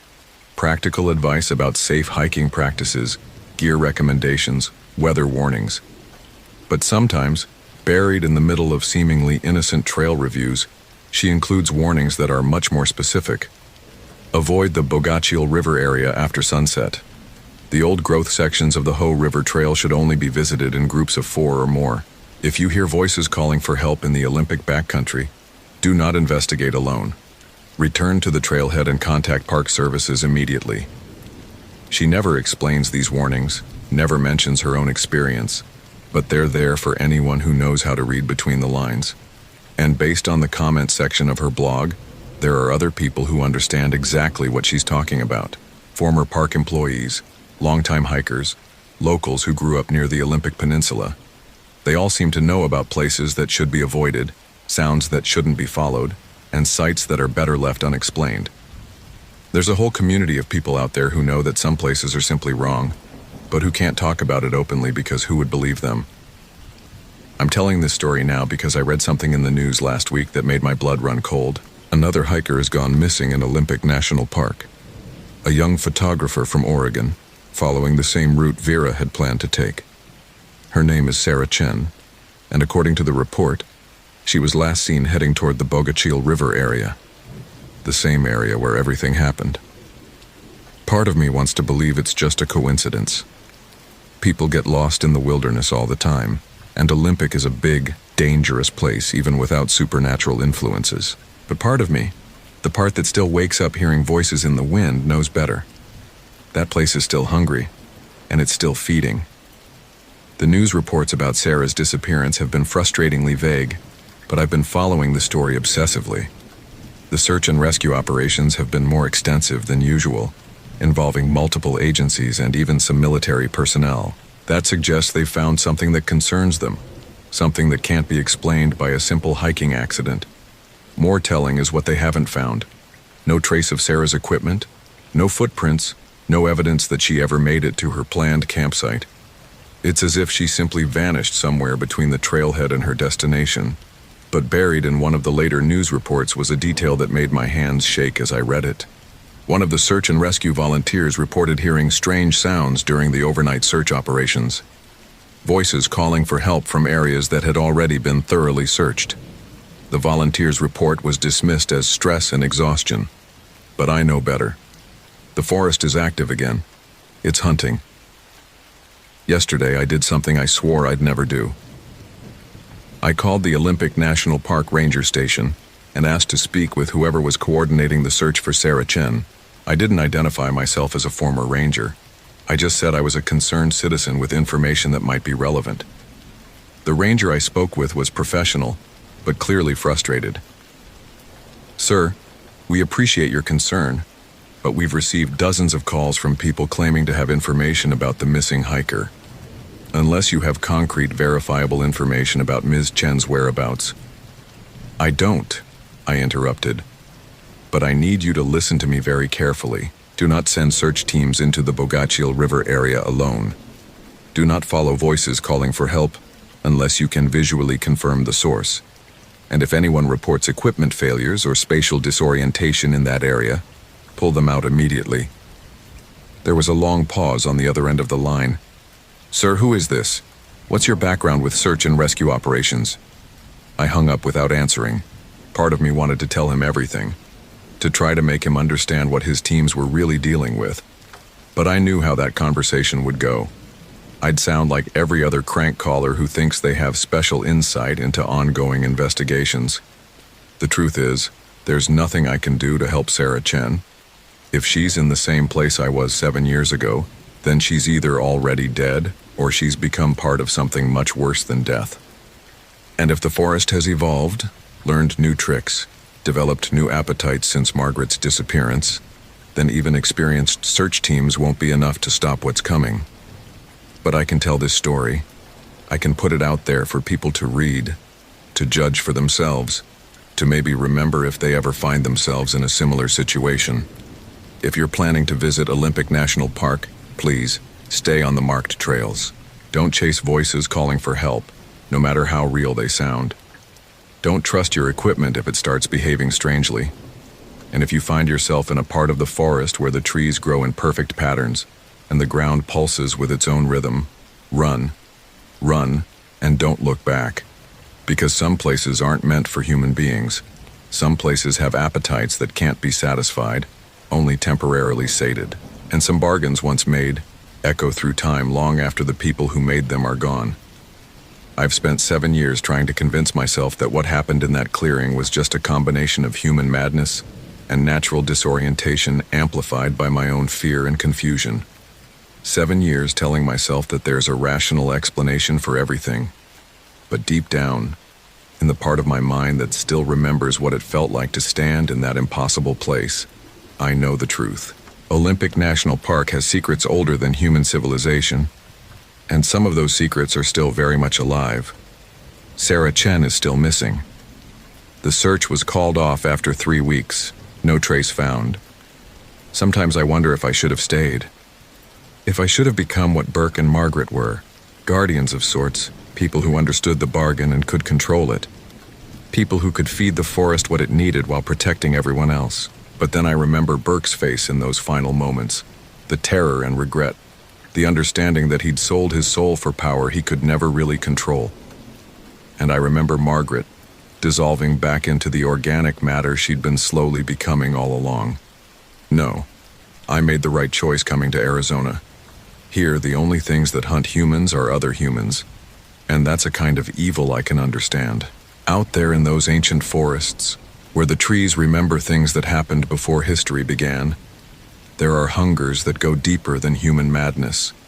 There are places where the rules we think govern reality become flexible. And there are voices still calling in the darkness, promising answers to questions we're not meant to ask. I hope Sarah Chen is just lost. I hope she found her way out of the forest and decided to start a new life somewhere far away, like I did. But I don't think that's what happened, and God help me. Part of me is tempted to go back and find out for sure. But I won't. I can't. Because if I'm right about what that place really is, then going back would mean becoming part of it. And there are already enough voices calling from those woods, they don't need mine added to the chorus.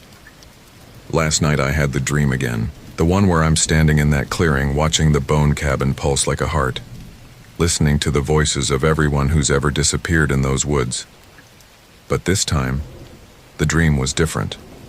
This time, I wasn't alone in the clearing. Sarah Chen was there, standing next to the cabin, her camera hanging around her neck. She looked at me with eyes that were starting to turn black around the edges, and she smiled.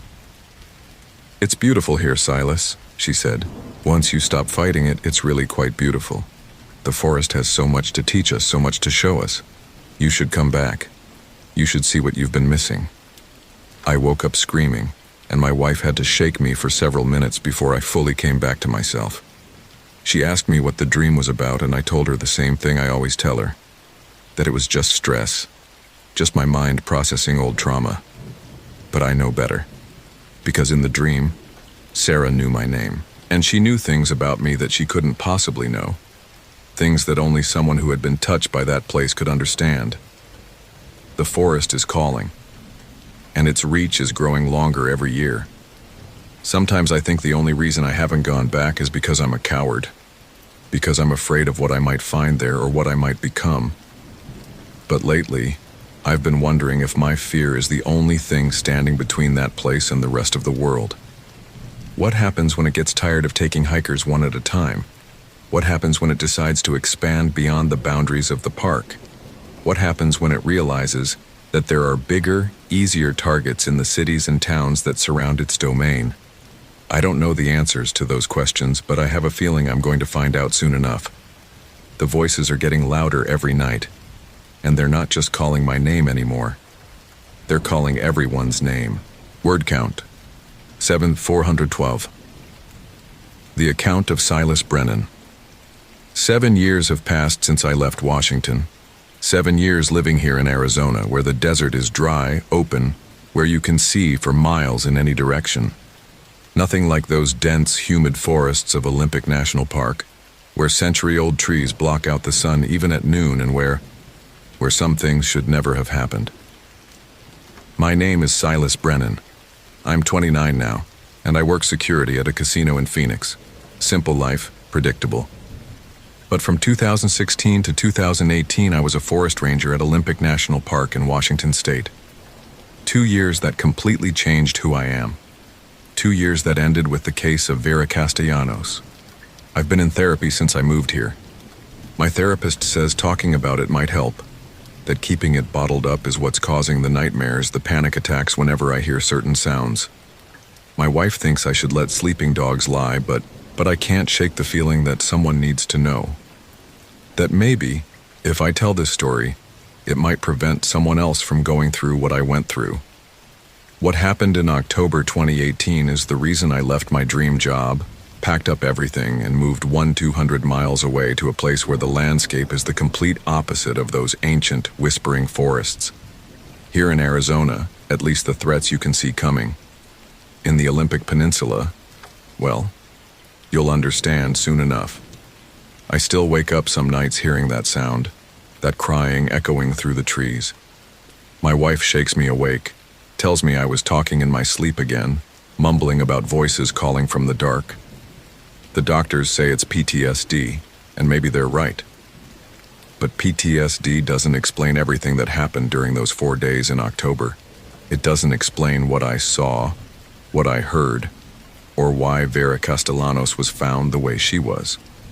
Before I start, I need you to understand something. I was a good ranger. Not the best, maybe. I'd only been on the job for 2 years.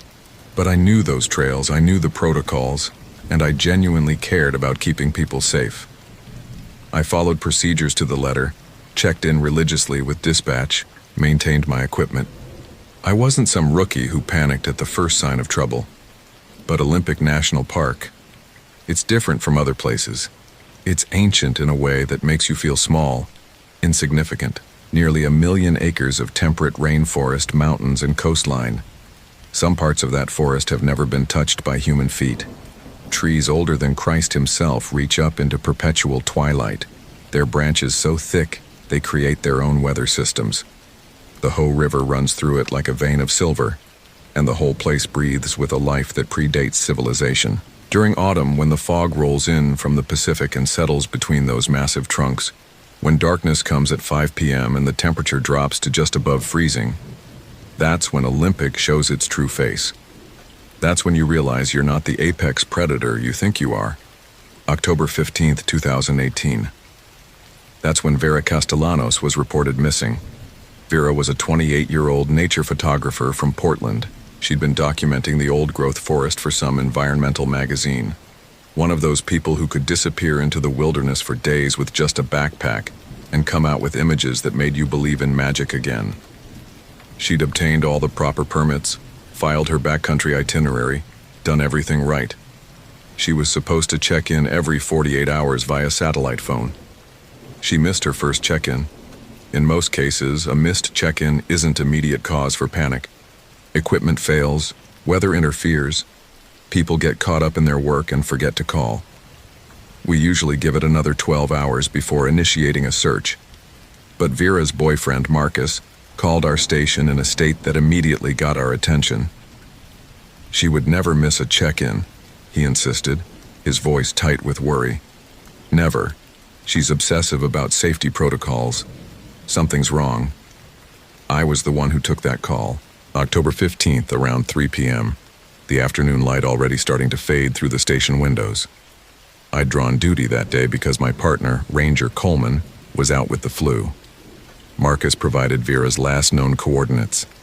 She'd been heading to a remote section near the Bogachiel River, deep in the park's interior where some of the largest Sitka spruces still stood.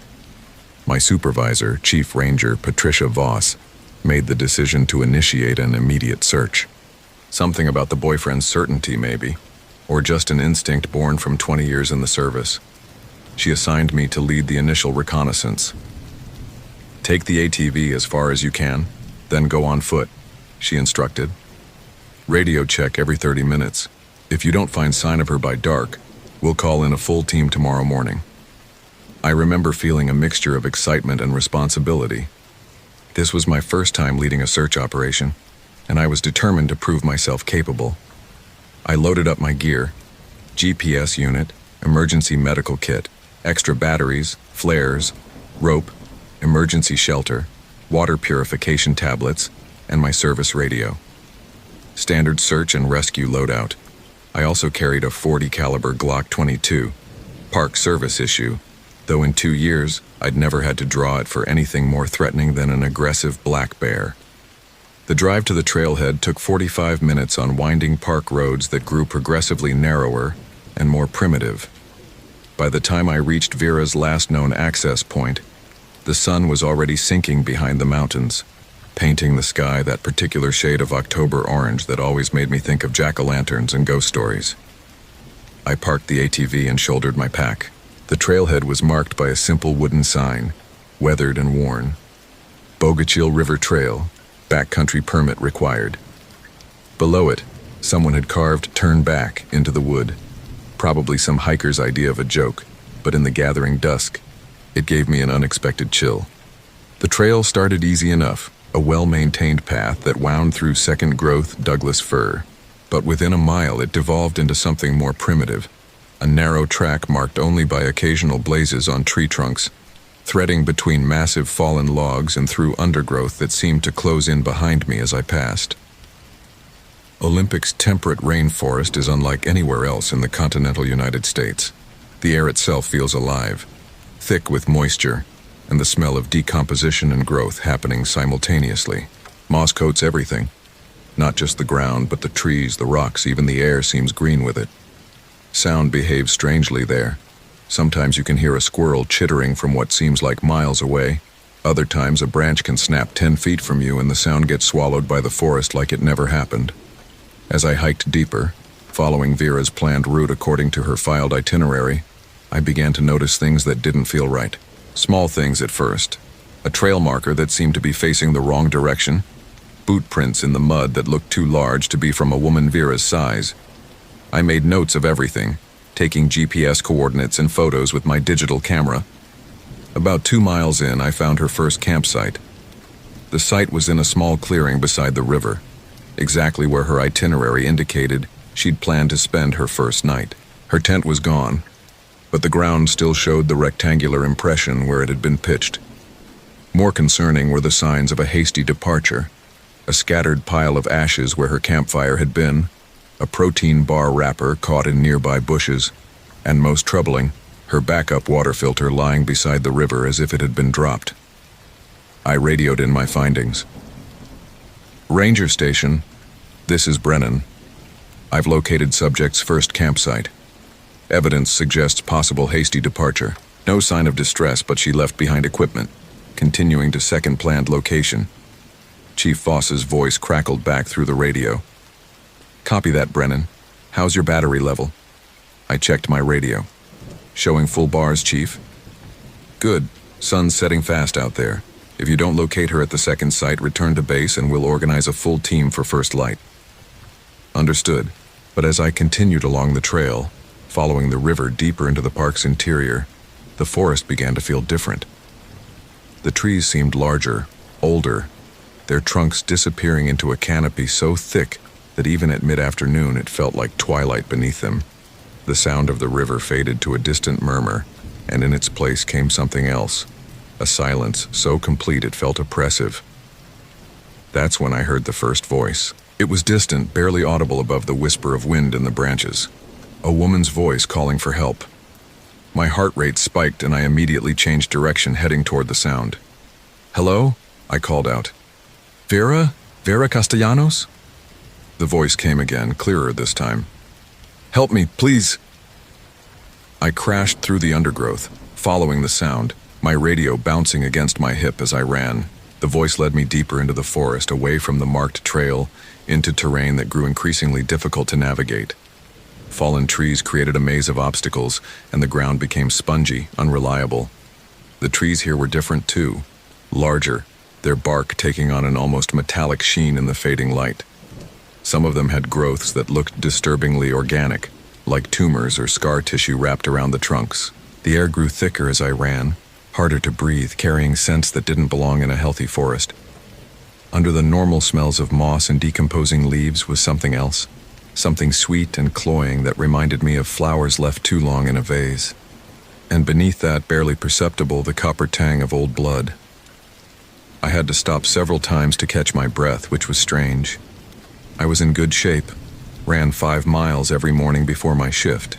But here, in this part of the forest, every breath felt insufficient, like the air itself was somehow thinner, less nourishing. But when I reached the area where the voice had seemed to originate, there was nothing. No sign of human passage, no disturbed vegetation, nothing. Just ancient trees standing like silent sentinels in the gathering dusk.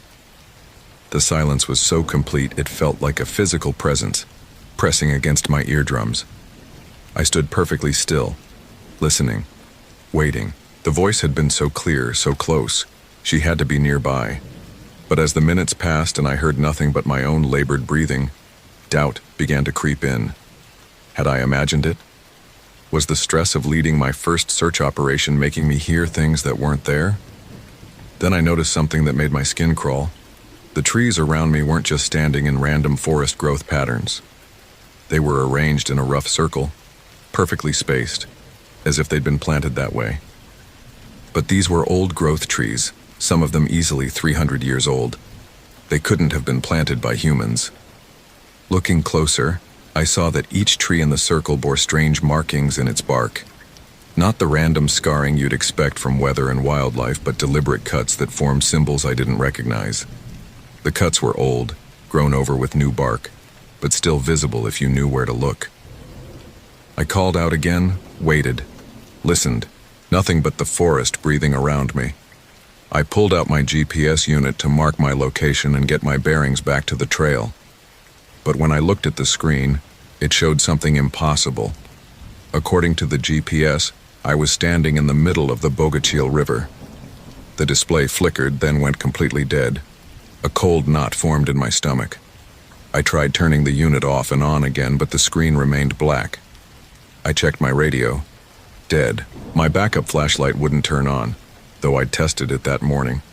Even my watch had stopped, the hands frozen at 4:47, but it was the temperature that really unnerved me. When I'd left the trailhead, it had been a crisp but comfortable October afternoon, maybe 55 degrees. Now, in the space of what couldn't have been more than 20 minutes, the temperature had dropped dramatically. I could see my breath misting in the air, and my fingers were starting to go numb despite my gloves. In the growing darkness, with none of my electronic equipment functioning, I felt the first real spike of fear. But I was trained for this. Equipment fails, that's why rangers learn navigation by natural means. I could use the river sound to orient myself, follow it back to the trail. Except I couldn't hear the river anymore. The silence was absolute now. Unnatural. In a healthy forest, there should always be sound. Birds, insects, small mammals moving through the underbrush. But this was the kind of silence you hear in dead places, in areas where nothing lives. It was so complete that I could hear my own heartbeat thundering in my ears, the sound of my breathing abnormally loud. I stood perfectly still, trying to calm my racing heart and think logically. The trail couldn't be more than 100 yards away. I'd been running in roughly a straight line. All I had to do was turn around and retrace my steps. But when I turned around, the forest looked completely different. The trees I'd just passed through were gone, replaced by larger, more ancient giants that I didn't remember seeing. The faint path I'd crashed through while chasing the voice had vanished. Even the ground looked wrong. Instead of the normal forest floor of decomposing leaves and moss, there was something that looked almost crystalline, like black glass that reflected no light. It was as if the forest had rearranged itself while my back was turned. That's when I heard the child crying. It was a sound that cut through the silence like a knife, the desperate, heartbroken sobbing of a lost child. Every instinct I had as both a ranger and a human being screamed at me to find that child, to help. But something deeper, some primitive part of my brain that still remembered when humans were prey animals, told me to run. The crying seemed to come from everywhere and nowhere at once, echoing off the massive tree trunks in ways that made it impossible to pinpoint a direction. Sometimes it seemed to be right beside me, other times distant and fading, and beneath the crying, barely audible, I swore I could hear other sounds, whispers, conversations in languages I didn't recognize, laughter that didn't sound quite human. The worst part was that the crying sounded familiar. Not like I'd heard this specific child before, but like I'd heard crying exactly like it. It took me several terrifying minutes to place the memory. It was the sound my little sister Sarah had made when she'd gotten lost in the corn maze at the county fair when we were kids. She'd been 8 years old, and I'd been 12, and it had taken us 2 hours to find her. She'd cried exactly like this, raw, desperate, terrified. But Sarah was 31 now, lived in Portland with her husband and 2 kids. She was safe in her suburban home, probably making dinner for her family. The crying couldn't be hers. Could it? I started walking, picking a direction and sticking to it, hoping to find anything familiar. But the forest seemed to stretch endlessly in all directions, a maze of identical trees and shadows. My working flashlight had been in my hand when everything went dark, but now I couldn't find it anywhere. I searched through my pack by touch. The medical kit was there, my water bottles, the emergency shelter, but none of my lights were working. As I moved through the darkness, I began to notice that the trees themselves were wrong. Not just their arrangement, but their very structure. Some of them had too many branches, others too few.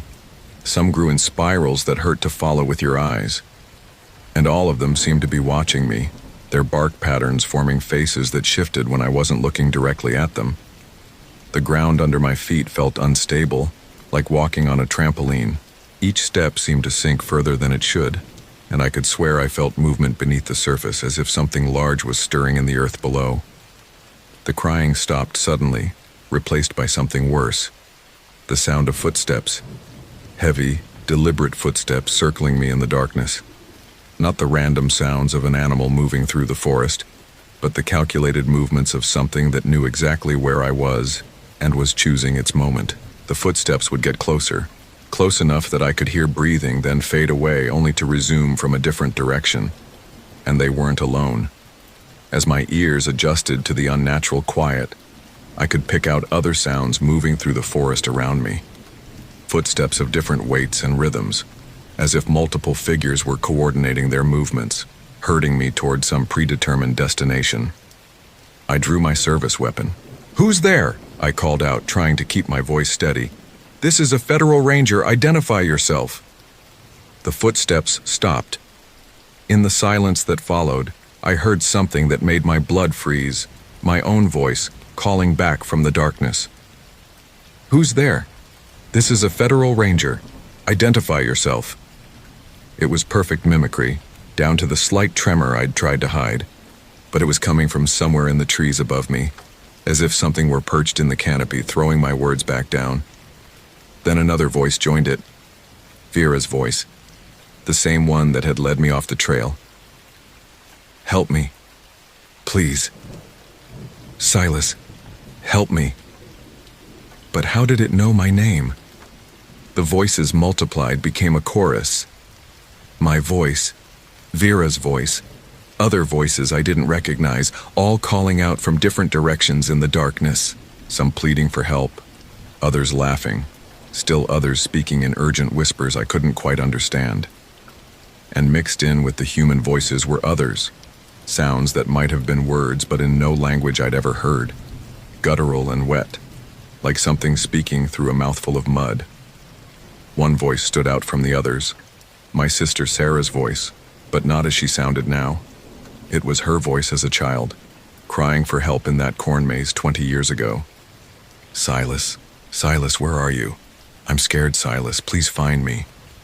I backed against one of the massive tree trunks, trying to put something solid at my back, my gun trained on the darkness ahead of me. The bark felt strange under my hand, warm, almost pulsing, like skin rather than wood.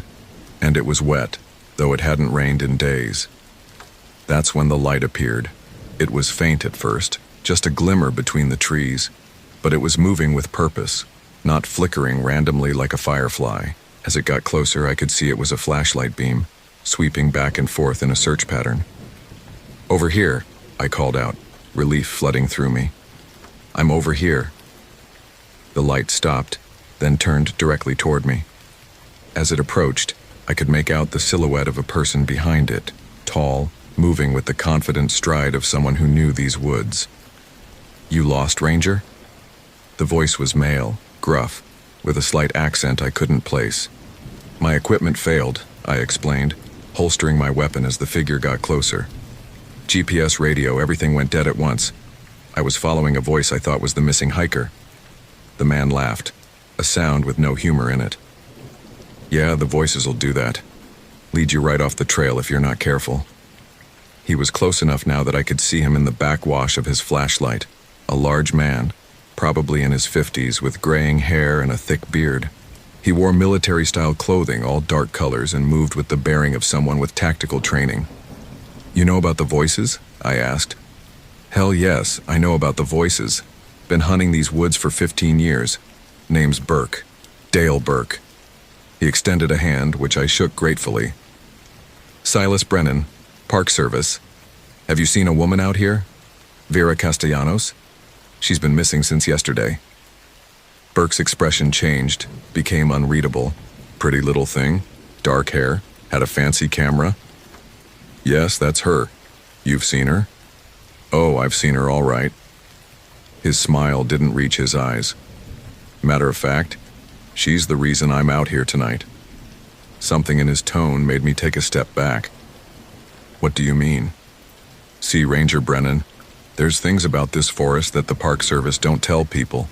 Things that have been here a lot longer than your trails and your regulations. He played his flashlight beam around the surrounding trees, and I noticed for the first time how wrong they looked. Twisted, bark hanging in sheets like diseased skin. This particular section, well, let's just say it's got a reputation. Indians used to avoid it, called it a place where the world was thin, where things from the other side could bleed through. The voices started up again, distant but getting closer. Multiple voices now, some recognizable, others alien. You hear that? Burke asked, tilting his head. They're getting active. Means we're close. Close to what? His smile widened, and in the flashlight's glow, his teeth looked too sharp. To where I keep the pretty ones. I went for my gun, but Burke was faster than a man his size should have been. His hand clamped down on my wrist like a vice, squeezing until I dropped the weapon. Now, Ranger. No need for that. You're gonna come along peaceful-like, and I'm gonna show you what happened to your missing hiker. And then... His grip tightened until I felt bones grinding together. Well, then we'll see how long you last. The voices in the darkness were getting closer, but now I realized they weren't supernatural at all. They were recordings, a sophisticated sound system that Burke had set up throughout this section of forest. The mimicry, the impossible directions, even the child crying. All of it technology being used to lure people off the trail. But that didn't explain everything. My equipment had failed before I'd encountered Burke, before I'd heard the first voice. And the forest itself had changed around me, become something alien and hostile. How long have you been doing this? I asked, still trying to process what was happening. Doing what? Playing with lost hikers? Burke started walking, dragging me along by my captured wrist. Oh, about 5 years now. Ever since I figured out that this place amplifies things, makes my little game so much more effective. We were moving deeper into the forest, away from anything that might resemble a trail. Burke's flashlight beam revealed a landscape that looked increasingly unnatural. Trees growing in perfect spirals, rocks arranged in geometric patterns, areas where the ground seemed to pulse with its own rhythm.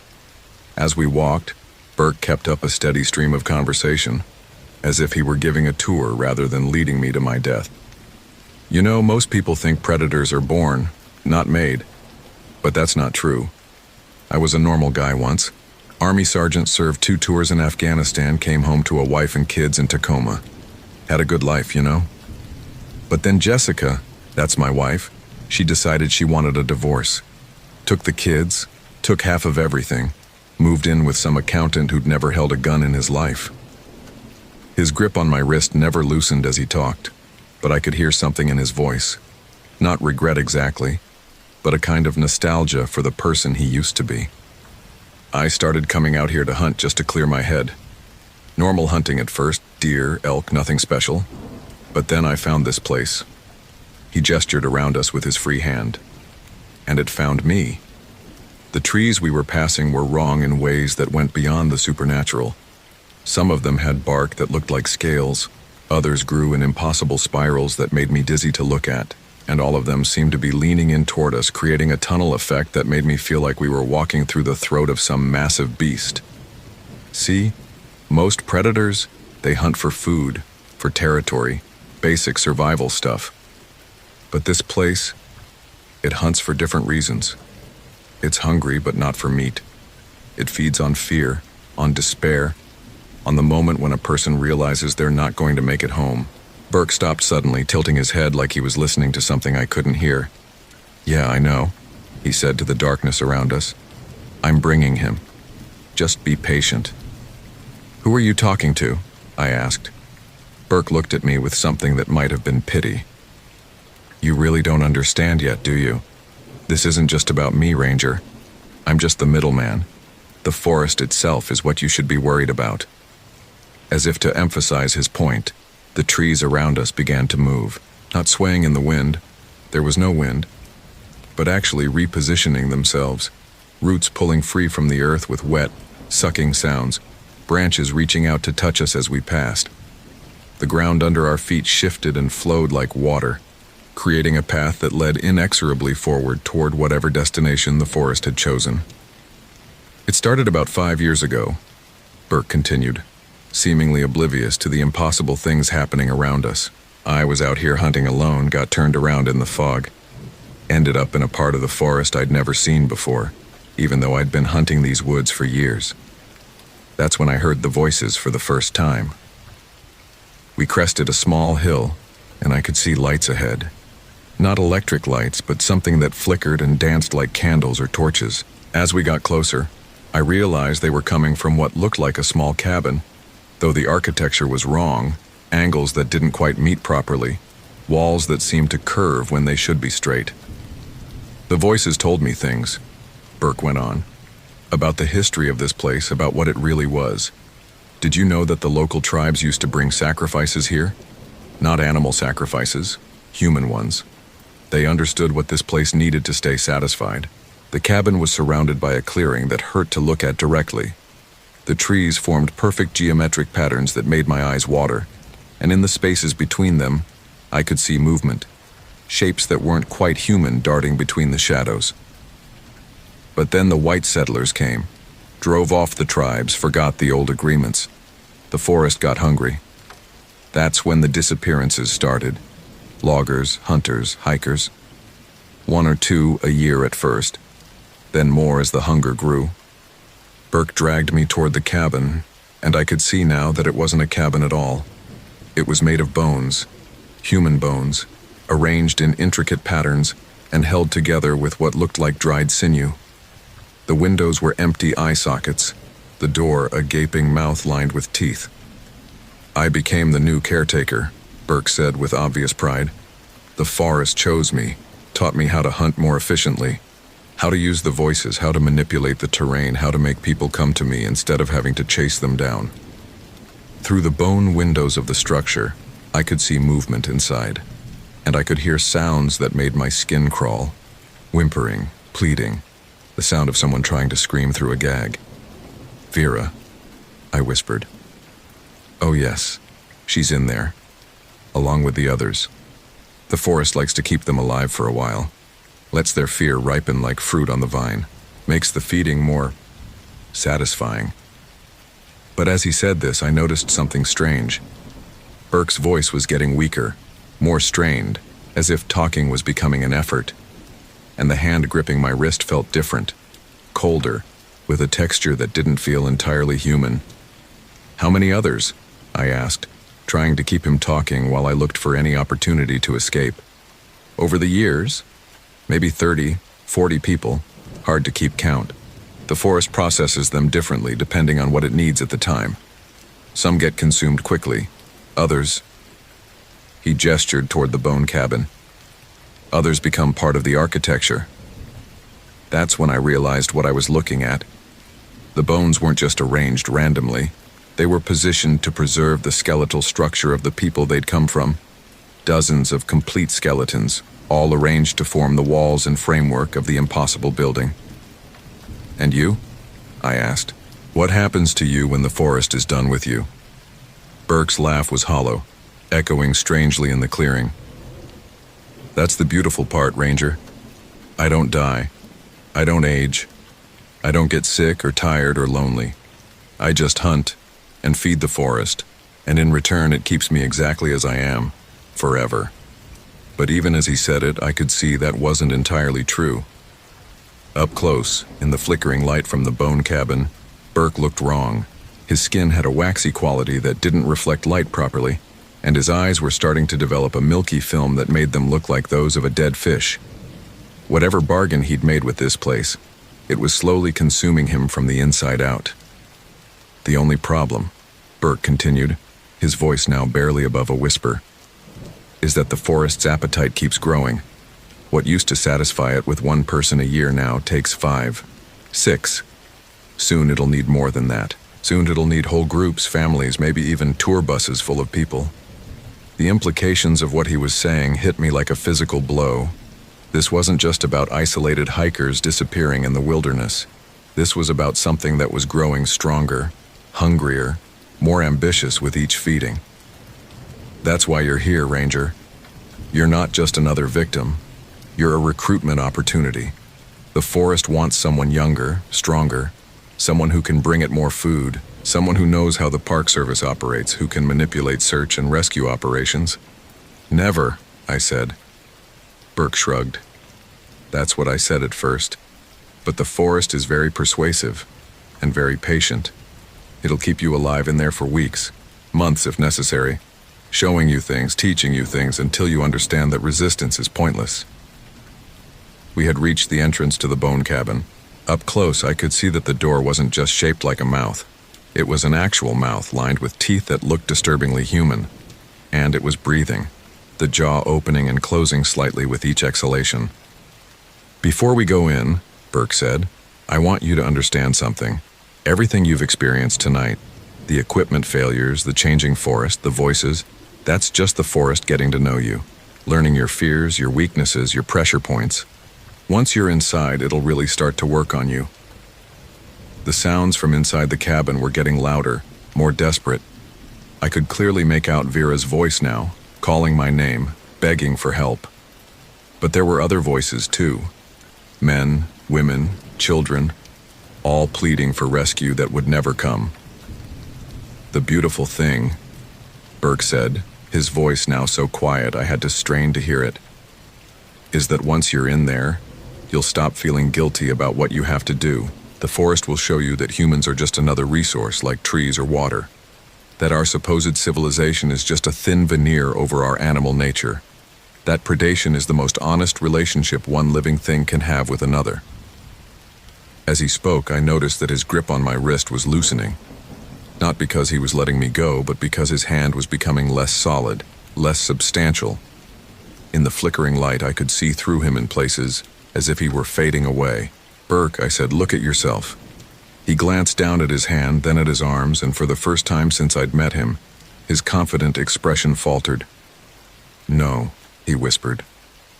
Not yet. I've been good. I've fed it everything it asked for. But the transformation was accelerating. Burke was becoming translucent, his features starting to blur and shift. The thing that had been pretending to be a man was revealing its true nature, something made of shadow and hunger, held together by will and the forest's power. This always happens, a new voice said from behind me. The forest uses them up, then discards them when they're no longer useful.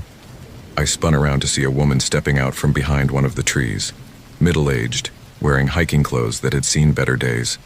She looked normal, human, except for her eyes. They were completely black, reflecting no light at all. Who are you? I asked. I was Burke's predecessor, she said simply. Before him there was someone else. Before that, someone else. The forest has been making these bargains for a very long time. Burke, or what was left of him, was now barely visible, just a whisper of shadow clinging to human form. No, he was saying over and over. I did everything right. I followed the rules. The only rule, the woman said, is that the forest's hunger always grows, and eventually, even the hunters become the hunted. With that, Burke dissolved completely, leaving nothing but a faint smell of sulfur and decay. The pressure on my wrist vanished, and I was free. But I wasn't alone. See, most people think the supernatural and the practical can't coexist, Burke continued conversationally. But they're wrong. This place has its own intelligence, its own hunger. I just give it what it wants, and in return it helps me with my work. What happened to Vera? Oh, she's still alive, for now. Took me 2 days to break her down, and she's still got some fight left. Been using her voice for my recordings. Nothing quite like genuine terror to make the sound believable. The implications of what he was saying hit me like a physical blow. This wasn't just a predator using technology to hunt humans. This was something far worse. Burke had somehow formed a partnership with whatever made this part of the forest so hostile to human presence. You're insane, I said. Am I? Look around you, Ranger. Look at where we are. I did look, and felt my sanity strain at what I saw. We were standing in a clearing that shouldn't exist. A perfect circle of bare ground surrounded by trees that grew in a precise geometric pattern. In the center of the clearing was a structure that hurt to look at directly. angles that folded in on themselves in ways that defied perspective. And hanging from the trees around the clearing were cages, crude things made of branches and wire but functional. Most were empty, but in two of them I could see movement. "Vera!" I called out. A weak voice answered from one of the cages. "Silas. Oh God, Silas, is that you?" But Burke was already dragging me toward an empty cage, one that looked like it had been recently constructed. "Don't worry, Ranger. You won't be alone for long. I've got another hiker coming through tomorrow, guided by your voice calling for help. Young couple from Seattle. They'll make good company." I fought then, putting everything I had into breaking free from his grip. But Burke was stronger than he looked, and the moment I started to struggle seriously, the forest itself seemed to turn against me. Branches reached down to snag my clothing, roots erupted from the ground to trip me, and the air became thick, hard to breathe. "Like I said," Burke grunted as he forced me toward the cage, "this place and I have an understanding." But as he opened the cage door, something unexpected happened. My radio, which had been dead for hours, suddenly crackled to life. "Brennan, this is Ranger Station. Do you copy?" Burke froze, staring at the radio clipped to my belt. "That's impossible. Nothing electronic works in here unless I allow it." Chief Voss's voice came through clearly. "Brennan, we're tracking your GPS signal. Search team is en route to your location. ETA 15 minutes. The GPS unit in my pack began beeping, its screen flickering back to life. My backup flashlight clicked on by itself, cutting through the darkness. Burke's face contorted with rage. "No, this is my place. Mine." But something was changing in the clearing. The geometric precision of the trees was wavering, branches shifting back to more natural positions. The impossible structure in the center flickered like a mirage, occasionally revealing what looked like a simple hunting blind made of branches and camouflage netting. "The spell's breaking," Vera called weakly from her cage. "When the rescue team gets close enough, this place can't maintain the illusion. It's not strong enough to fool multiple people at once." Burke spun toward her cage, pulling a hunting knife from his belt. "Then I'll finish this now." But I was ready for him. With my equipment working again, with the unnatural influence of the clearing weakening, I felt more like myself. I tackled Burke before he could reach Vera's cage, and we went down hard. He was still stronger than me, still had the advantage of knowing this terrain, but now we were fighting on something closer to equal terms.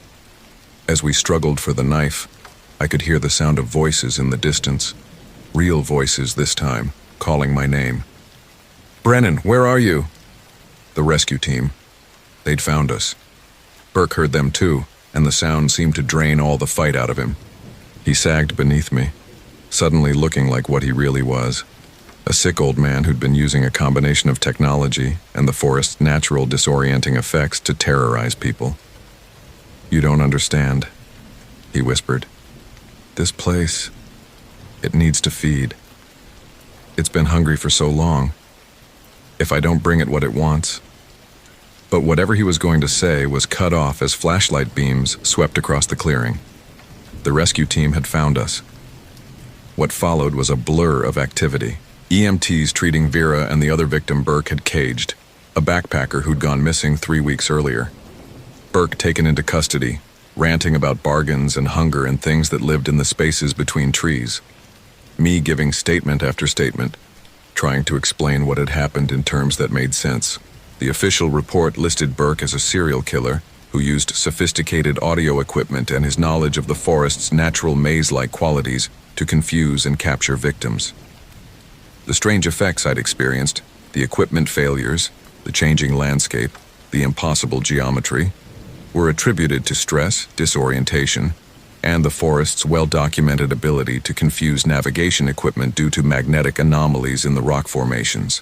That's the version that went in the files. That's the version that made sense to everyone involved. But it doesn't explain everything. It doesn't explain how Burke managed to set up his elaborate sound system in a part of the forest that supposedly had no trails, no power source, no way to maintain the equipment. It doesn't explain how he could have lived out there for months at a time without any visible shelter or supplies. And it definitely doesn't explain what happened to the clearing. When the investigation team returned the next day to document the crime scene, they found nothing. No geometric arrangement of trees, no impossible structure, no cages hanging from branches. Just a normal patch of forest, indistinguishable from thousands of others in the park. The audio equipment was never found. Neither was any evidence of how Burke had powered his elaborate deception. Burke himself died in custody 3 days after his arrest. The official cause was a heart attack, but the guards reported that he'd spent his last night screaming about something in his cell, clawing at the walls until his fingers bled, begging for forgiveness from something that wouldn't let him go.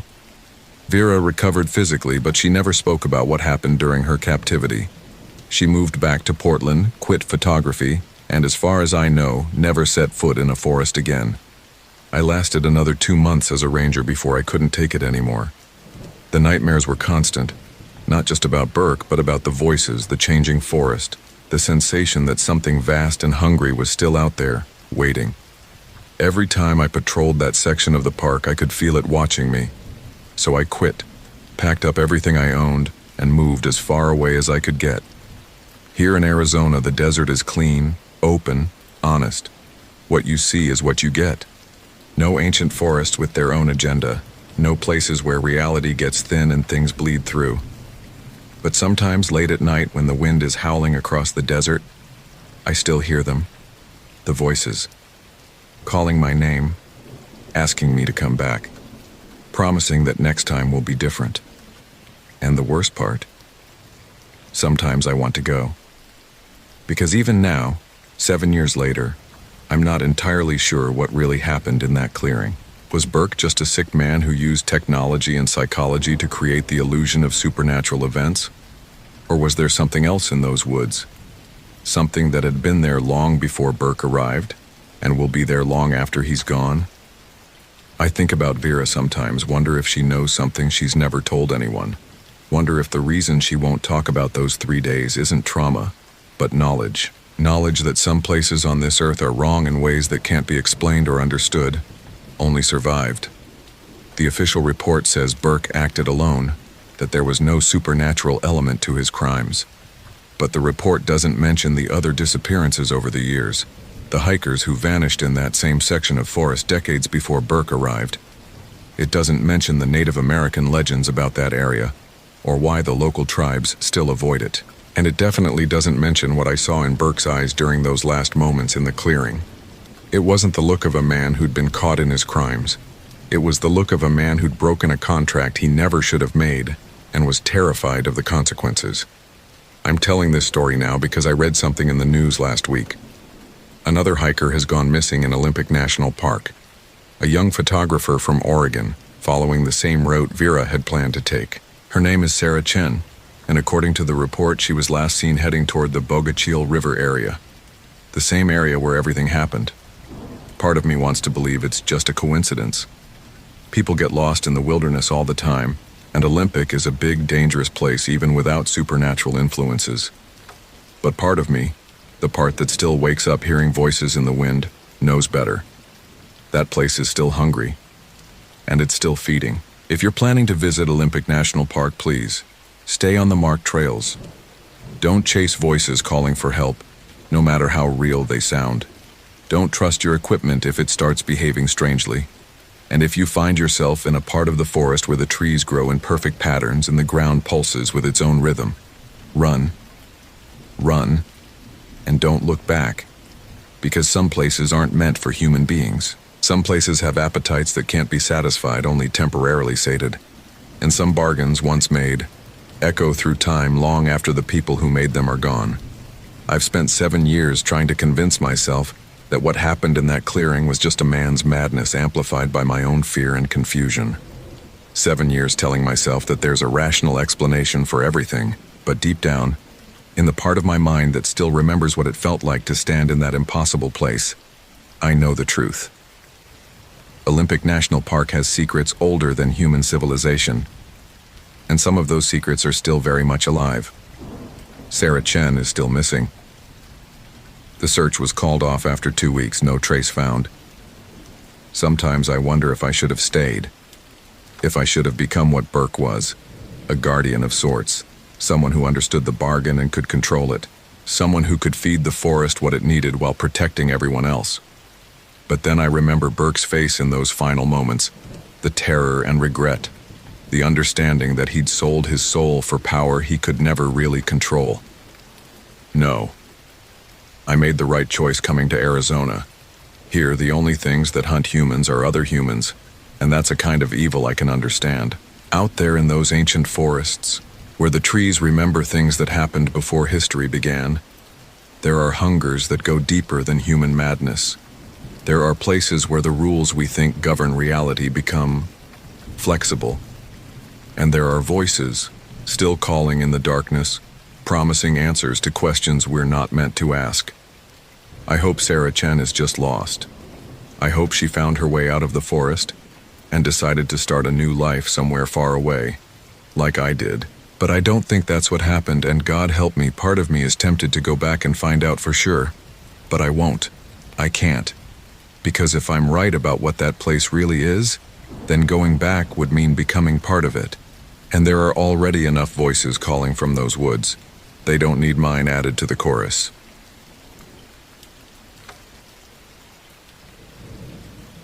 Hello, my name is Marcus Thornfield, and I'm 29 years old.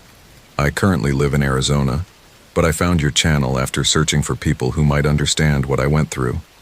This happened 4 years ago, when I still worked as a forest ranger at Great Smoky Mountains National Park on the Tennessee-North Carolina border. What I'm going to tell you is the reason why I left that job, moved clear across the country to the desert, and why I can't stand the sound of children laughing anymore. I had been working there for only 18 months when Cassandra Vex's case happened. I was still pretty green, still trying to prove I belonged in those ancient mountains. What started as my chance to show I could handle a serious case turned into something that made me question everything I thought I knew about reality. To this day, 4 years later, here in the Arizona desert where there's nothing but rock and sky and blessed silence, I still wake up hearing those voices echoing through mountain hollows that shouldn't exist. Sorry if I have to stop sometimes. My therapist says talking about it helps, but this is the first time I'm telling the whole story to anyone outside of the VA. My girlfriend thinks I should let it go, but people who follow channels like yours, you deserve to know that there are things in those mountains. Old things. Hungry things. Let me start from the beginning. October 23rd, 2020. I remember the date exactly because it was a Friday, and I was supposed to have my first weekend off in a month. The autumn in the Smokies is something people travel thousands of miles to see. The mountains rolling away in layers of gold and crimson and orange, mist hanging in the valleys like the breath of sleeping giants. Nothing like Arizona, where I live now. Here everything is exposed, harsh, honest. The desert doesn't hide anything. But those Tennessee mountains, they keep secrets. I was a rookie, 18 months on the job, still eager to prove myself to the veterans who'd been working those ridges since before I was born. When the call came in about Cassandra Vex, I volunteered immediately. Missing person cases were rare enough that handling one successfully could make a career. Cassandra was 31, a wildlife researcher from the University of Tennessee in Knoxville. She'd been studying migration patterns of black bears preparing for winter hibernation, specifically in the remote areas around Cades Cove and Cataract Falls. Professional, experienced, with all the right permits and equipment. She'd been in radio contact with her research partner every evening at 6 p.m. sharp for 2 weeks. Until she wasn't. When she missed her Thursday evening check-in, her partner waited until Friday morning before calling us. Standard protocol. But when I saw her research notes, something felt wrong immediately. Cassandra hadn't just been studying bear migration. Her real focus was on what she called anomalous disappearance patterns. People who'd vanished in the Smokies over the past 50 years, all in the same general area around an old Cherokee settlement called Kituwa Hollow. 18 people over 5 decades, all experienced hikers or researchers, all disappeared during autumn months, all last seen in the vicinity of what the Cherokee called the Shadow Walking Grounds. I'd never heard of Kituwa Hollow, and I'd studied every map of the park. When I asked my supervisor, Ranger Coleman, about it, his expression went dark. "You don't go to Kituwa Hollow," he said. "Not alone, not ever. And if someone's missing there, we call in the FBI and let them handle it." But this was 2020. COVID had the FBI stretched thin, and they couldn't spare agents for a missing researcher who might have just had radio trouble. Coleman assigned the case to me with explicit instructions.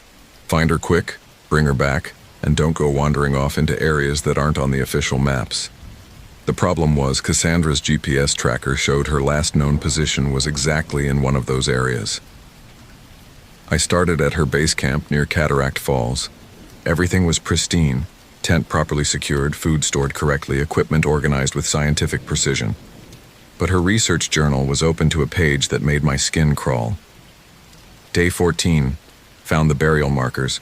Local Cherokee legends speak of a place where the dead don't rest properly, where shadow walkers emerge during the thin months, autumn, to hunt the living. Interviewed Elder Thomas Sequoia, age 78, in Cherokee, NC. He became visibly distressed when I mentioned Kituwa Hollow, said white people have been feeding the shadows there since 1872. Claims his great-grandfather witnessed something that wasn't human hunting a lost surveyor near the old settlement. Investigating tomorrow. The entry was dated October 22nd, yesterday. Below that, in different handwriting, shakier, more frantic. They're real. The shadow walkers are real. Someone is using them. Someone is calling them. I can hear the children singing. I radioed base immediately. Coleman, this is Thornfield. I'm at the researchers' camp. Her journal mentions interviewing a Cherokee elder about local legends. We might want to contact tribal authorities. Static then. Negative, Thornfield. This is a standard missing person case. Follow her GPS trail and bring her back. No side investigations.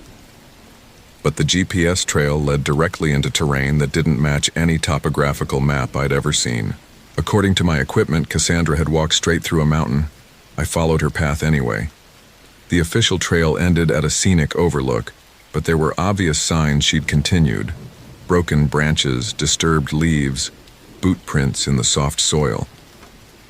The prints led to what looked like a game trail winding down into a hollow that shouldn't have existed. As I descended, the temperature dropped noticeably. Not unusual for mountain valleys, but this was different. The cold felt intentional, like something was drawing the warmth out of the air. And that's when I heard the first child. Help me. I'm scared. Distant, maybe half a mile ahead. High-pitched voice, maybe 8 or 9 years old. I keyed my radio. Base, this is Thornfield. Possible survivor contact. Child's voice requesting immediate backup. But the radio only produced static. I checked the battery. Full. Signal strength. 0. In 18 months, I'd never hit a dead zone this close to base. I followed the voice deeper into the hollow. The trees here were wrong. Massive chestnuts that should have been wiped out by blight decades ago. Their trunks scarred with symbols that looked almost like Cherokee syllabary, but not quite. The canopy was so thick that even at midday it felt like twilight. The child's voice came again, but from a different direction. Please help me. The man is coming. I changed course, pushing through underbrush that seemed to grow thicker with every step. But the voice kept moving, always just out of reach, always crying for help. That's when I found the first marker. It was a cairn, stack of stones about 3 feet high, but the stones were arranged in a pattern I'd never seen. 7 stones forming a spiral with smaller rocks filling the gaps. Fresh pine boughs were woven between the stones, and there was something dark staining the rocks. Something that looked like dried blood. I photographed it and kept moving. 50 yards later, another cairn, same pattern, same stains, then another. They formed a line leading deeper into the hollow, like breadcrumbs marking a trail. But breadcrumbs leading to what? The child's voice came again, closer now. He's here. He's coming. Run. I rounded a bend in the trail and froze. There was a settlement in the hollow, not ruins, an active settlement. Wooden structures that looked like they'd been built in the 1800s but maintained with modern materials. Smoke rising from chimneys, gardens with late-season vegetables, clothes hanging on lines. But it was completely silent. No voices, no movement, no signs of life despite clear evidence of recent habitation. In the center of the settlement was a structure that made my throat close up with primitive fear. It looked like a church, but the proportions were wrong. Too tall, too narrow, with windows placed at odd angles. The door was standing open, and darkness seemed to pour out of it like smoke. Carved above the door, in perfect Cherokee syllabary, were symbols I couldn't read. But underneath in English, Kituwa Hollow, SD, 1872, where the shadows walk. I approached carefully, hand on my service weapon. The steps creaked under my feet, and the sound echoed strangely, like the echo was coming from underground rather than the surrounding mountains. Inside, the church was lit by dozens of candles, their flames flickering without any breeze. The pews were filled with people, dead people, mummified remains in period clothing, sitting upright as if attending a service. Men, women, children, all perfectly preserved by the dry mountain air. Their eye sockets were empty, but they all faced toward the pulpit where a figure in modern hiking gear was tied to a wooden post. Cassandra. She was alive but unconscious, her head hanging forward. Around her neck was a necklace of small bones. Finger bones, I realized with horror. Human finger bones. I rushed toward her, but a voice from the back of the church stopped me cold. "I wouldn't do that if I were you." I spun around. A man stepped out from behind the last pew, tall, lean, dressed in modern camouflage but wearing a necklace of animal teeth and Cherokee-style shell beads. His face was painted with symbols in red and black, and his eyes reflected light like an animal's. "You're trespassing on sacred ground," he said, voice calm and conversational. "The ancestors don't like trespassers." "I'm a federal officer," I managed. "Release the woman and come with me peacefully." He laughed, and the sound echoed from the throats of the mummified congregation. "Federal officer? In Kituwa Hollow? This place doesn't recognize your authority, boy. This place follows older laws." As he spoke, the temperature dropped another 10 degrees. My breath began to fog, and frost started forming on the wooden pews. "See, your researcher friend here was asking questions about the shadow walkers, about the old stories, so I decided to show her the truth." He gestured toward the mummified bodies. "These people have been attending my services for 150 years. They're very good listeners." The candle flames flickered, and for a moment I could swear I saw the mummified heads turn toward me. "The Cherokee knew this place was wrong," he continued. "Knew something lived here that shouldn't, but they also knew how to use it, how to feed it, how to make it work for them instead of against them." One of the child mummies in the front row opened its mouth and began to sing. A Cherokee lullaby, hauntingly beautiful but wrong. The voice was coming from a throat that had been dry for decades. "You see, the shadow walkers aren't evil," the man said as more mummies began to join the song. "They're just hungry. And if you feed them properly, they'll hunt for you, bring you what you need." The singing grew louder, more voices joining in. But these weren't the voices of the mummified children. These were the voices I'd been hearing all day. Fresh voices, recent voices. "What did you feed them?" I whispered. His smile was the most terrifying thing I'd ever seen. "Researchers, hikers, anyone who came asking too many questions about disappearances in the Smokies. I've been feeding them for 30 years, and they've been very grateful." The singing reached a crescendo, and the church began to shake. Not an earthquake. Something was moving underneath the building. Something large. "And now," he said, pulling a knife from his belt, "it's time for tonight's service." But as he moved toward Cassandra, something unexpected happened. The mummies stopped singing and began to scream. Not the dry wheeze you'd expect from ancient throats. Full-throated, agonized screams of pure terror. They weren't looking at me anymore. They were looking at something behind me. I turned around and saw them. The shadow walkers. They poured through the open door like living darkness, but with substance and weight. Human-shaped but wrong. Too tall, too thin, with fingers that ended in points and faces that were just suggestions of features in the blackness. And they weren't looking at me or Cassandra. They were looking at him. "No," he whispered. "No, I've been feeding you. I've been faithful." I've brought you what you needed." The largest Shadow Walker spoke, and its voice was like wind through dead leaves. "You have fed us the innocent, but the innocent are not what we hunger for." "We hunger for the guilty," said another, "for those who spill blood on sacred ground. For those who desecrate the resting places of our people," said a third. The man backed against the pulpit, knife shaking in his hand. "But I was serving you. I was doing what you wanted." "You were serving yourself," the first Shadow Walker replied, "using our name to justify your hunger for death, using our sacred places for your own evil." The temperature in the church plummeted.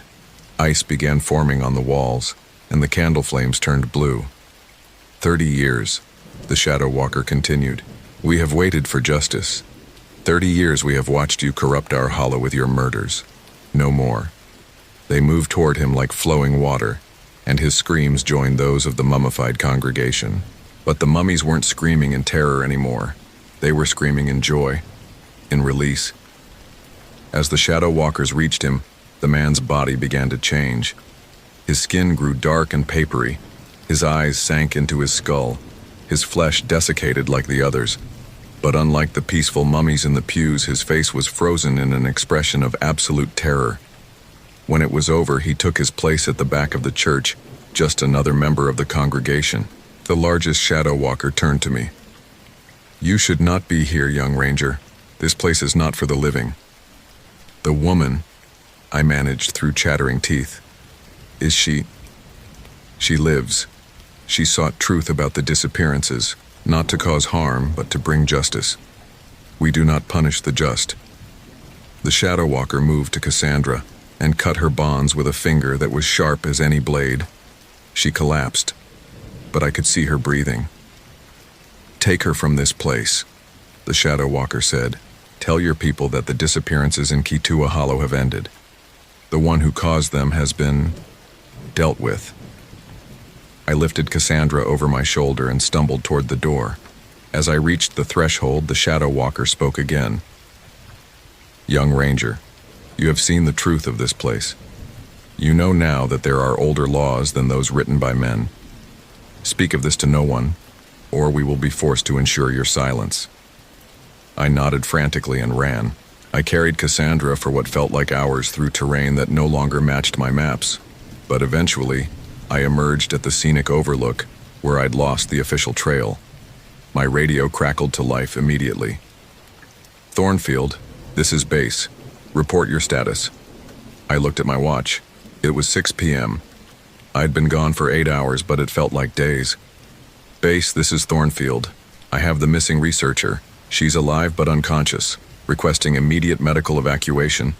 Cassandra spent a week in the hospital with severe hypothermia and what doctors called acute stress reaction.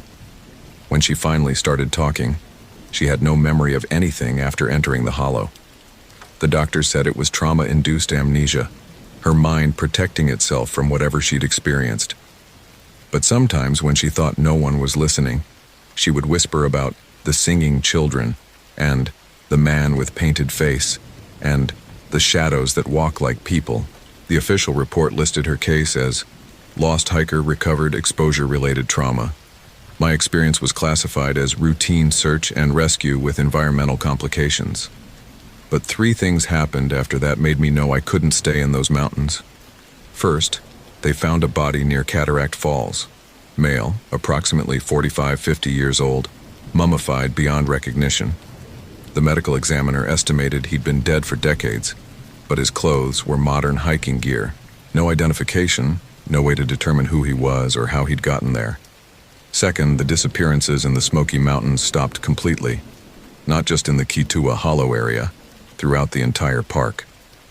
After averaging 2 or 3 missing persons per year for 50 years, we didn't lose a single hiker in the following 6 months. Third, I started having dreams. Every night I would dream I was back in that church, surrounded by the mummified congregation. But in the dreams, they would turn to look at me with empty eye sockets and speak in unison. "You know the truth now, young ranger. You carry our secret. Do not burden others with what they cannot understand." I lasted another 2 months before I put in for a transfer. But there were no ranger positions available anywhere in the continental United States that would take me far enough away from those mountains. So I quit. I moved to Arizona, bought a house in Phoenix where the nearest forest is 200 miles away. I got a job with the State Parks Department managing desert preserves, places with no trees, no shadows, no hollows where things can hide. I tell people I wanted a career change, wanted to experience different ecosystems. The truth is, I can't handle the sound of children's voices anymore. Even here in the desert, when kids are playing in my neighborhood, I have to go inside and turn on loud music to drown out the sound. Because sometimes, just for a moment, those children's voices sound like they're calling for help. And sometimes they sound like they're singing Cherokee lullabies. My girlfriend thinks I have PTSD from my time as a ranger, and maybe she's right. Maybe everything I experienced was hallucination brought on by stress and carbon monoxide poisoning from an old mine shaft. Maybe the shadow walkers were just oxygen deprivation, and the mummified congregation was just a fever dream. But last month, I got a package in the mail. No return address, postmarked from Cherokee, North Carolina. Inside was a small carved wooden figure, a Cherokee warrior with traditional paint and clothing, and a note written in perfect syllabary. I had to drive to the University of Arizona to find someone who could translate it. The note said, "The Truth Keeper lives in the desert now. The ancestors remember your courage. The hollow sleeps peacefully." I keep the carving on my desk at work. Sometimes, when the desert heat becomes oppressive and I find myself missing the cool mountain air of Tennessee, I look at it and remember why I left. There are places in this world where the laws of men mean nothing. Places where older powers hold sway, where justice follows paths we can't understand. The Cherokee knew this. They knew some places were not meant for the living, and sometimes, those places fight back. That's my story. I know how it sounds, like something out of a ghost story or ancient legend, but I've told you everything exactly as I remember it, exactly as it happened. If you're ever hiking in the Smoky Mountains, especially in autumn when the mist rolls through the hollows, remember that some trails aren't on any official map. Some places have their own rules, their own guardians. And if you ever hear children singing Cherokee lullabies where no children should be, turn around and walk away. Some truths are too dangerous for the living to know.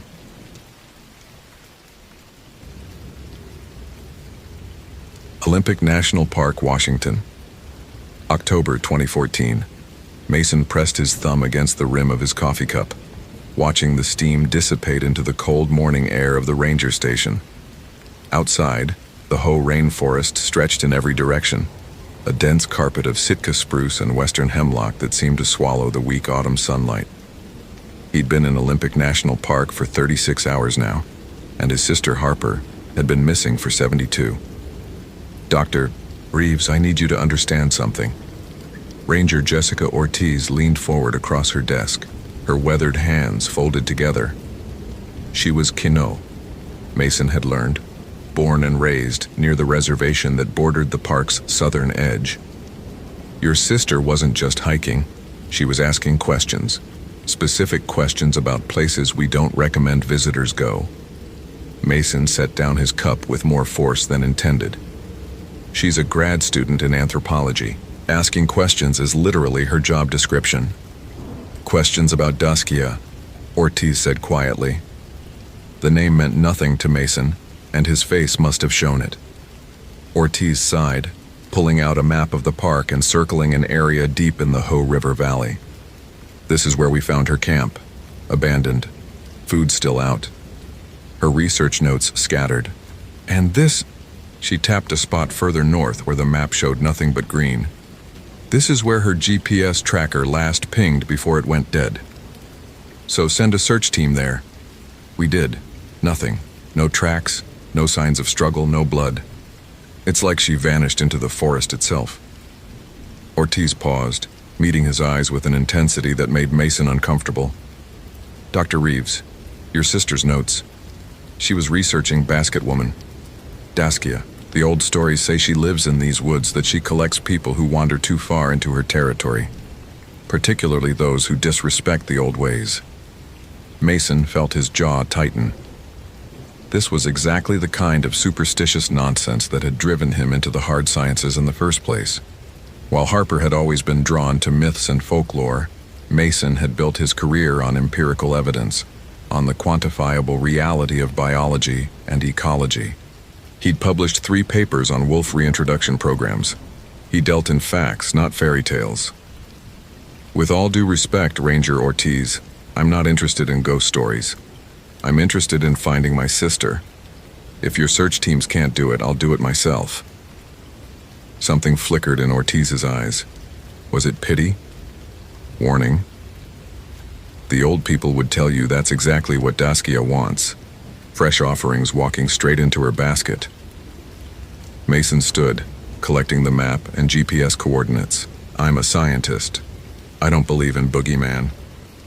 Your sister was a scientist too, Ortiz said softly. That's what worries me. The trail into the Ho River Valley was stunning in that peculiar way that ancient forests are, beautiful and utterly indifferent to human presence. Massive trees thick as trucks rose into a canopy so dense that the forest floor existed in a permanent twilight. Everything was covered in moss. The fallen logs, the rocks, even the standing trees wore thick coats of emerald green. The air itself felt heavy, saturated with moisture and the smell of decomposition and growth occurring simultaneously. Mason had equipped himself sensibly: satellite phone, GPS unit, camping gear rated for the dropping temperatures, and enough supplies for 5 days. He'd done field work in remote areas before: wolf tracking in Montana, bear studies in Alaska. He knew how to handle himself in wilderness. What he wasn't prepared for was the silence. It wasn't the absence of sound exactly. There were noises, water dripping from leaves, the distant rush of the river, his own breathing. But there was something else, something underneath it all. A quality to the quiet that felt intentional. Waiting. He shook off the thought. He was letting Ortiz's superstitious warnings get to him. Harper's camp was exactly as described. Tent still standing, sleeping bag laid out, camp stove beside a half-prepared meal that had long since attracted ants. Mason photographed everything with his phone, his scientific training automatically cataloging details. No signs of struggle, no bear activity.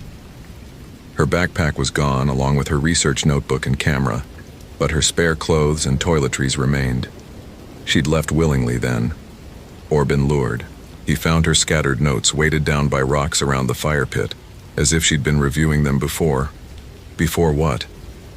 Mason gathered them carefully, his heart clenching as he recognized Harper's precise handwriting. The basket woman, Daskia in Quinault language, is not merely a cautionary tale for children. Multiple sources confirm similar entities across Pacific Northwest tribes: the Sonoqua of Kwakwakawaku, the Zunukwa of Nu Cha Nulth. Common elements: female entity, lives deep in forest, carries large basket on back, collects humans, especially children or disrespectful adults, associated with wealth or power, can be appeased with offerings. Local informant, J.C. Quinault Elder, refused to be recorded, warned me against visiting her places.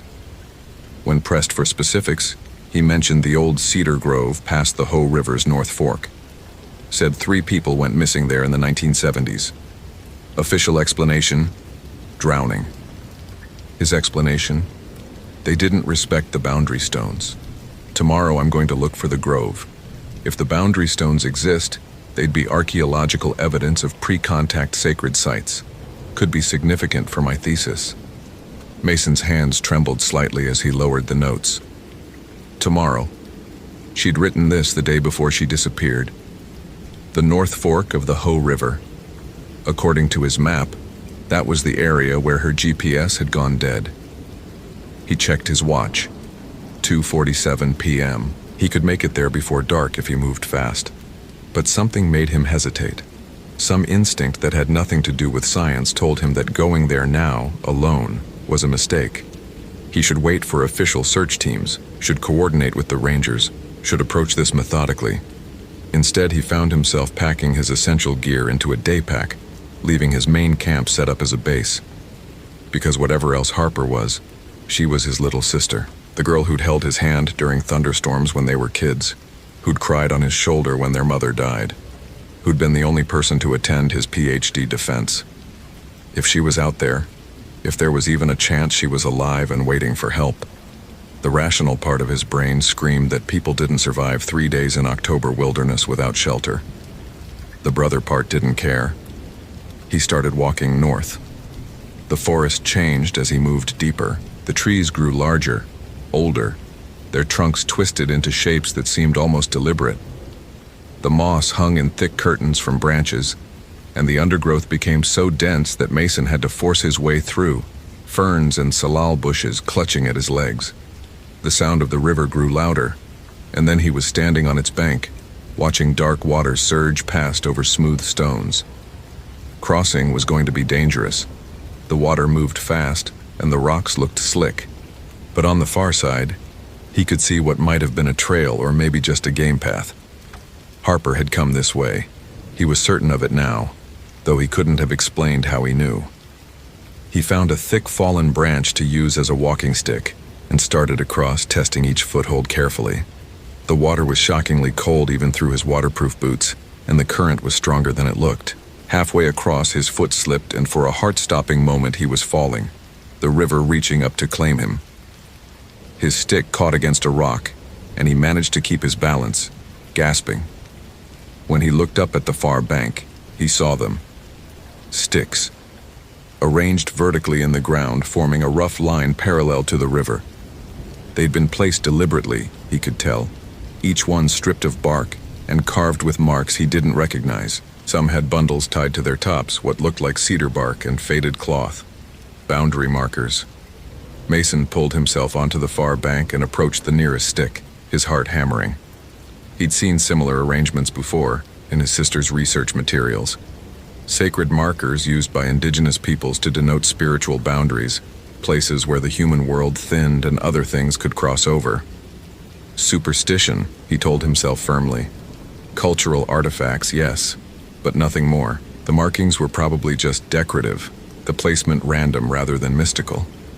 But as he stepped past the line of sticks into the forest beyond, the temperature dropped 10 degrees in an instant.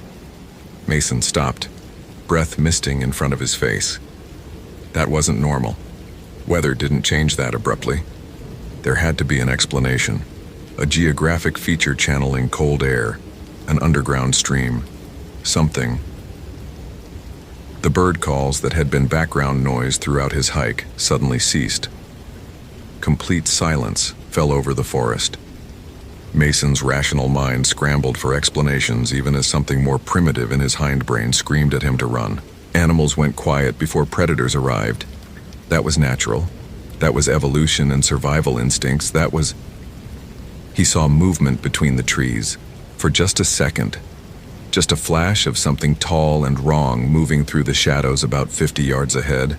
Too tall to be a person. Moving too smoothly to be a bear. There and then gone. Swallowed by the dense undergrowth. His satellite phone was in his hand before he realized he'd reached for it. No signal. That was impossible. He'd had a signal at the river. But now the screen showed nothing, not even the GPS tracking working properly. Hello? His voice sounded small in the overwhelming quiet. Harper? No response. But now he could see it. A path of sorts, marked by broken ferns and disturbed moss. Something had passed through here recently. Something large.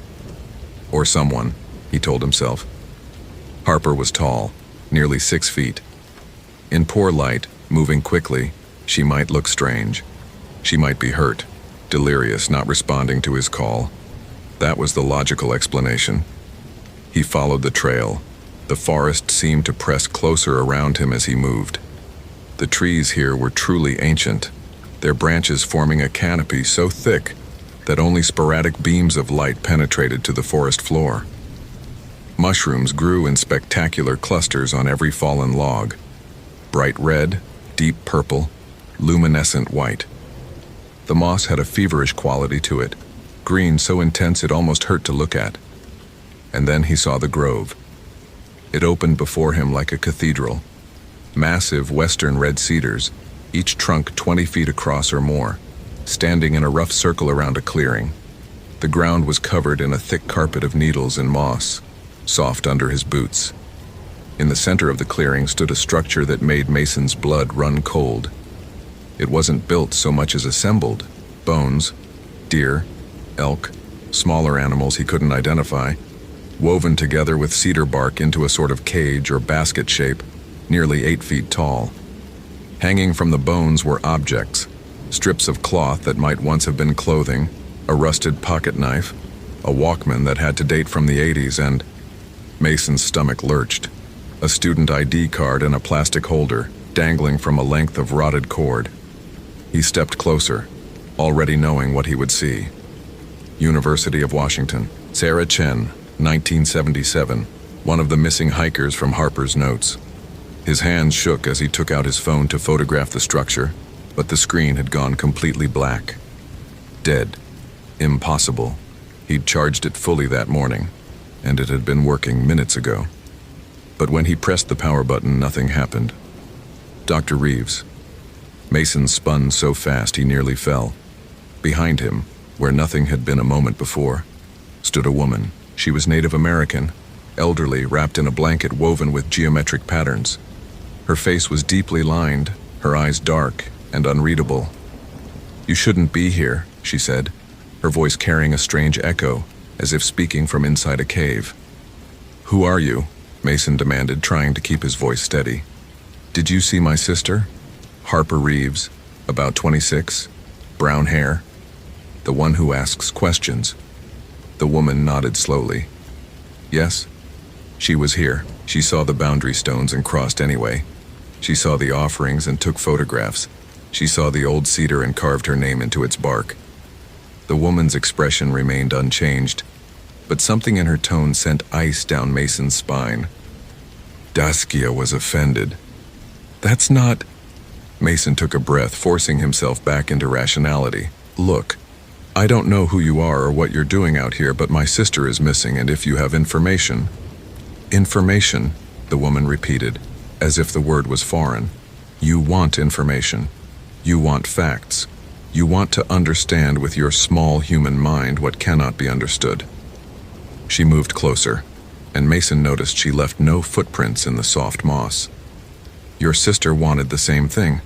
She wanted to know if the stories were true. Now she knows. Where is she?" The woman gestured toward the bone structure. "In the basket. That's where Daskia puts those she collects. Some she eats, some she keeps, some she changes."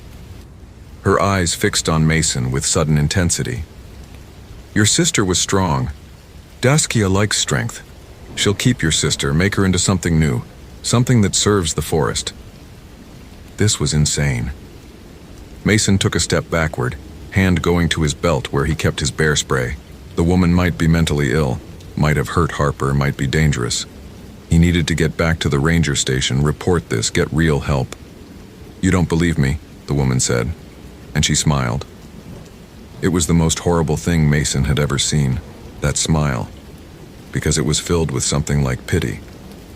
"You need proof. You need to see to believe." She raised one hand, pointing behind him. "Then see."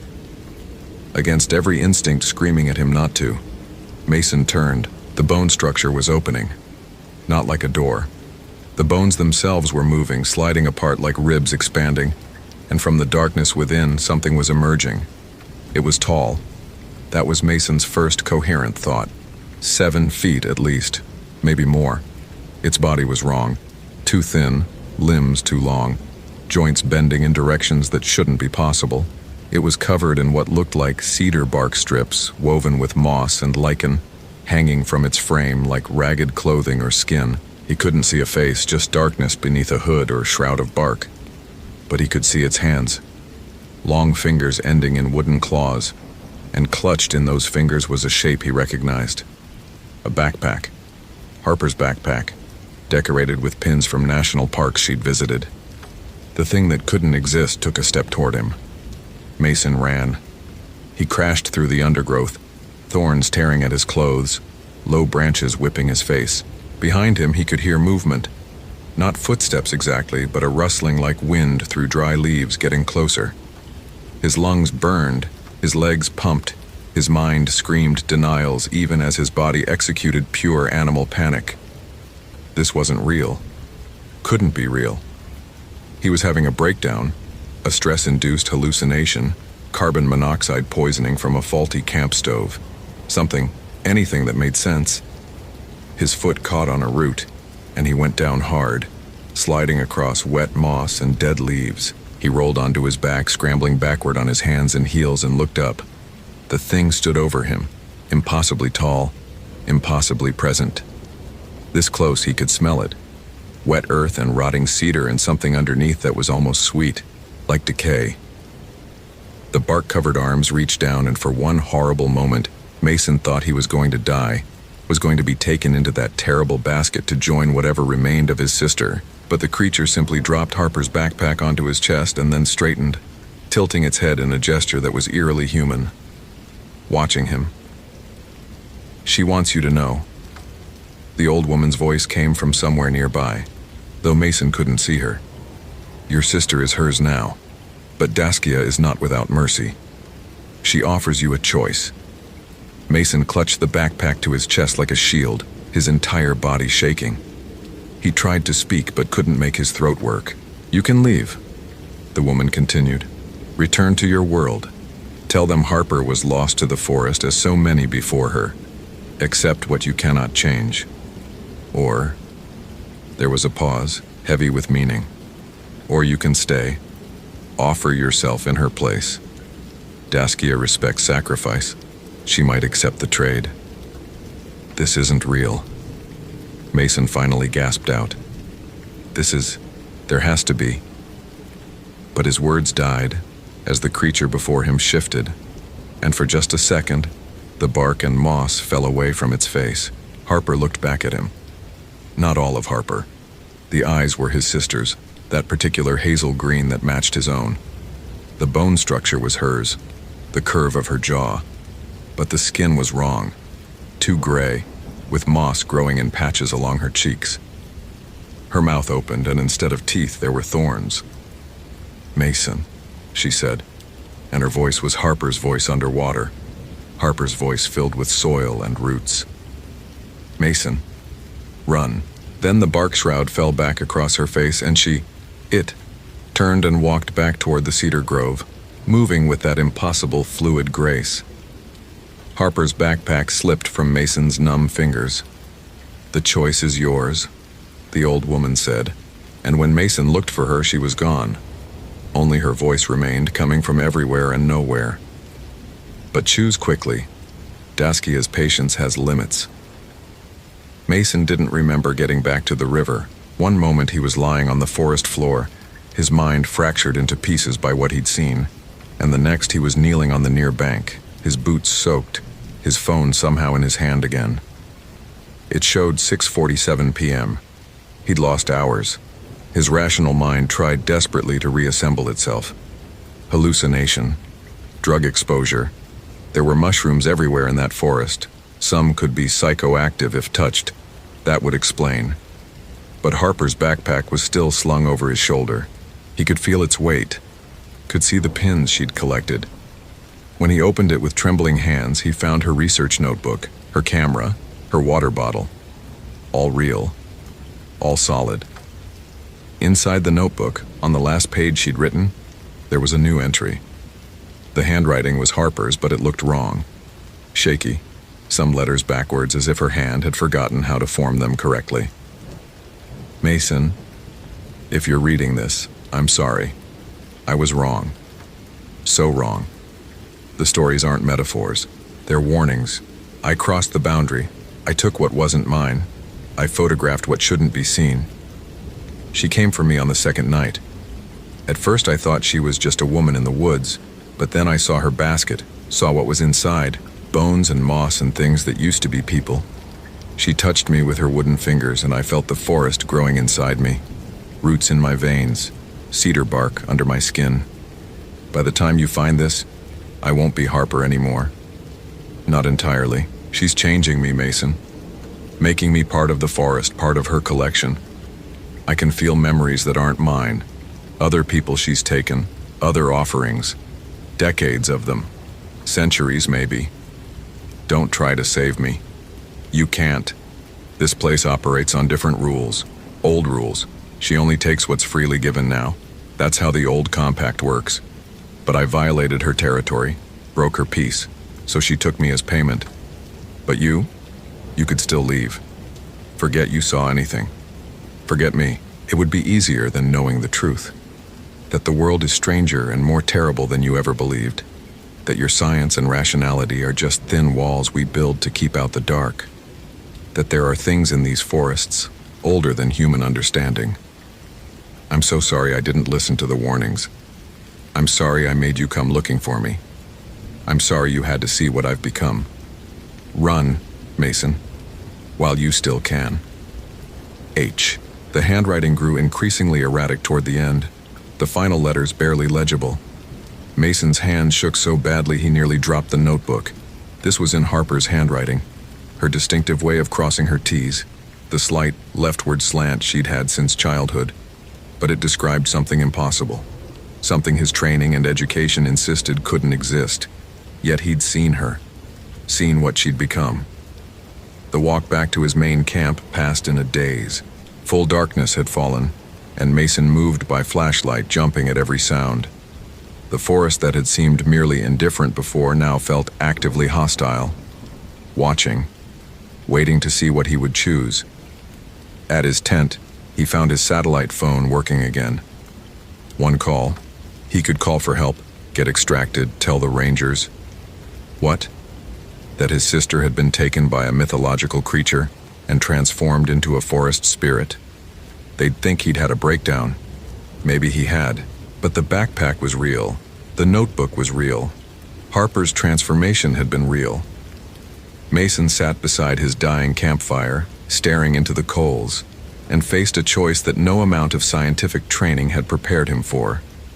He could leave, walk out in the morning, tell them Harper was lost, gone, dead probably. Except that some mysteries couldn't be solved. Some disappearances had no rational explanation. Return to his life, his work, his carefully constructed world of measurable facts and testable hypotheses. Or he could go back, offer himself as Daskia wanted, maybe save Harper, maybe just become another addition to her collection. Sacrifice his life, his rationality, everything he'd built his identity on, for a sister who was already half forest and might be beyond saving.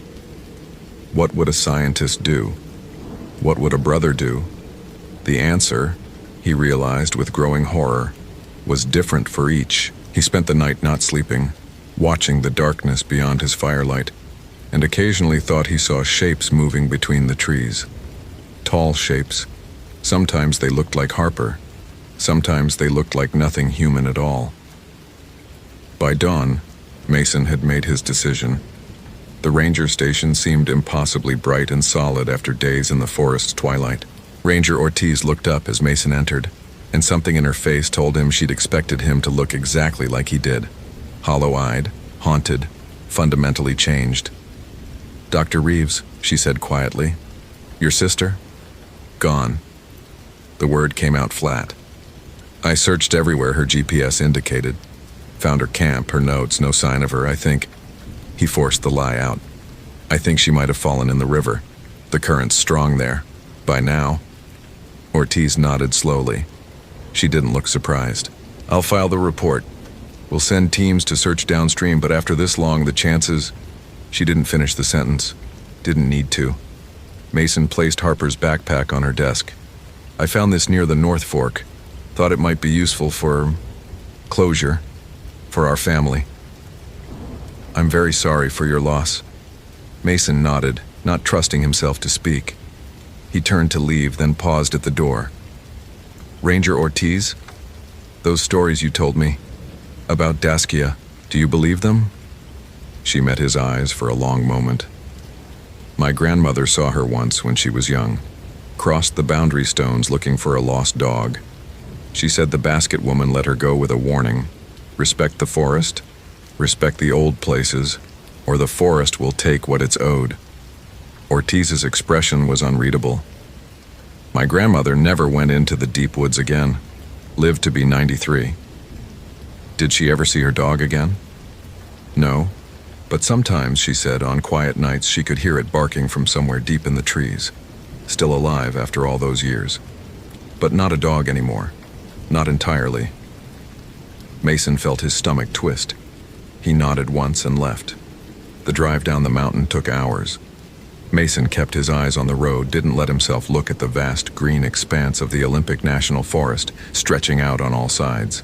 Thousands of acres of old growth, of places humans rarely ventured, of darkness and mystery that predated civilization. His phone buzzed as he reached the main highway, signal returning, the modern world reasserting itself. Emails, messages, the normal noise of human life. It all seemed distant now, like watching a movie of someone else's existence. He'd made his choice, the scientist's choice, not the brother's. He'd chosen his own survival, his own sanity, his own carefully rational understanding of how the world worked. He'd chosen to leave Harper to whatever transformation was consuming her, to let her become another victim of the forest, another entry in the long list of people who disappeared into the wilderness and were never found. It was the sane choice, the rational choice. It was also, he knew with absolute certainty, the choice he would regret for the rest of his life. But he drove on, down the mountain, away from the dark trees and the deeper darkness they concealed. Behind him, the Olympic National Forest stretched vast and patient, and somewhere in those depths, past the boundary stones and the old cedar grove, past the point where human rules applied, his sister was becoming something else, something that served the forest, something that belonged to Daskia. 3 weeks later, Mason sat in his apartment in Seattle, staring at a bottle of whiskey and trying to convince himself to drink it. His department head at the university had been sympathetic about his family emergency, had given him leave. His colleagues had sent condolences about Harper. The official report listed her as presumed drowned, her body never recovered. They'd held a memorial service. Their father had flown in from California, old and grief-stricken. "At least you tried," he'd told Mason. "At least you went looking for her." Mason hadn't told him what he'd found. He couldn't eat, couldn't sleep more than a few hours before waking with the image of Harper's transformed face seared into his mind. Couldn't concentrate on his work, his research, the comfortable world of empirical facts that had once been his refuge. Because facts were useless now. Facts couldn't explain what he'd seen. Facts couldn't tell him whether he'd made the right choice or the coward's choice. Facts couldn't answer the question that tormented him every night. Was Harper still in there, somewhere inside that bark-covered form, aware and suffering? His phone buzzed. Unknown number. Mason almost didn't answer, but something made him pick up. Static at first. Then, underneath it, a sound that might have been breathing, or might have been wind through trees. "Mason." Harper's voice, distant and strange. "Mason, I understand now. Why you left. Why you chose yourself. The old woman, she's not separate from Daskia. She is Daskia, the part of her that can still speak. She offered you a choice you couldn't really make. Because you're still human. Still rational, still sane." "Harper." His voice broke. "Harper. Is it really you?" "Some of me. Enough. Listen. She wants you to know something. The choice is still open. It's always open. If you ever want to come back, cross the boundary stones again, offer yourself. She'll accept.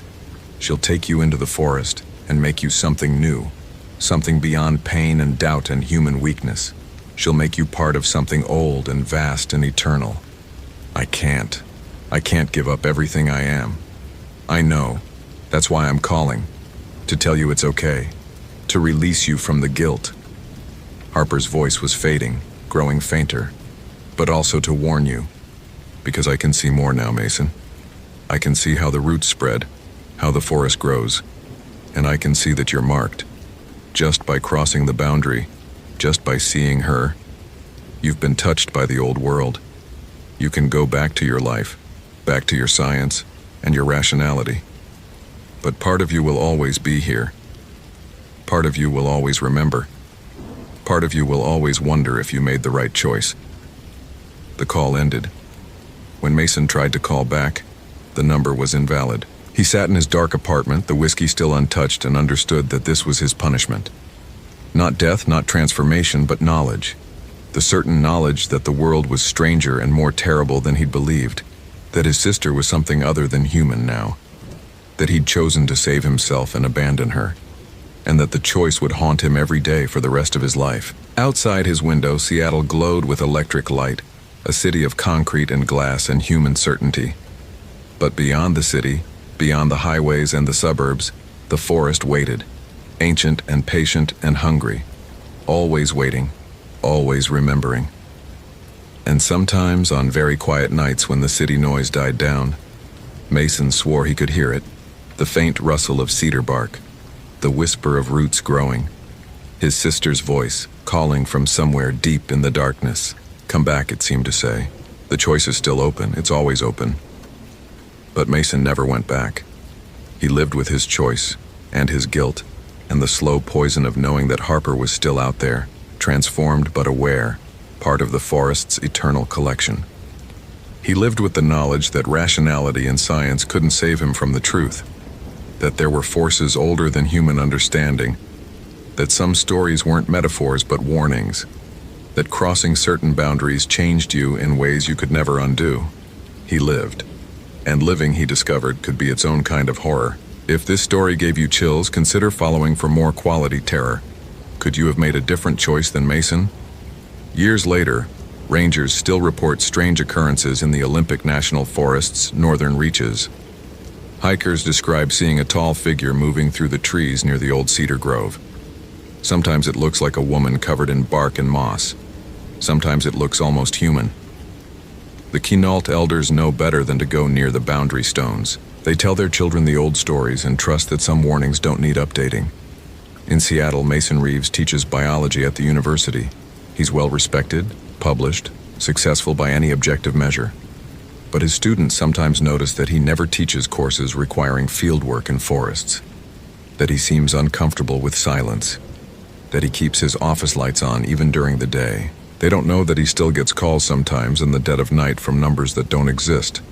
They don't know about the choice he made, or the sister he left behind, or the thing she became. Some knowledge, he's learned, is too dangerous to share. Some truths are better left in the darkness where they belong. The forest keeps its secrets, and Mason Reeves keeps his. Hope you felt real chills. If you appreciate genuine horror rooted in authentic folklore, consider following. Which moment scared you most? The transformation, the choice, or the aftermath?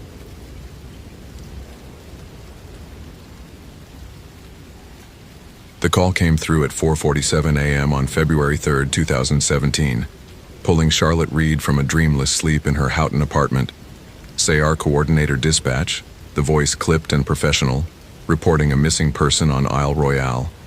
72 hours overdue. Solo researcher. Winter conditions. She was on the 6 a.m. ferry whether she liked it or not. Charlotte did like it, actually. She'd spent 8 years with Michigan Search and Rescue, the last 3 as lead analyst, and winter extractions were her specialty. While other team members relied on gut instinct and folklore-tinged intuition, she trusted data, weather patterns, hypothermia timelines, statistical probability maps. Her success rate spoke for itself: 43 successful recoveries, 0 losses. Mathematics didn't lie. The crossing to Isle Royale took 3 hours through choppy, ice-choked waters. Charlotte spent the time reviewing the case file on her laptop, methodically building her mental model. Daniel Hawthorne, 31, wildlife biologist from the University of Minnesota, studying wolf-moose population dynamics. Last contact February 1st via satellite phone, reporting he'd tracked a wolf pack to the island's northeastern quadrant. His research partner, Dr. Sarah Chen, had grown concerned when Daniel missed 2 scheduled check-ins. Standard protocol demanded a 72-hour wait before initiating SAR operations, but Chen had political connections, hence Charlotte's pre-dawn wake-up call. The data painted a clear picture. Daniel had 17 years of wilderness experience, military survival training, and top-tier equipment. His GPS tracker showed his last known position near Siskiwit Lake, 6 miles inland through dense boreal forest. Current temperature, -18 Fahrenheit, wind chill -35. Sunset at 5:47 p.m. She had 13 hours of usable daylight. Charlotte disembarked at Rock Harbor with her gear: GPS unit, satellite communicator, first aid pack, emergency bivy, chemical heat packs, and her standard issue Glock 22. The island in February was a study in hostile beauty: ancient spruce and birch draped in snow, frozen Lake Superior extending to the horizon like hammered steel. The ranger station stood empty, even the permanent staff evacuated during the deep winter months. She was alone with approximately 200 square miles of wilderness and whatever remained of Daniel Hawthorne. She began hiking at 9:23 a.m. following Daniel's GPS trail. The first 3 miles revealed nothing unusual. His tracks were still visible in places where wind hadn't scoured the snow clean: size 11 boot prints, steady gait, purposeful direction. Charlotte logged each observation in her digital recorder, building her timeline. Daniel had been moving northeast, following the shoreline initially before cutting inland. Textbook wolf tracking behavior. The first anomaly appeared at mile marker 4. Daniel's track simply stopped. Not faded, not blown away, stopped. Mid-stride, his left boot print clearly visible, then nothing. Charlotte crouched, studying the snow with her trained eye. No signs of a fall, no disruption in the surrounding powder, no blood spatter. Just absence where continuation should exist. She marked the GPS coordinates, photographed the scene, and expanded her search radius in concentric circles. 40 feet to the west, she found the tracks again. Same boot print, same gait pattern, but the direction had changed by roughly 60 degrees. Charlotte frowned. The analytical part of her mind, the part that had earned her a mathematics degree before joining SAR, immediately began calculating explanations. Disorientation from hypothermia? Possible, but the stride length remained consistent, suggesting full motor control. Deliberate evasion? Of what? She continued northeast, following the resumed trail. Her unease grew with each mile. The forest felt wrong in ways she couldn't quantify. The silence was too complete. No bird calls, no small mammal rustling, not even wind through the branches. Isle Royale in winter was never bustling with life, but this absence felt intentional, as if the forest itself held its breath. At 12:34 p.m., Charlotte found Daniel's campsite. The tent stood intact, its bright orange fabric a wound against the white landscape. The entrance flap hung open, moving slightly in the windless air. Charlotte approached with her sidearm drawn, calling out according to protocol. No response. She documented the scene with photographs before investigation, standard procedure that her rational mind insisted upon, even as her instincts screamed warnings. The tent's interior was chaos. Daniel's sleeping bag lay shredded, down feathers scattered like snow within snow. His satellite phone sat on the ground, screen cracked but still functional. Charlotte powered it on. The last outgoing message, timestamped 11:47 p.m. on February 1st, read, "Something wrong with the wolves. Not moving right. Sarah, if you get this..." The message cut off mid-sentence. His research notes lay scattered across the tent floor. Charlotte gathered them, her analyst's mind cataloging details. The handwriting deteriorated across the pages, from neat field observations to increasingly erratic scrawls. The early entries were standard wildlife documentation: wolf pack behavior, hunting patterns, territory markers. Then, on January 31st, pack refuses to feed on moose kill. Third carcass they've abandoned. Unusual vocalizations, not howls exactly, more like screaming. February 1st morning. The tracks are wrong. Measured stride length, 8 to 9 feet between prints. Wolves don't move like that. Wolves don't move like that. February 1st afternoon. Found something near the old mining camp. Bones arranged in patterns. Not natural, not animal behavior. Someone or something is still here. The final entry, barely legible. It walks on 2 legs now. I can hear it breathing outside the tent. So hungry. It's always been so hungry. The Algonquian were right about... The text dissolved into illegible scratches. Charlotte's hands trembled as she photographed each page. Her training screamed that this was psychological breakdown, hypothermia-induced psychosis, classic symptoms of severe exposure. But the methodical part of her mind, the part that worshipped data, noted discrepancies. The handwriting changed, yes, but the observational detail remained sharp until the very end. These weren't the ramblings of a hypothermic mind losing coherence. They were the increasingly desperate notes of someone documenting something impossible. She forced herself to continue the search. Daniel's equipment lay scattered around the campsite. GPS unit smashed, rifle missing, supply pack torn open with food containers scattered and unused. Most telling, his emergency beacon remained in its case, unactivated. If Daniel had been in his right mind, the beacon would have been the first thing he reached for. The trail led away from camp, but these tracks were different. Barefoot prints in the snow, impossibly long strides, the impressions too deep for a man of Daniel's weight. Charlotte followed them northeast for a quarter-mile before they disappeared entirely at the edge of a frozen creek. On the far bank, she found the first blood. Not a small amount. A wide spray pattern across the snow and tree bark, dark arterial red already crystallizing in the cold. Charlotte's stomach clenched. She'd seen enough trauma scenes to estimate volume. At least 2 liters, probably more. No one survived losing that much blood in these conditions. But there was no body, no drag marks, no sign of predation. Just blood, and beyond it, those impossible tracks resuming. Now they looked different. The gait irregular, sometimes on 2 legs, sometimes 4. The stride length varying between 6 and 12 feet. Charlotte checked her watch. 2:17 p.m. 3.5 hours of daylight remaining. Her training said she should mark the location, retreat to the ranger station, call for backup and a full forensic team. But the island was cut off. The ferry wouldn't run again until tomorrow morning at earliest, and weather reports predicted a storm system moving in tonight. If Daniel was somehow still alive, these were his final hours. She continued tracking. The forest changed as she moved deeper inland. The trees grew more twisted, their branches reaching at wrong angles. Snow gathered in patterns that defied the wind. Charlotte's rational mind noted these details while simultaneously inventing explanations. Unusual geological formations affecting growth patterns, local microclimates creating odd snowdrifts. But beneath that comfortable analysis, a more primitive awareness whispered that she was entering a place where natural laws held less authority. At 3:45 p.m., she found the mining camp Daniel had mentioned. The structures dated from the 1870s, when copper operations briefly flourished on Isle Royale. Now only foundations remained, stone walls jutting from the snow like broken teeth. And the bones.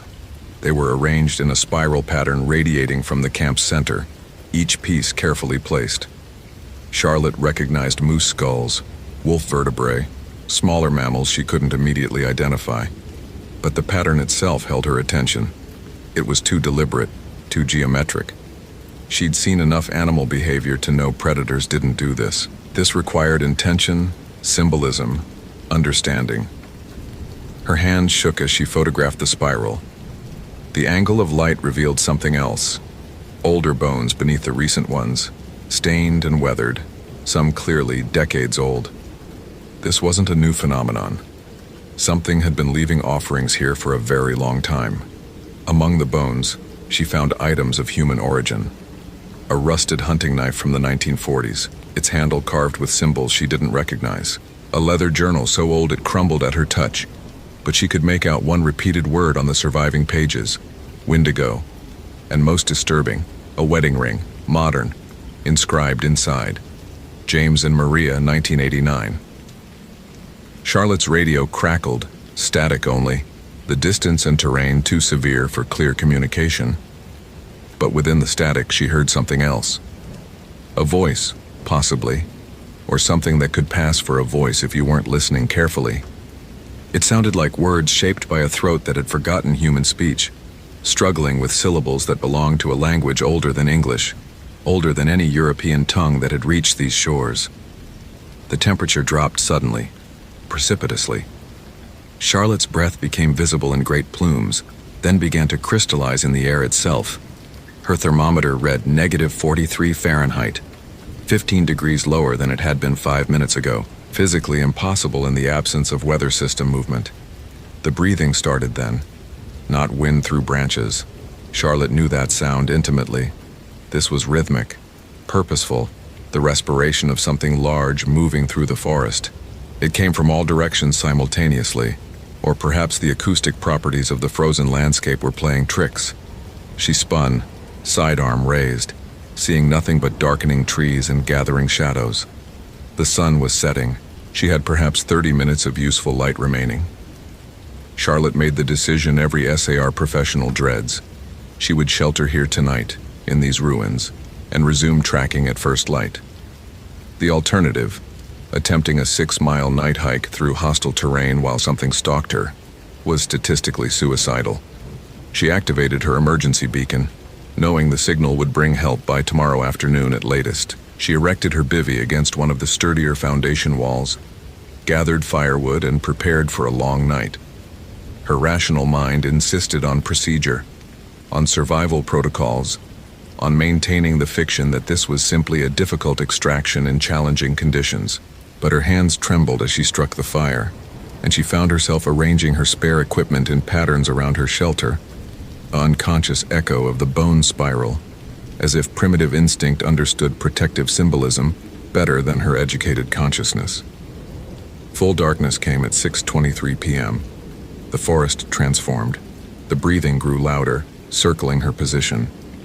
With it came sounds that violated her understanding of acoustic physics, wolf howls that harmonized impossibly, suggesting not a pack but a single throat capable of multiple simultaneous vocalizations.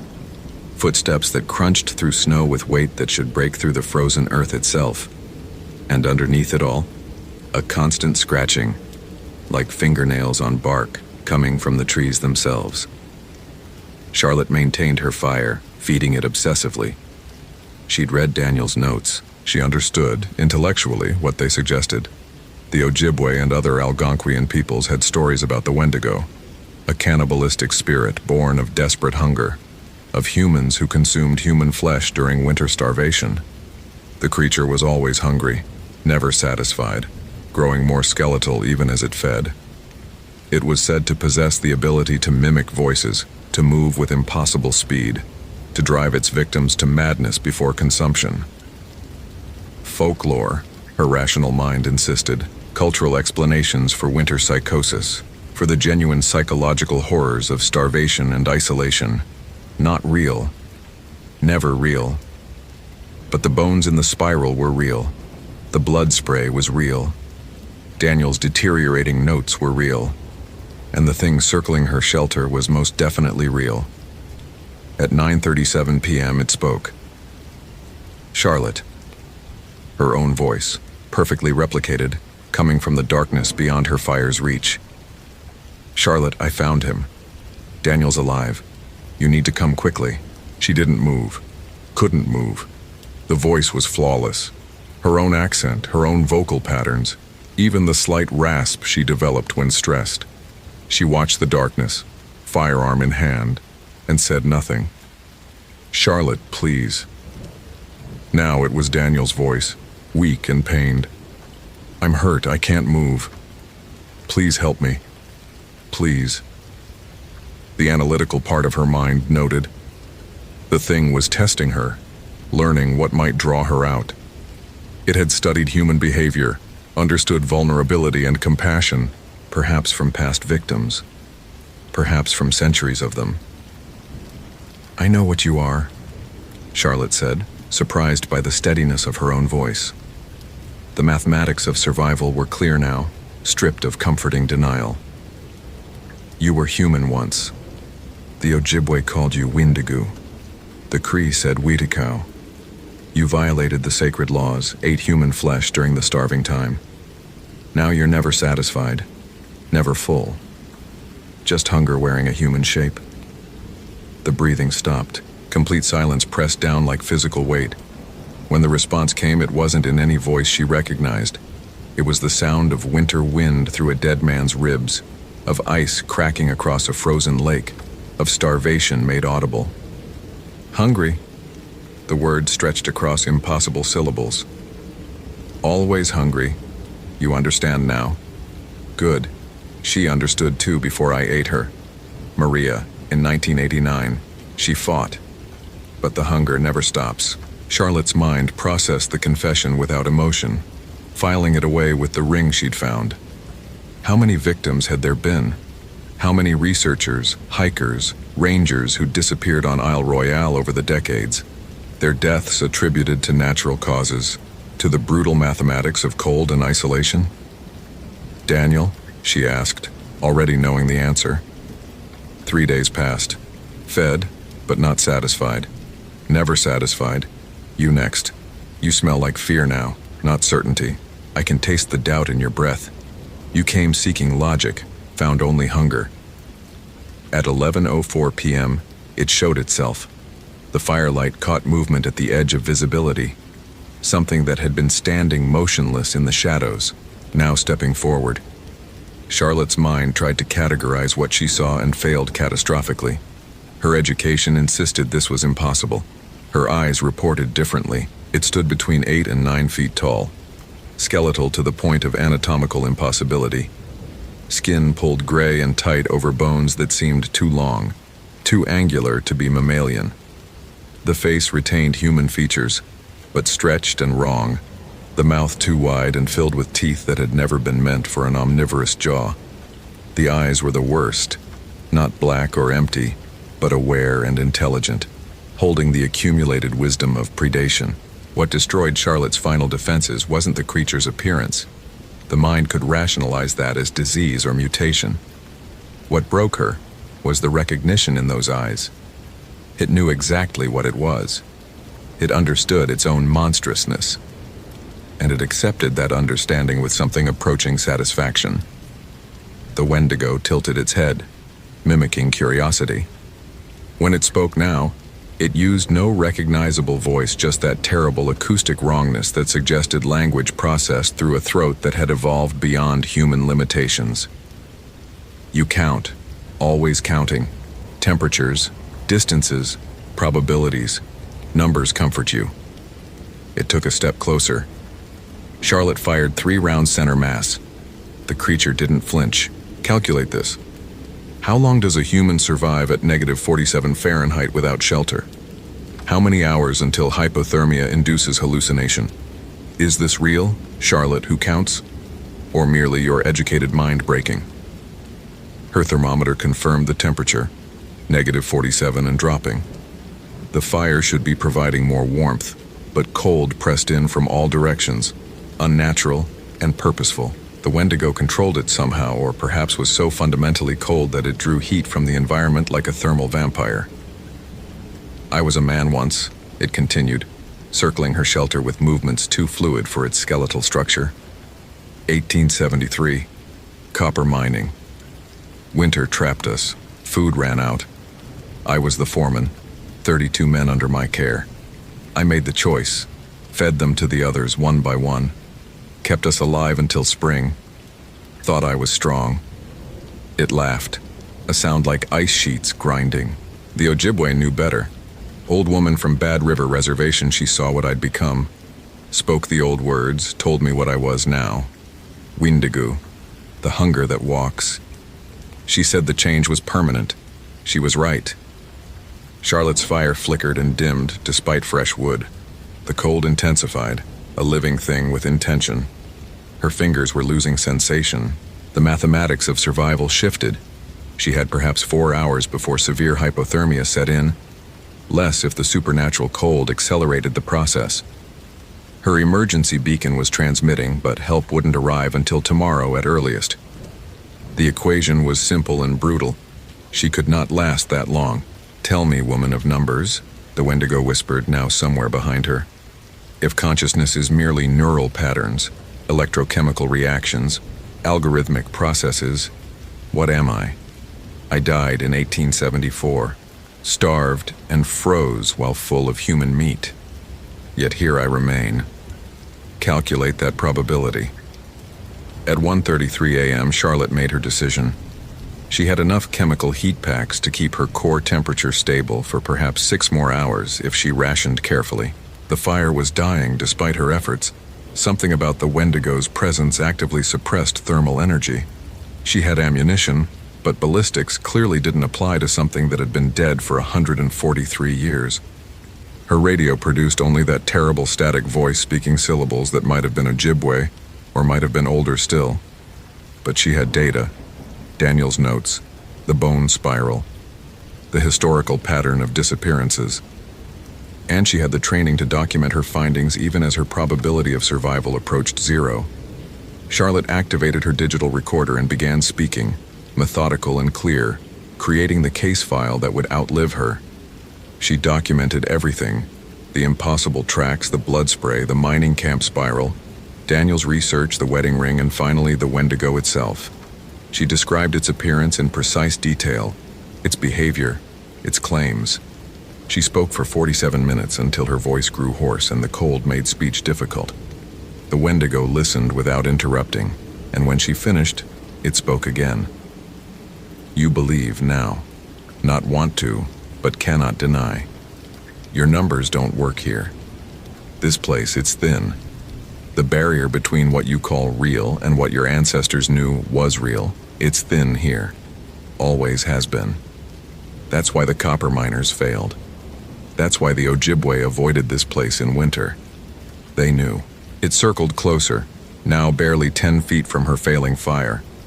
Charlotte could see it fully, the emaciated body, the 2 long limbs, the face that retained just enough humanity to make its monstrousness more profound. She raised her sidearm one more time, knowing it was futile, unable to stop her training from demanding action.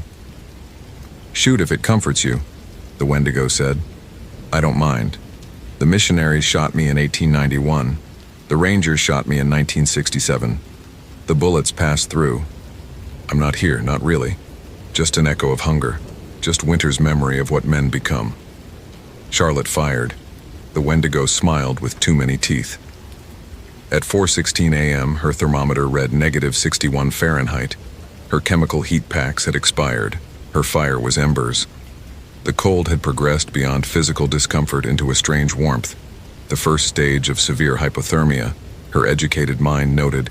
When the body begins shutting down peripheral functions to protect the core, soon would come confusion, then loss of consciousness, then cardiac arrest. The mathematics were clear. She wondered if Daniel had calculated his own death this way, measuring his decline in degrees and minutes. If he'd maintained his analytical mind until the end, or if terror had finally broken through. The Wendigo sat across from her dying fire, close enough now that she could see its breath crystallizing in the air. Except it didn't breathe, not really. The rise and fall of its chest was mimicry, a memory of when it had been human and lungs had held purpose. I could kill you quickly, it said, almost conversational now. But I won't. You interest me. 143 years, and you're the first to understand. To see me clearly and still try to document, to categorize, to add me to your database of knowable things. Charlotte's recorder was still running, battery somehow maintaining charge despite the impossible cold. She managed to speak through numb lips. What do you want? Want? The Wendigo considered this. I want to stop being hungry. I want winter to end. I want to be the man I was before I ate my friends. But wanting changes nothing. I am what I am. Hunger in the shape of memory. And you are food that thinks. It stood, unfolding to its full, terrible height. But I will give you a choice. It's more than I gave the others. You can freeze here slowly, your rational mind maintaining clarity until the end. Document your death scientifically. Or you can run. Try to make the 6 miles back to Rock Harbor. I'll follow. I'll catch you. I always do. But you'll die moving, fighting, refusing to accept the impossible even as it consumes you. Which fate does your mathematical mind prefer? Charlotte checked her watch. 4:31 a.m. Sunrise at 7:42. 3 hours and 11 minutes. The ferry wouldn't arrive until afternoon at earliest. The equation was impossible to balance. She looked at the bone spiral, at the evidence of decades of victims, at the wedding ring lying in the snow. She thought about Daniel, alone and terrified, his analytical mind breaking as it confronted something that violated every law he understood. She thought about Maria from 1989 and James, who probably still wondered what happened to his wife, about the 32 miners who'd trusted their foreman to keep them alive.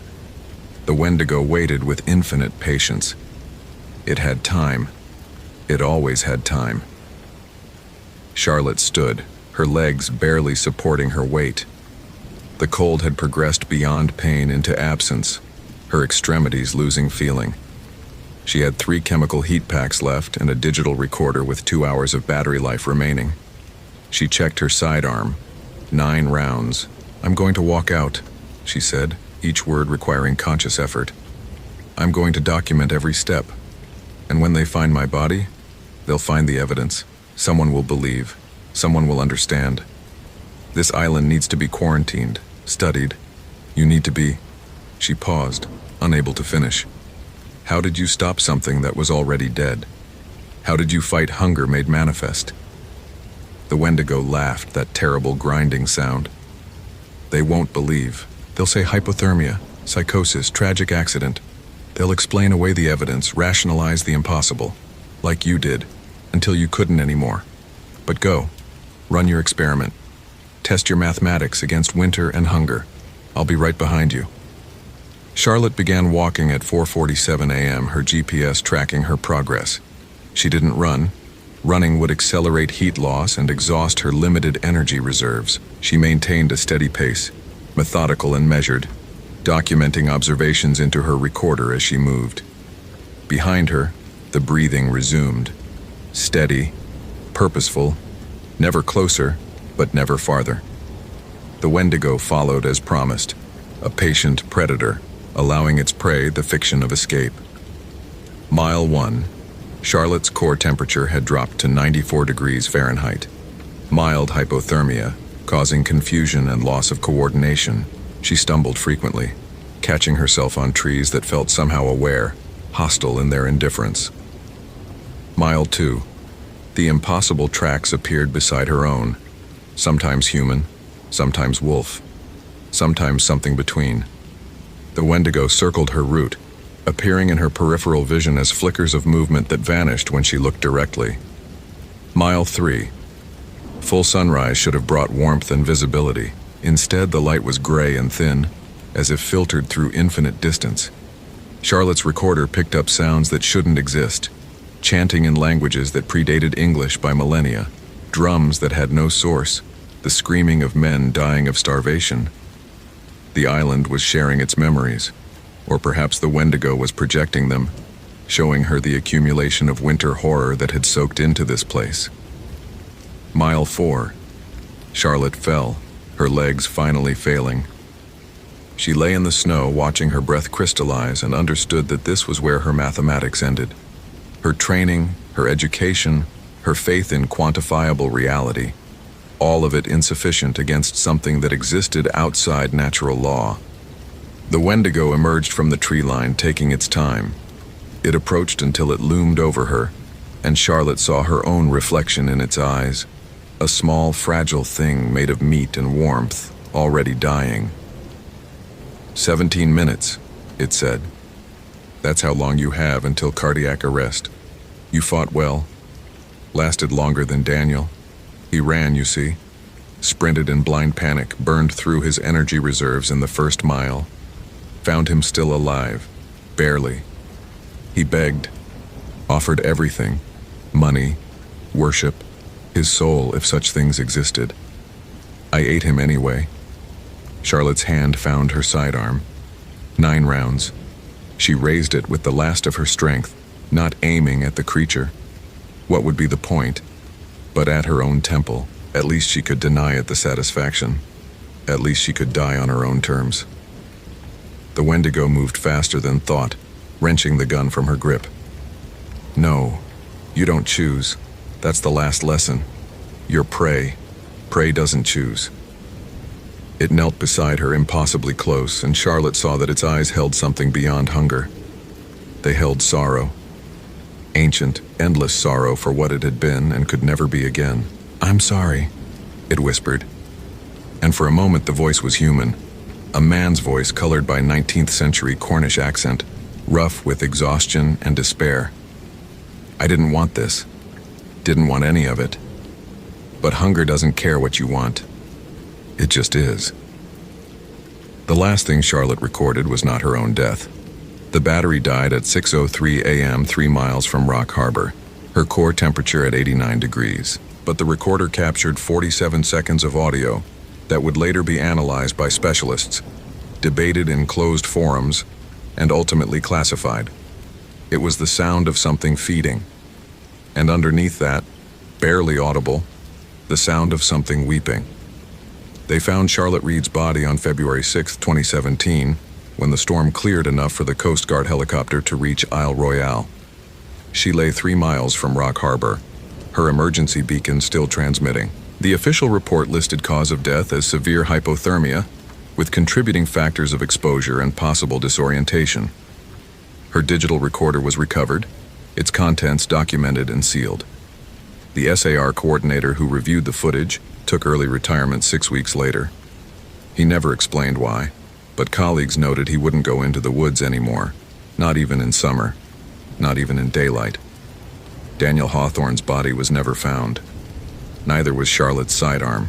The bone spiral at the old mining camp remained undisturbed, slowly gathering snow. Occasionally in winter, when conditions are right and the temperature drops below a certain threshold, Park Service monitors detect movement on Isle Royale's thermal cameras. Something large moving between the trees with a gait that suggests 2 legs, then 4, then something else entirely. The island is closed to visitors from November through April. The official reason is ice conditions and safety concerns. Rangers who've worked there know better, though they won't say so officially. They've seen the tracks that don't match any known animal. They've heard the breathing on quiet nights. They've found the arrangements of bones year after year, always in the same spiral pattern. In 2019, a graduate student petitioned to study winter wolf behavior on Isle Royale. Her request was denied without explanation. In 2021, a documentary crew requested filming permits for the off-season. Denied.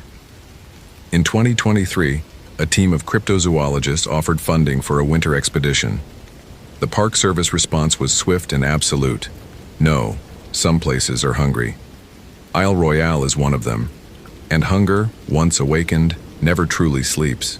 It only waits, patient as winter, for the next person who believes they can explain away the impossible with mathematics and logic. The numbers don't add up. They never did.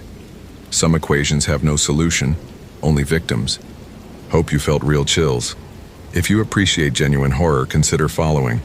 Which moment scared you most? Tentar novamente.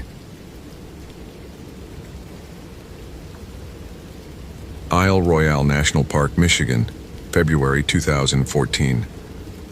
Christopher Hayes had spent 12 years as a ranger in Isle Royale, and he prided himself on knowing the difference between actual emergencies and tourist hysteria.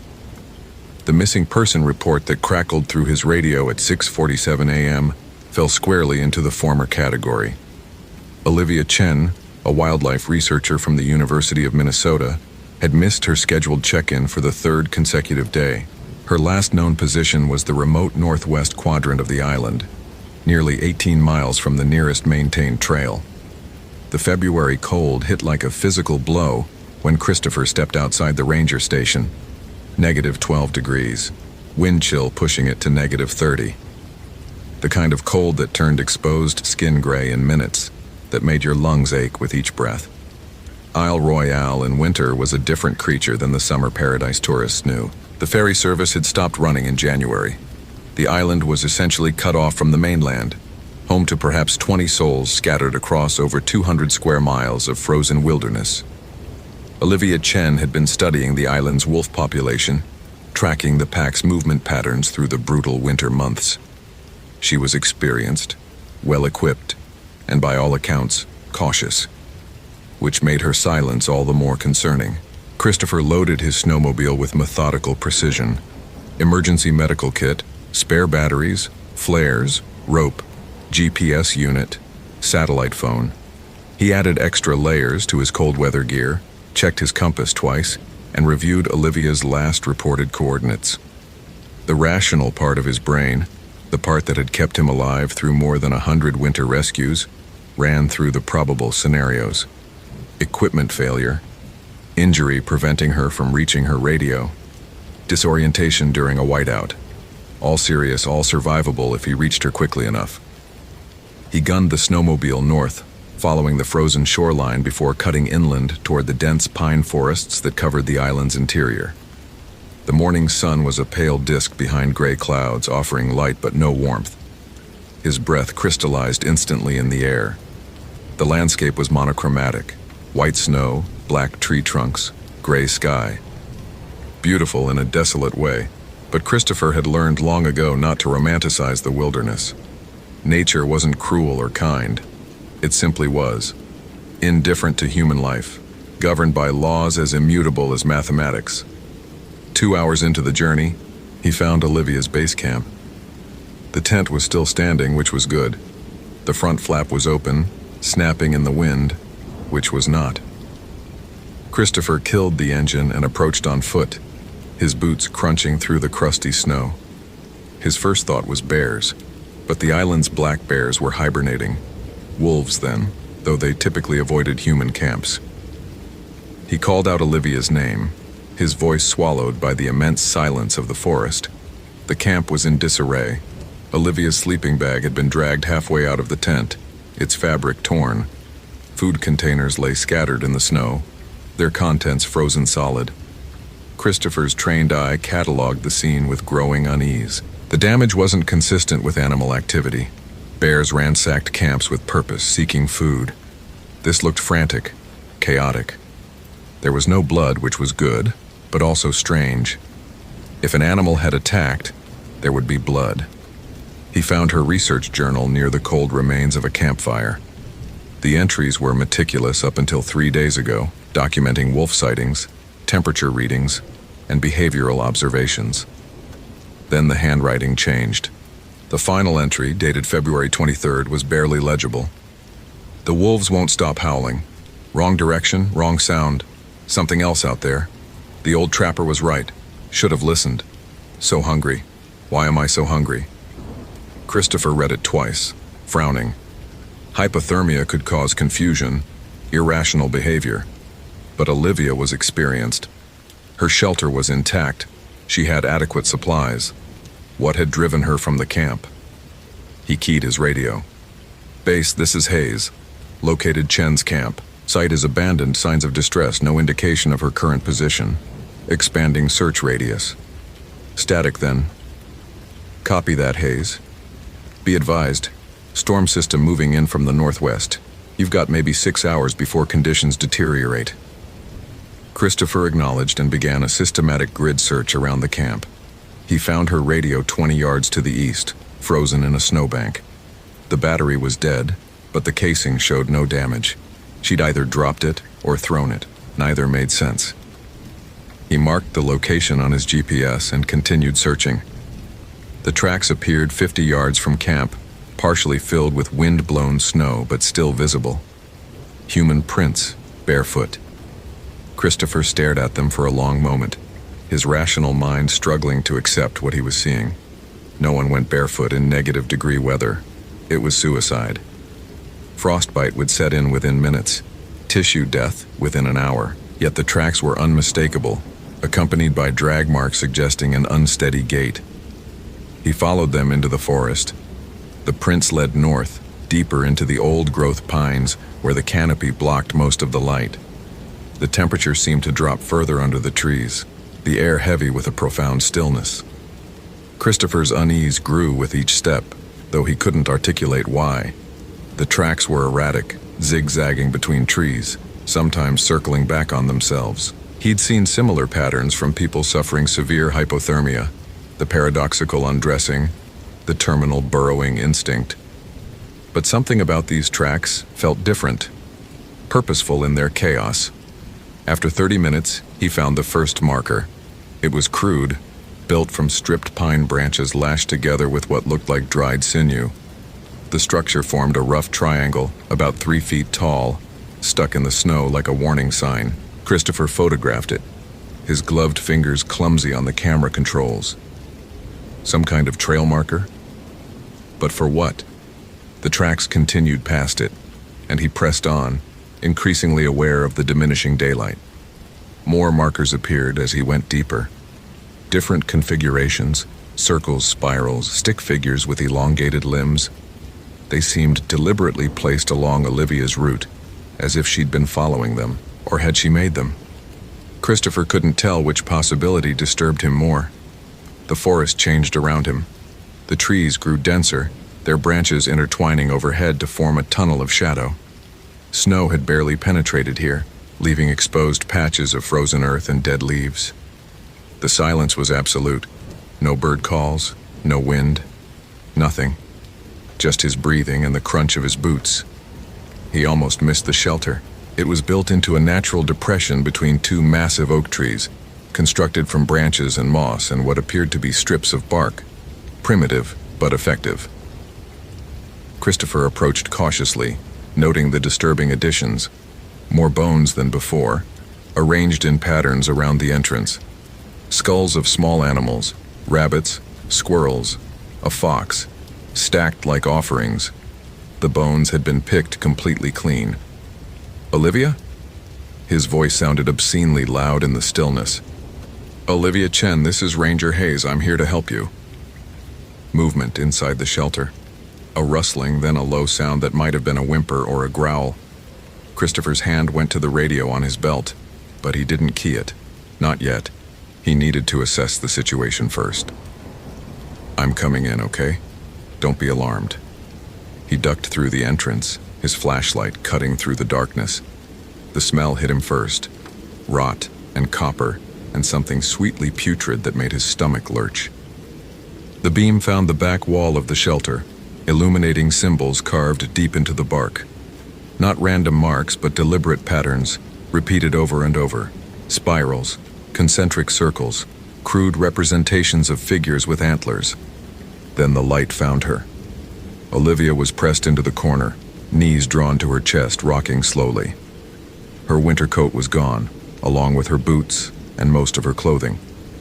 Her exposed skin was mottled with frostbite, black and purple spreading like bruises. But she was alive, breathing, her eyes open and staring at nothing. Impossibly alive, despite exposure that should have killed her days ago. Jesus Christ. Christopher moved quickly, pulling the emergency blanket from his pack. Olivia, I'm going to get you warm. You're going to be okay. He draped the blanket over her shoulders, but she didn't seem to register his presence. Her lips moved soundlessly, forming words he couldn't hear. He checked her pulse, racing, far too fast. Her pupils were dilated, her skin fever-hot despite the frostbite. None of it made medical sense. Olivia, can you hear me? I need you to come with me. We need to get you to a hospital. Her head turned slowly toward him, and Christopher found himself looking into eyes that didn't quite focus. She smiled, and it was the smile of something that had forgotten how human expressions worked. So hungry, she whispered. Can't stop. Can't ever stop. When did you last eat? I have food. Not that kind of hunger. Her voice was barely human, more of a rasp. The old trapper told me, French word, Wendigo, the hunger that walks. It's in the bones now, in the marrow, growing. Christopher's rational mind tried to dismiss it as hypothermic delirium, but something primal in his hindbrain was screaming. He'd heard the stories, of course. Everyone who worked the northern wilderness knew them. Algonquian legends about winter spirits, about people who turned cannibal and became something else. Monsters born from starvation and desperation. He'd always filed them alongside Bigfoot and UFOs. Cultural folklore, nothing more. We need to go, he said firmly, reaching for her arm. Olivia moved with impossible speed. Her hand clamped onto his wrist with crushing strength. Her nails, when had they gotten so long, digging into his thermal sleeve. Her face was inches from his and her breath smelled like spoiled meat. You don't understand, it's already happening, I can feel it changing me. The hunger hollows you out, makes room for something else. Her eyes were wild now, terrified and exhilarated at once. I can smell you, Christopher, your warmth, your flesh. Makes my mouth water. He jerked back, breaking her grip, and scrambled out of the shelter. His heart hammered against his ribs as he keyed the radio with shaking hands. Base, this is Hayes. I've located Chen. Medical emergency, possible severe hypothermia and psychological distress. I need emergency extraction. A howl cut through the forest, rising from somewhere to the north. Not a wolf's howl. Christopher had heard thousands of those. This was wrong, discordant, like a human scream stretched and distorted until it became something else entirely. The sound raised every hair on his body. It was answered by another howl from the east, then another from the south. They weren't wolves. They'd never been wolves. Christopher backed away from the shelter, his breath coming in rapid clouds. The rational explanations were crumbling. Hypothermia didn't give people supernatural strength. Starvation didn't make you smell blood from yards away, and there was no natural animal that made those sounds. Olivia emerged from the shelter, moving in a crouch that was almost quadrupedal. The blanket had fallen away, and Christopher could see the changes more clearly now. Her spine protruded through her skin, vertebrae standing in sharp relief. Her limbs were elongating, joints bending at subtly wrong angles. The frostbite wasn't killing her, it was transforming her. "Run," she said, and for just a moment her voice was her own again. Human. Terrified. "Please, Christopher. Run while I can still tell you to." He ran. The snowmobile was miles away, back at her original camp. Christopher crashed through the forest, his GPS unit clutched in one hand, the other holding his flashlight. The howls followed him, multiplying, coming from every direction now. How many were there? How many researchers and trappers and unlucky souls had the island claimed over the years, transforming them into these things? Branches whipped his face. Snow caught in his boots. His lungs burned with each breath of frigid air. The rational part of his brain had shut down completely, replaced by pure survival instinct. He could hear them behind him, moving through the forest with liquid grace, their footfalls impossibly light on the crusty snow. He burst into a small clearing and stumbled, going down hard on one knee. The flashlight flew from his hand, spinning across the snow.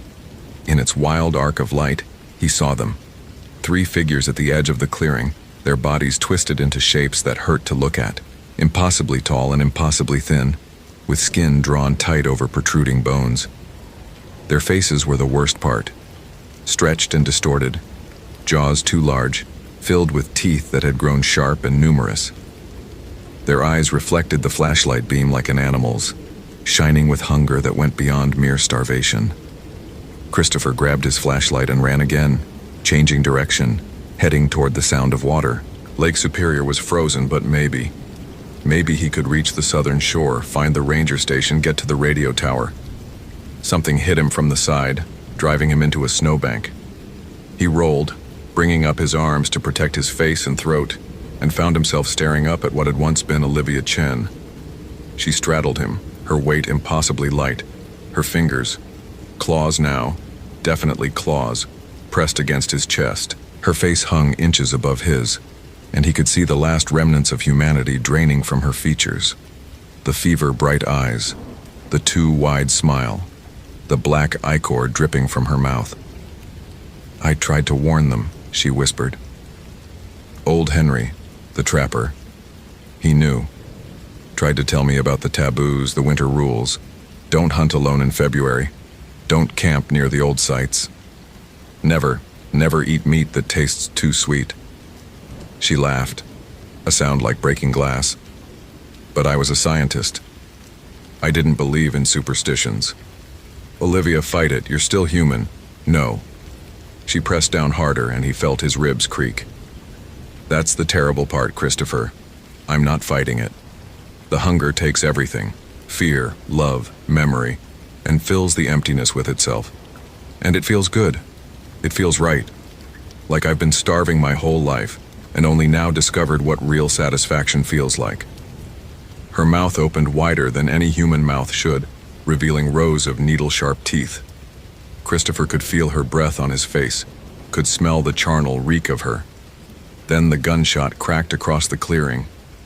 Olivia jerked back, a dark stain spreading across her chest. She looked down at it with something like confusion, then up toward the source of the shot. Christopher turned his head and saw him, an old man in traditional cold weather gear, holding a rifle with one hand and what looked like a bundle of dried herbs in the other. "Get up, Ranger," the old man barked. "Now!" Christopher didn't need to be told twice. He scrambled to his feet as the old man fired again, this time at the other figures emerging from the trees. They shrieked, that horrible, distorted howl, and fell back into the shadows. "This way, quick!" The old man grabbed Christopher's arm and pulled him toward a barely visible path. They won't follow to the old site. Still enough of the traditional protections left. They ran together, the old man moving with surprising speed for his age. Behind them, the howls intensified, furious and frustrated. Christopher's mind reeled, trying to process what he'd just seen, trying to fit it into any framework that made sense. They broke through the trees into a small clearing dominated by a crude cabin. Symbols were carved into every surface. The same spirals and circles Christopher had seen in Olivia's shelter, but different somehow. Purposeful. Protective. The old man hustled him inside and barred the door with a heavy beam. "Henry Ashcroft," the old man said, extending a hand. "Retired trapper. You're lucky I was checking my lines." "What the hell was that thing?" Christopher's voice was shaking. What happened to her?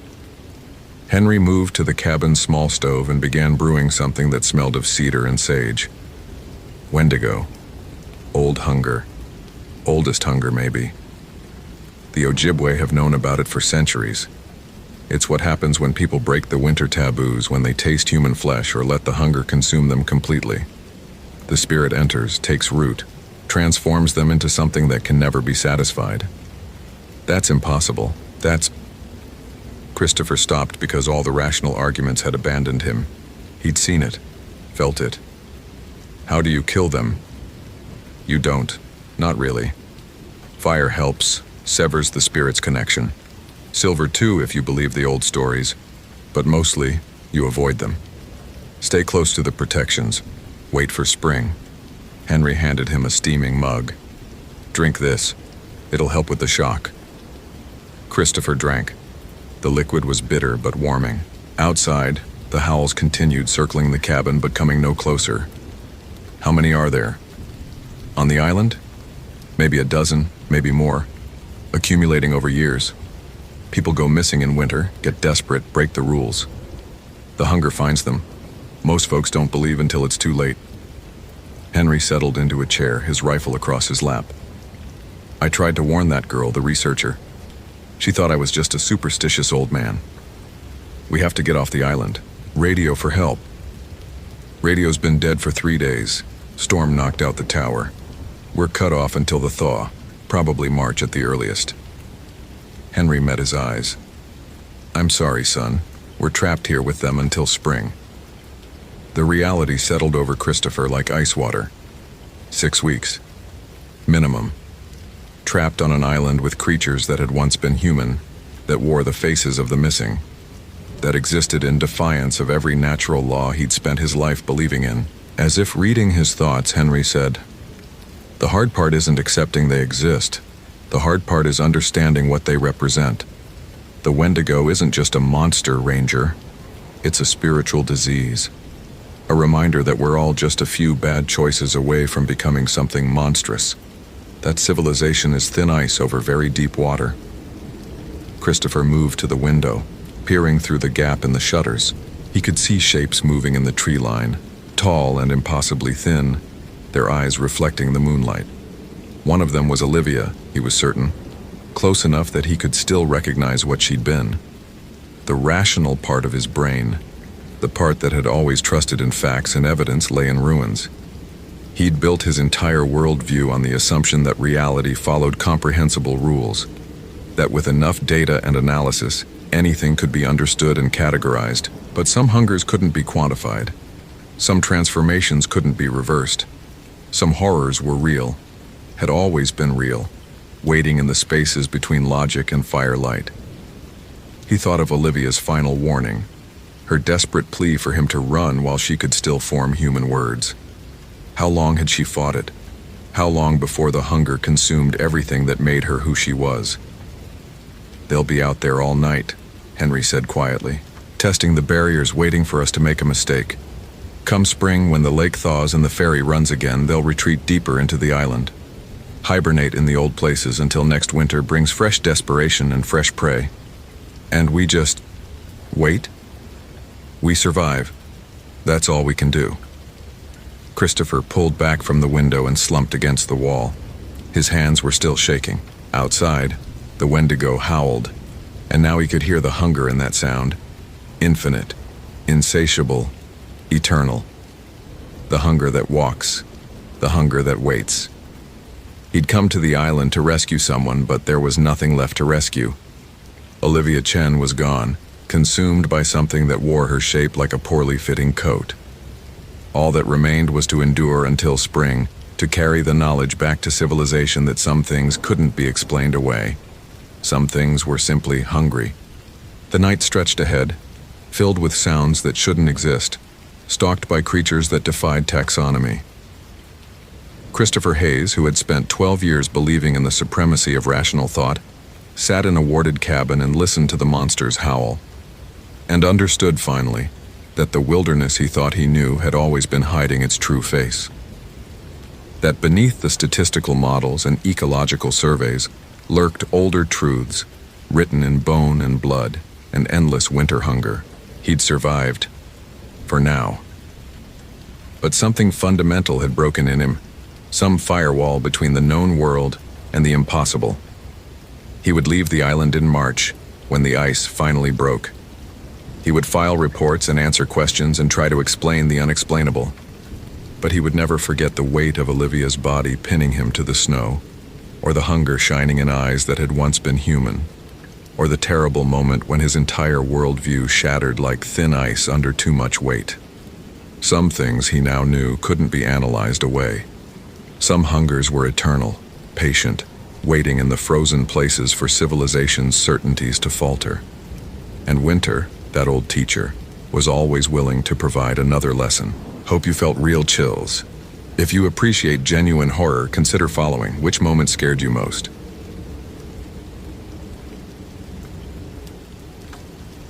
The phone call came at 2:47 a.m., pulling Jennifer from a sleep that had never been restful, not in the 3 years since Emma died.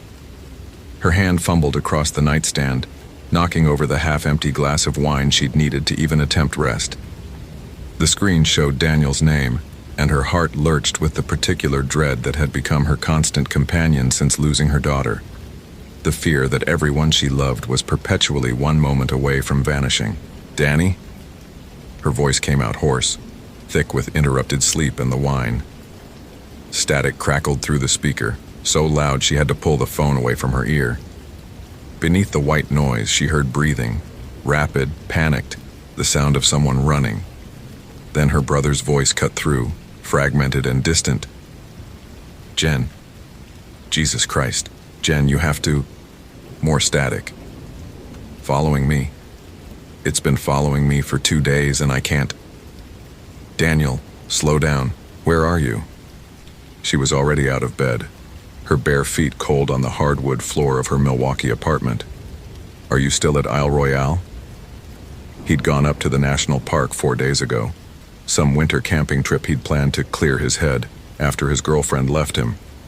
Jennifer had tried to talk him out of it. February in Michigan's northernmost island park was brutal, dangerous for even experienced campers, but Daniel had always been stubborn. "It knows." His voice broke, and Jennifer realized with horror that her 28-year-old brother was crying. "It knows what you sound like. It's been calling to me in your voice, Jen. In Emma's voice." Ice flooded through Jennifer's veins. "What are you talking about?" "The Wendigo." He pronounced it carefully, reverently, like he was afraid to say it wrong. "The ranger who found me yesterday, he was Ojibwe.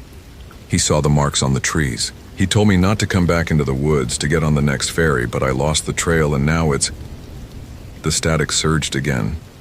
So violent, Jennifer heard something underneath it, something that might have been wind, or might have been a voice. Then Daniel's scream tore through the white noise, high and piercing, and abruptly cut off. "Daniel! Daniel!" The line went dead. Jennifer stood in her dark bedroom, phone pressed so hard against her ear it hurt, and felt the familiar abyss yawning open inside her chest. Not again. She couldn't lose someone else. Not again. She called back immediately. It went straight to voicemail. She tried 6 more times over the next 10 minutes, pacing her apartment, that word her brother had said echoing in her mind. Wendigo. She grabbed her laptop with shaking hands and searched. The results made her stomach clench. Wendigo, Wendigo, Wendigo. Different spellings, same entity. A creature from Algonquian mythology. A cannibalistic spirit that possessed humans during harsh winters, drove them to murder and consume human flesh. The more she read, the worse it got. Once transformed, a Wendigo was eternally hungry, never satisfied no matter how much it ate. It grew taller with each victim, towering over the forest. It could mimic human voices perfectly, luring people into the woods. It was just folklore, she told herself. Indigenous legends. Daniel was probably hypothermic, hallucinating. She needed to call the park service, get them to search for him, but her hands were already pulling out her suitcase, her mind already planning the 8-hour drive to Copper Harbor, and the ferry that would take her across to Isle Royale. Because underneath her rational thoughts, in the place where grief lived, she heard Emma's voice from 3 years ago, weak and fading in the hospital. "Mommy, there's someone in the corner. He's so tall, and he looks so hungry." Jennifer had thought it was the morphine talking. The doctors said children often hallucinated near the end, but Emma had been staring at that corner with such fear in her dying eyes, and when Jennifer had finally looked, really looked, she'd seen shadows that shouldn't have been there, shadows that seemed to move with breath. She pushed the memory away viciously and kept packing. The drive north was a blur of gray highway and grayer sky. Jennifer stopped only once, at a gas station in Marquette, where an elderly native woman at the counter noticed her Isle Royale park map and frowned. "Going to the island in February? My brother's up there, he's missing." The woman's frown deepened. She said something in a language Jennifer didn't recognize, then switched to English. "The old ones say you shouldn't speak its name in winter. Draws attention." She leaned closer, her dark eyes sharp and serious. "If you see birch trees with the bark stripped in spirals, don't follow them. If you smell rot but there's nothing dead nearby, run. And if you hear voices calling you deeper into the woods, even if it sounds exactly like someone you love, it's lying. The Wendigo always lies." Jennifer wanted to laugh, to dismiss it as superstition, but the woman's intensity silenced her. She just nodded and paid for her gas. By the time she reached Copper Harbor, the sun was setting early behind iron-colored clouds. The ferry service manager, a weathered man named Tom, tried to refuse her passage. "Park's barely staffed this time of year. Got maybe 2 rangers on the whole island. Weather's supposed to get bad tonight. My brother called me at 3 this morning." Jennifer's voice came out harder than she intended. "He was terrified, and then the line went dead. I've already called the ranger station, and they said they'd start a search at first light, but I need to be there.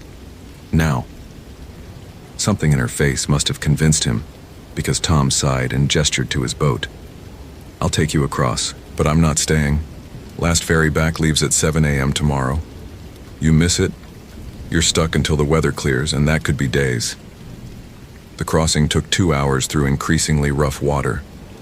Jennifer stood at the rail, watching Isle Royale emerge from the gray Lake Superior like something ancient and hungry. The island stretched long and narrow, its spine covered in dark forest that looked black against the winter sky. Even from the water, Jennifer could feel the weight of it, the oppressive sense of isolation. Tom radioed ahead, and a ranger met them at the Rock Harbor dock as night fell completely. She was younger than Jennifer expected, maybe late 20s, with tired eyes and a name tag that read S. Fontaine. "I'm Sarah," the ranger said, helping Jennifer with her pack. "I spoke to your brother 2 days ago. He came into the station pretty shaken up, said he'd gotten turned around on the Greenstone Ridge Trail. I offered to escort him back to his camp, but he insisted he could find it himself. She looked guilty. I should have made him come with me. Did he say anything else? Jennifer asked as they walked toward the ranger station, their boots crunching on frozen ground. About what scared him? Sarah hesitated, her breath misting in the frigid air. The temperature had to be well below zero. He asked me if we'd had any problems with wildlife acting strange. Said he'd heard something moving through his camp the night before, something big. And he kept talking about voices, how he'd heard someone calling for help, but when he went to investigate, there was no one there. Jennifer's stomach tightened. What did you tell him? That sound carries strangely on the island, especially in winter. That he was probably hearing ice cracking on the lake, or trees splitting from the cold. Sarah's voice dropped.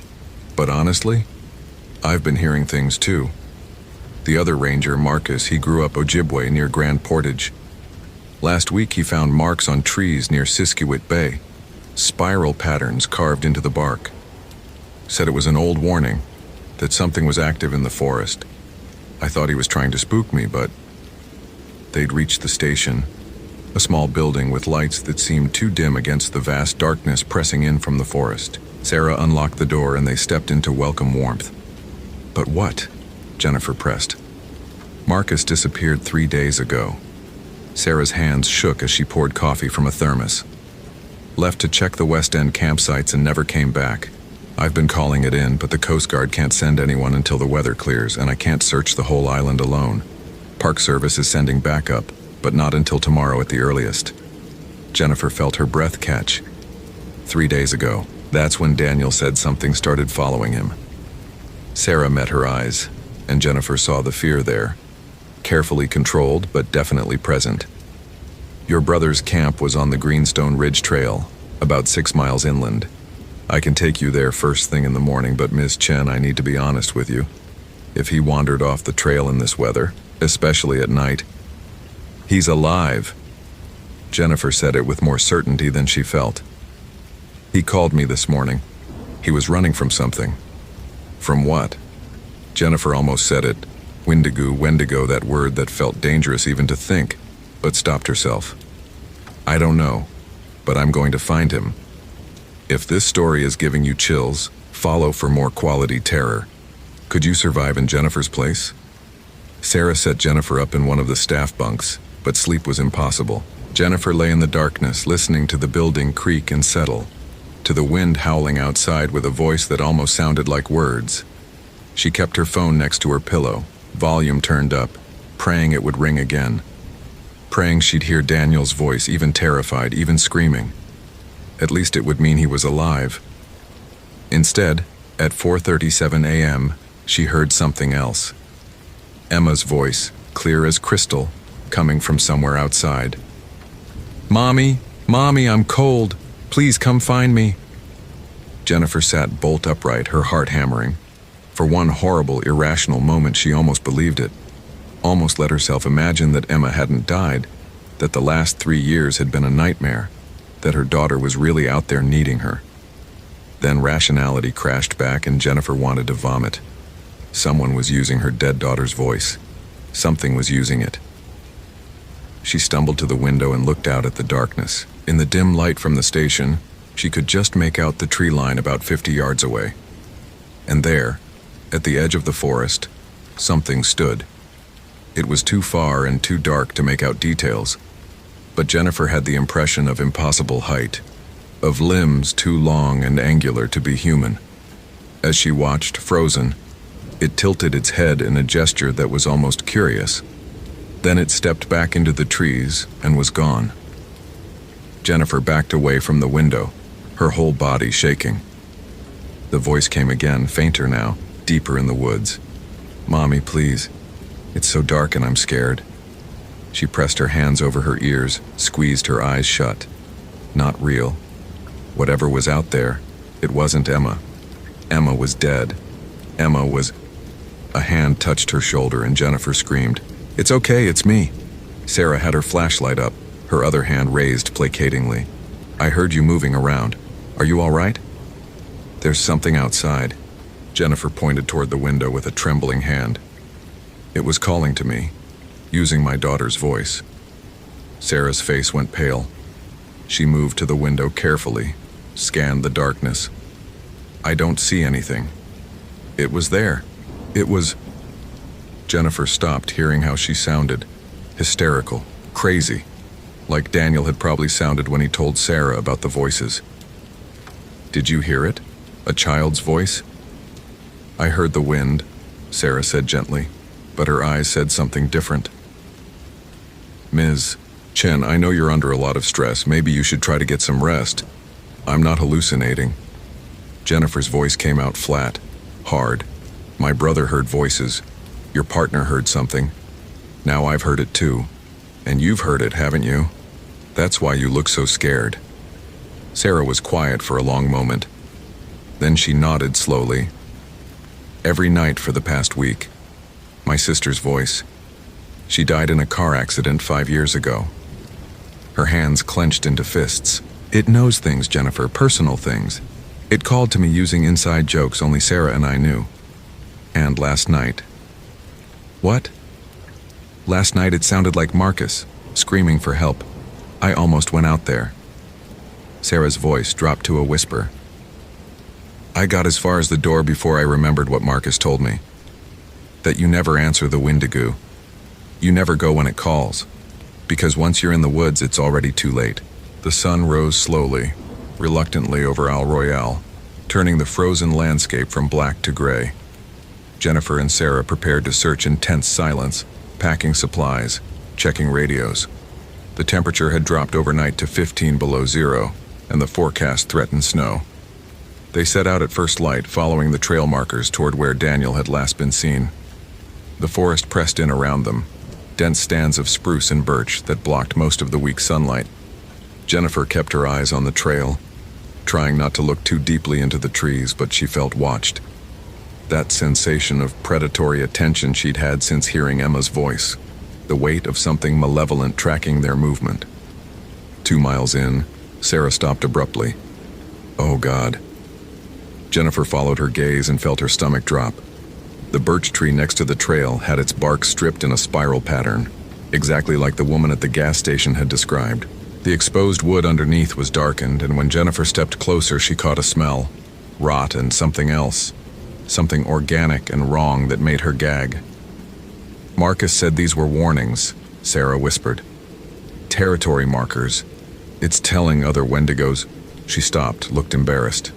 I know how that sounds. Keep going, Jennifer said. He said it marks its hunting ground. The spirals get tighter as you get closer to its lair. They found 3 more marked trees in the next mile, each with tighter spirals.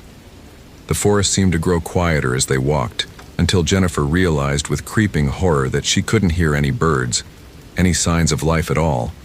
Just the crunch of their boots and their breathing and the occasional crack of ice-laden branches. Daniel's camp appeared suddenly in a small clearing. A tent collapsed under snow. Camping equipment scattered like something had torn through the site in a rage. Jennifer rushed forward, calling her brother's name, but Sarah grabbed her arm. Wait, look at the tracks. Jennifer followed her pointing finger and felt the bottom drop out of her world. Footprints led away from the camp into the deeper forest. Human footprints, barefoot in the snow. But they were enormous, at least 18 inches long, and spaced impossibly far apart. And next to them, mixed with them, were smaller prints. Boot prints, Daniel's size. He went with it, Sarah breathed. He actually followed it. Jennifer knelt by the tracks, touching the edge of one boot print with her gloved hand. The snow around it was stained pink. Blood. How long ago? These are fresh. Maybe 6, 8 hours. Sarah checked her GPS unit. They're heading northwest toward Siskiwit Bay. That's where Marcus was going when he disappeared. Jennifer was already standing, already following the tracks. Sarah caught up to her, grabbed her shoulder. Jennifer, we can't. We need to wait for backup. My brother is out there. Jennifer's voice broke. My brother is hurt and he's with that thing and I am not losing him. I can't. She looked at Sarah with eyes that held 3 years of grief, 3 years of guilt. I lost Emma. I held her hand while she died and I couldn't do anything, couldn't save her. I won't let that happen again. I won't. Sarah stared at her for a long moment, then nodded slowly. Okay. But we stay together, we stay on the radio, and at the first sign of trouble we run. Deal? Deal. They followed the tracks deeper into the forest, into places where the trail markers disappeared and the trees grew so dense that noon looked like twilight.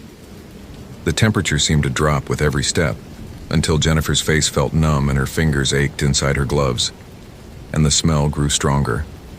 That rot-sweet stench that seemed to seep from the very ground. After an hour, they found the first body. It was a deer, or had been. Now it was just a carcass torn open with surgical precision, the meat stripped from the bones, the rib cage cracked apart. But what made Jennifer's gorge rise was that the bones were arranged, carefully, deliberately, in a pattern that looked almost like symbols. And carved into the frozen ground beneath the carcass were words in a language Jennifer didn't recognize. Ojibwe, Sarah said faintly. It says, "The hungry one walks. The hungry one knows your name." Marcus wrote this? Maybe. Or, Sarah didn't finish the thought. They found the second body 100 yards further. Another deer, arranged the same way, with different words. Do not speak its name. Do not look directly at it. Do not answer when it calls. The third body wasn't a deer. Jennifer saw the ranger uniform first, the brown jacket torn and bloodstained, half buried in snow. Sarah made a sound like she'd been punched, stumbled forward. Jennifer caught her before she could reach the body. Don't, she said, even though she wanted to look away, wanted to run. Don't look at his face. But she'd already seen. Marcus's eyes were open, frozen in an expression of absolute terror. His mouth was open too, stretched impossibly wide, and his hands were clawed and bloody like he'd been trying to dig his way into the frozen earth. But worst of all was what had been carved into his forehead with what must have been his own knife. A spiral. Sarah was shaking, making small, gasping sounds. He was my friend. We had drinks last week. He showed me pictures of his nephew. Sarah. Jennifer kept her voice firm, kept her own horror locked down. Sarah, we need to keep moving. Daniel might still be alive. We can still save him. Save him? Sarah laughed, high and broken. Did you see Marcus? Did you see what it did to him? That thing is going to kill your brother, Jennifer. It's probably already... No. The word came out so fierce that Sarah flinched. Daniel called me this morning. He was alive this morning, and I'm going to find him. She started walking again, following the tracks, and after a moment Sarah followed. But Jennifer could hear her crying quietly, and knew the ranger was at her breaking point. They were both at their breaking point, walking into the territory of something that shouldn't exist, hunting a creature from mythology that killed and arranged its victims like art. The tracks led them to a frozen stream, and there they found Daniel's backpack torn open, his belongings scattered across the ice. His phone lay in pieces, deliberately smashed, and written in the snow in what Jennifer refused to believe was blood, "It wears his face now. Turn back." Sarah's voice was hollow. "Jennifer, please, this is insane. We need to turn back, call for help, wait for..." "There is no help coming." Jennifer picked up one piece of Daniel's phone, a fragment of the screen with part of her contact photo still visible. "We're alone out here. We've always been alone." Then we leave. We get back to the station. We get on the ferry tomorrow. We let the Coast Guard... Jennifer looked at her. "You really think that thing is going to let us leave? It's been hurting us here, Sarah. Can't you feel it? Every marked tree, every body, it's been leading us exactly where it wants us to go." As if in answer, a voice drifted through the trees, Daniel's voice, weak and pleading. Jen, please help me. It hurts so much, please." Jennifer's breath caught. It sounded so real, so perfectly like her brother that for a moment she forgot everything she knew, every warning. She took a step toward the voice. Sarah grabbed her arm hard. "That's not him. Jen, I'm so cold. I can't feel my legs anymore. Please don't leave me."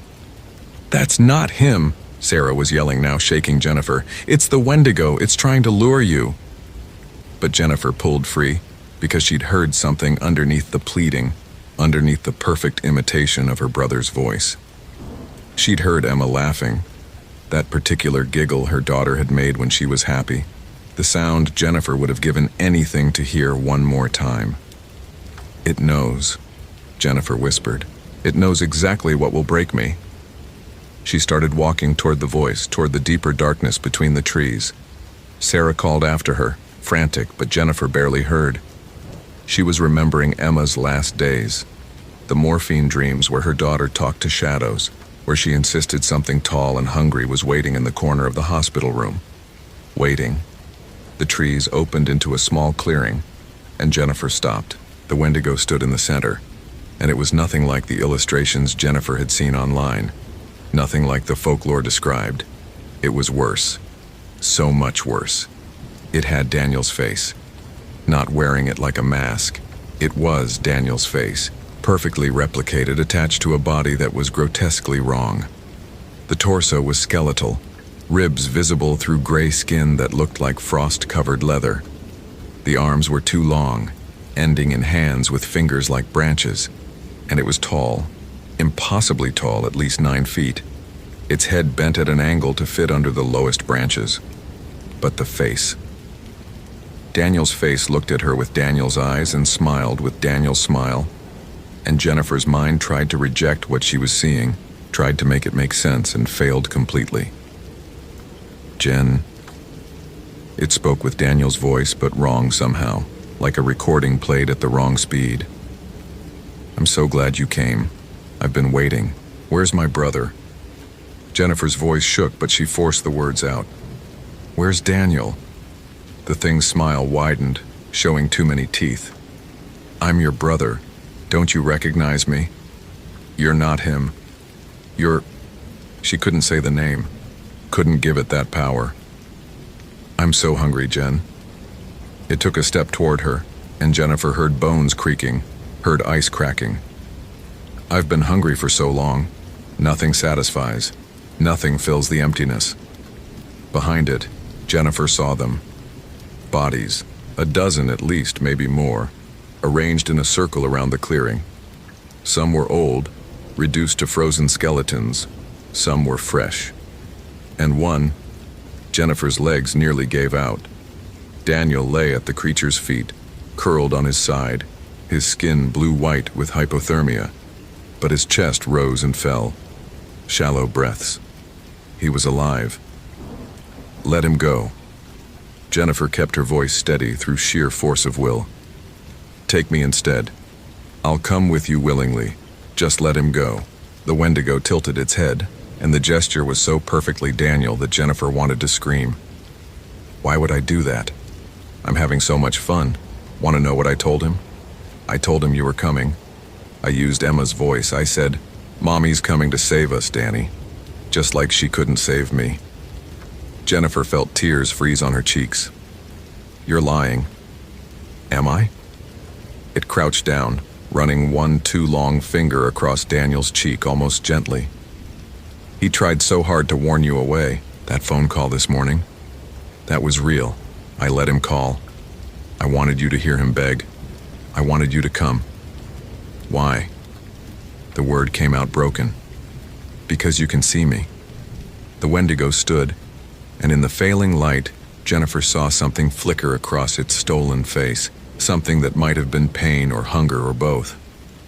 "You saw me 3 years ago in the hospital room, when your daughter was dying. You looked right at me and you saw." Jennifer's blood turned to ice. "That was you?" "I was there for her."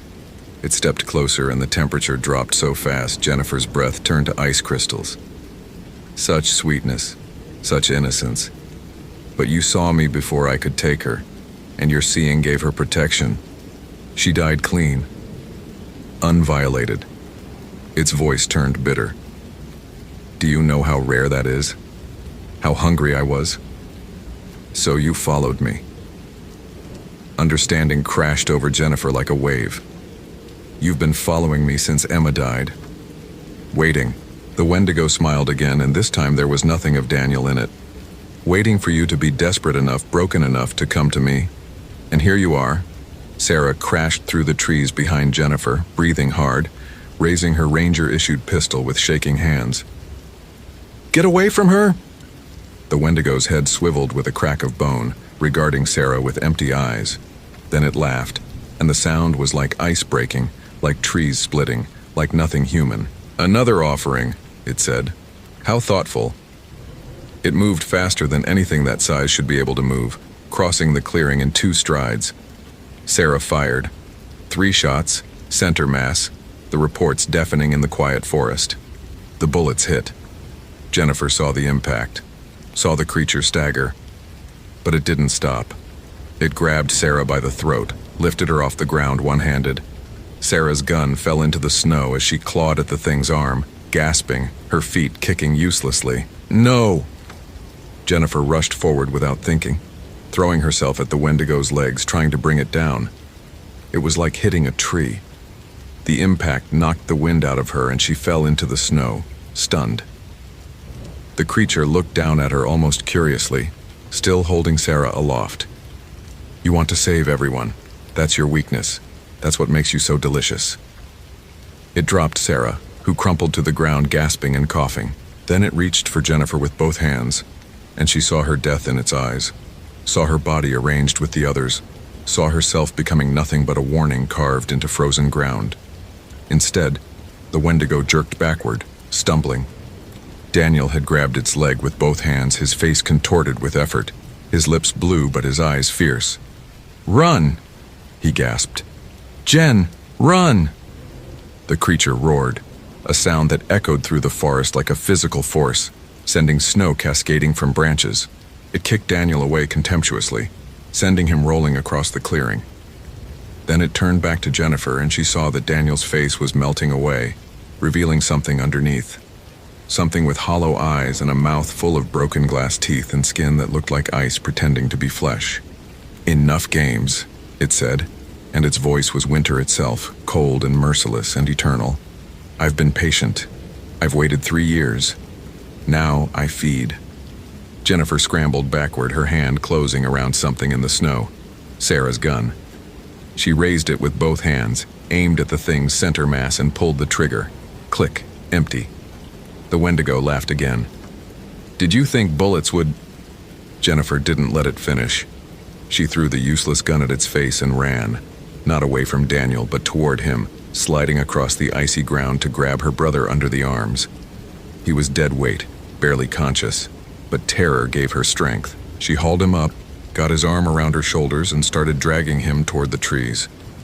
Sarah appeared at her other side, taking Daniel's other arm, and together they stumbled into the forest, half carrying, half dragging him between them.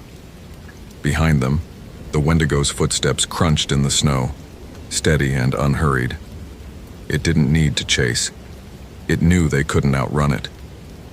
The ranger station, Sarah gasped. If we can make it. It's 6 miles, Jennifer shot back. We'll never. Daniel stirred between them, mumbled something. Jennifer leaned closer, trying to hear over the sound of their ragged breathing and the creature's pursuit. Fire, he whispered. Marcus said, fire and sacred words. Only things that work. What words? Jennifer shook him. Daniel, what words? But her brother had passed out again, his head lolling against her shoulder. The Wendigo's voice drifted through the trees. Somehow ahead of them now, though Jennifer hadn't seen it pass. Do you want to know what Emma said at the end, when she saw me in that hospital room? Jennifer tried not to listen, tried to focus on running, but the voice was everywhere, surrounding them. She said, Mommy, don't let the hungry man take me. And you promised her, didn't you? You promised you wouldn't let anyone hurt her. But you couldn't keep that promise, just like you can't save your brother now. They burst out of the trees onto the frozen surface of Siskiwit Bay, and Jennifer's breath caught. They'd somehow gotten turned around, had been running in the wrong direction. The ranger station was miles away. They were alone on the ice with nothing but open sky above them and freezing water below. The Wendigo emerged from the tree line, and in the dim twilight it seemed to grow taller, its shadow stretching impossibly across the snow. When it spoke, its voice was almost gentle. You can't run from hunger, Jennifer. You can't outrun what's already inside you. Jennifer looked down at Daniel, at his unconscious face, at her baby brother who used to follow her everywhere, who'd held her hand at Emma's funeral, who'd been there when she wanted to die from grief. Then she looked at Sarah, this stranger who'd risked everything to help her. And Jennifer realized the Wendigo was right. She couldn't save everyone. She'd learned that lesson 3 years ago in a hospital room that smelled like antiseptic and death. But maybe she could save someone. Sarah, she said quietly, take Daniel. Get him back to the station. Radio for help. What? No, I'm not leaving. It wants me. Jennifer met the ranger's eyes. It's been following me for 3 years. It's always been about me. She looked at the Wendigo, at the thing that had haunted her nightmares, that had stood in Emma's hospital room, that had brought her to this frozen hell. Let them go. You can have me, but let them go. The creature tilted its head, considering. The last light of day caught its eyes, and they reflected like an animal's, yellow and empty. An interesting offer, it said, but I'm so very, very hungry. Why settle for one when I can have all three? It started across the ice toward them, and Jennifer heard it cracking beneath its weight, heard water sloshing far below. The sound gave her an idea. Desperate, probably suicidal, but an idea. Sarah, when I say run, you run. Understand? Don't look back. Don't stop. She didn't wait for an answer. Jennifer stepped away from the others, away from her unconscious brother and the terrified ranger, and walked toward the Wendigo, toward the thing that had stolen 3 years of her life, that had turned her grief into its hunting ground. You want to know something? Jennifer's voice was steady now, calm in a way that surprised even her. Emma wasn't afraid at the end. She saw you in that corner, saw what you really were, and you know what she did? She smiled. She took my hand and she smiled and she said, "It's okay, Mommy. The hungry man can't hurt me. He's the one who's scared." The Wendigo stopped. For the first time, something flickered across its inhuman features. Uncertainty. She saw through you, Jennifer continued, still walking forward, her boots echoing on the ice. A dying 6-year-old saw what you really are. Not some ancient evil, not some unstoppable force, just hunger, just emptiness, just pathetic endless need that can never be filled. Be silent. The creature's voice had lost its confidence. You're not powerful. You're hollow. And that terrifies you, doesn't it? Because if you're just emptiness, if there's nothing inside you but hunger, then what are you really? Just a thing that consumes and is never satisfied, never happy, never full, never anything but empty. Silence! The Wendigo lunged for her, and Jennifer dove to the side, rolling across the ice. Behind her, she heard Sarah dragging Daniel away, heard their boots on the frozen surface. The creature's weight came down where Jennifer had been standing, and the ice screamed. Cracks radiated outward like a spider web, and Jennifer saw the Wendigo's expression change, saw fear, real and primal, cross its stolen features. You don't belong here, Jennifer said, getting to her feet, backing away slowly, leading it further onto the weakest ice. You don't belong anywhere. You're not alive. You're not dead. You're just hungry, forever empty, forever alone. Each word seemed to hit the creature like a physical blow. It staggered, and the ice cracked louder. Water began seeping up through the fissures. What was it like? Jennifer asked, and she was crying now, her voice breaking. Standing in Emma's room, watching her die, knowing you couldn't have her, knowing she pitied you, knowing a little girl saw how pathetic you were. The Wendigo roared, and reality seemed to warp around it. The temperature plummeted so fast Jennifer felt her lungs freeze, felt ice forming on her skin. It charged at her, moving with impossible speed, its mouth opening wider than any mouth should open, showing a throat that went down forever into darkness. Jennifer didn't run. She stood her ground, and in the moment before it reached her, she whispered the only words that mattered. "I forgive you."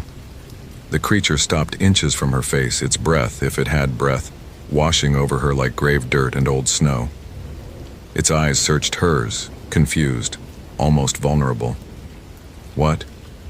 "I forgive you for taking my daughter's peace, for hunting me, for hurting Daniel. I forgive you. You can't." It sounded lost, childlike. No one forgives. Because Emma was right. You're scared. You're so scared of being nothing that you consume everything, trying to prove you exist. But it never works, does it? You're still empty. You'll always be empty. The Wendigo stumbled backward and the ice gave way. It went through with a crack like thunder into water that was black and cold enough to stop a heart instantly. Jennifer watched it thrash, watched it try to climb back onto the ice only to have the frozen surface break under its weight. Its face cycled through a dozen forms: Daniel, Emma, Marcus, Sarah, Jennifer herself, like it was trying to find one that would let it survive. But the lake was pulling it down, and something in the water was pulling harder. Something older, something that had waited in the depths of Lake Superior since before humans came to these shores.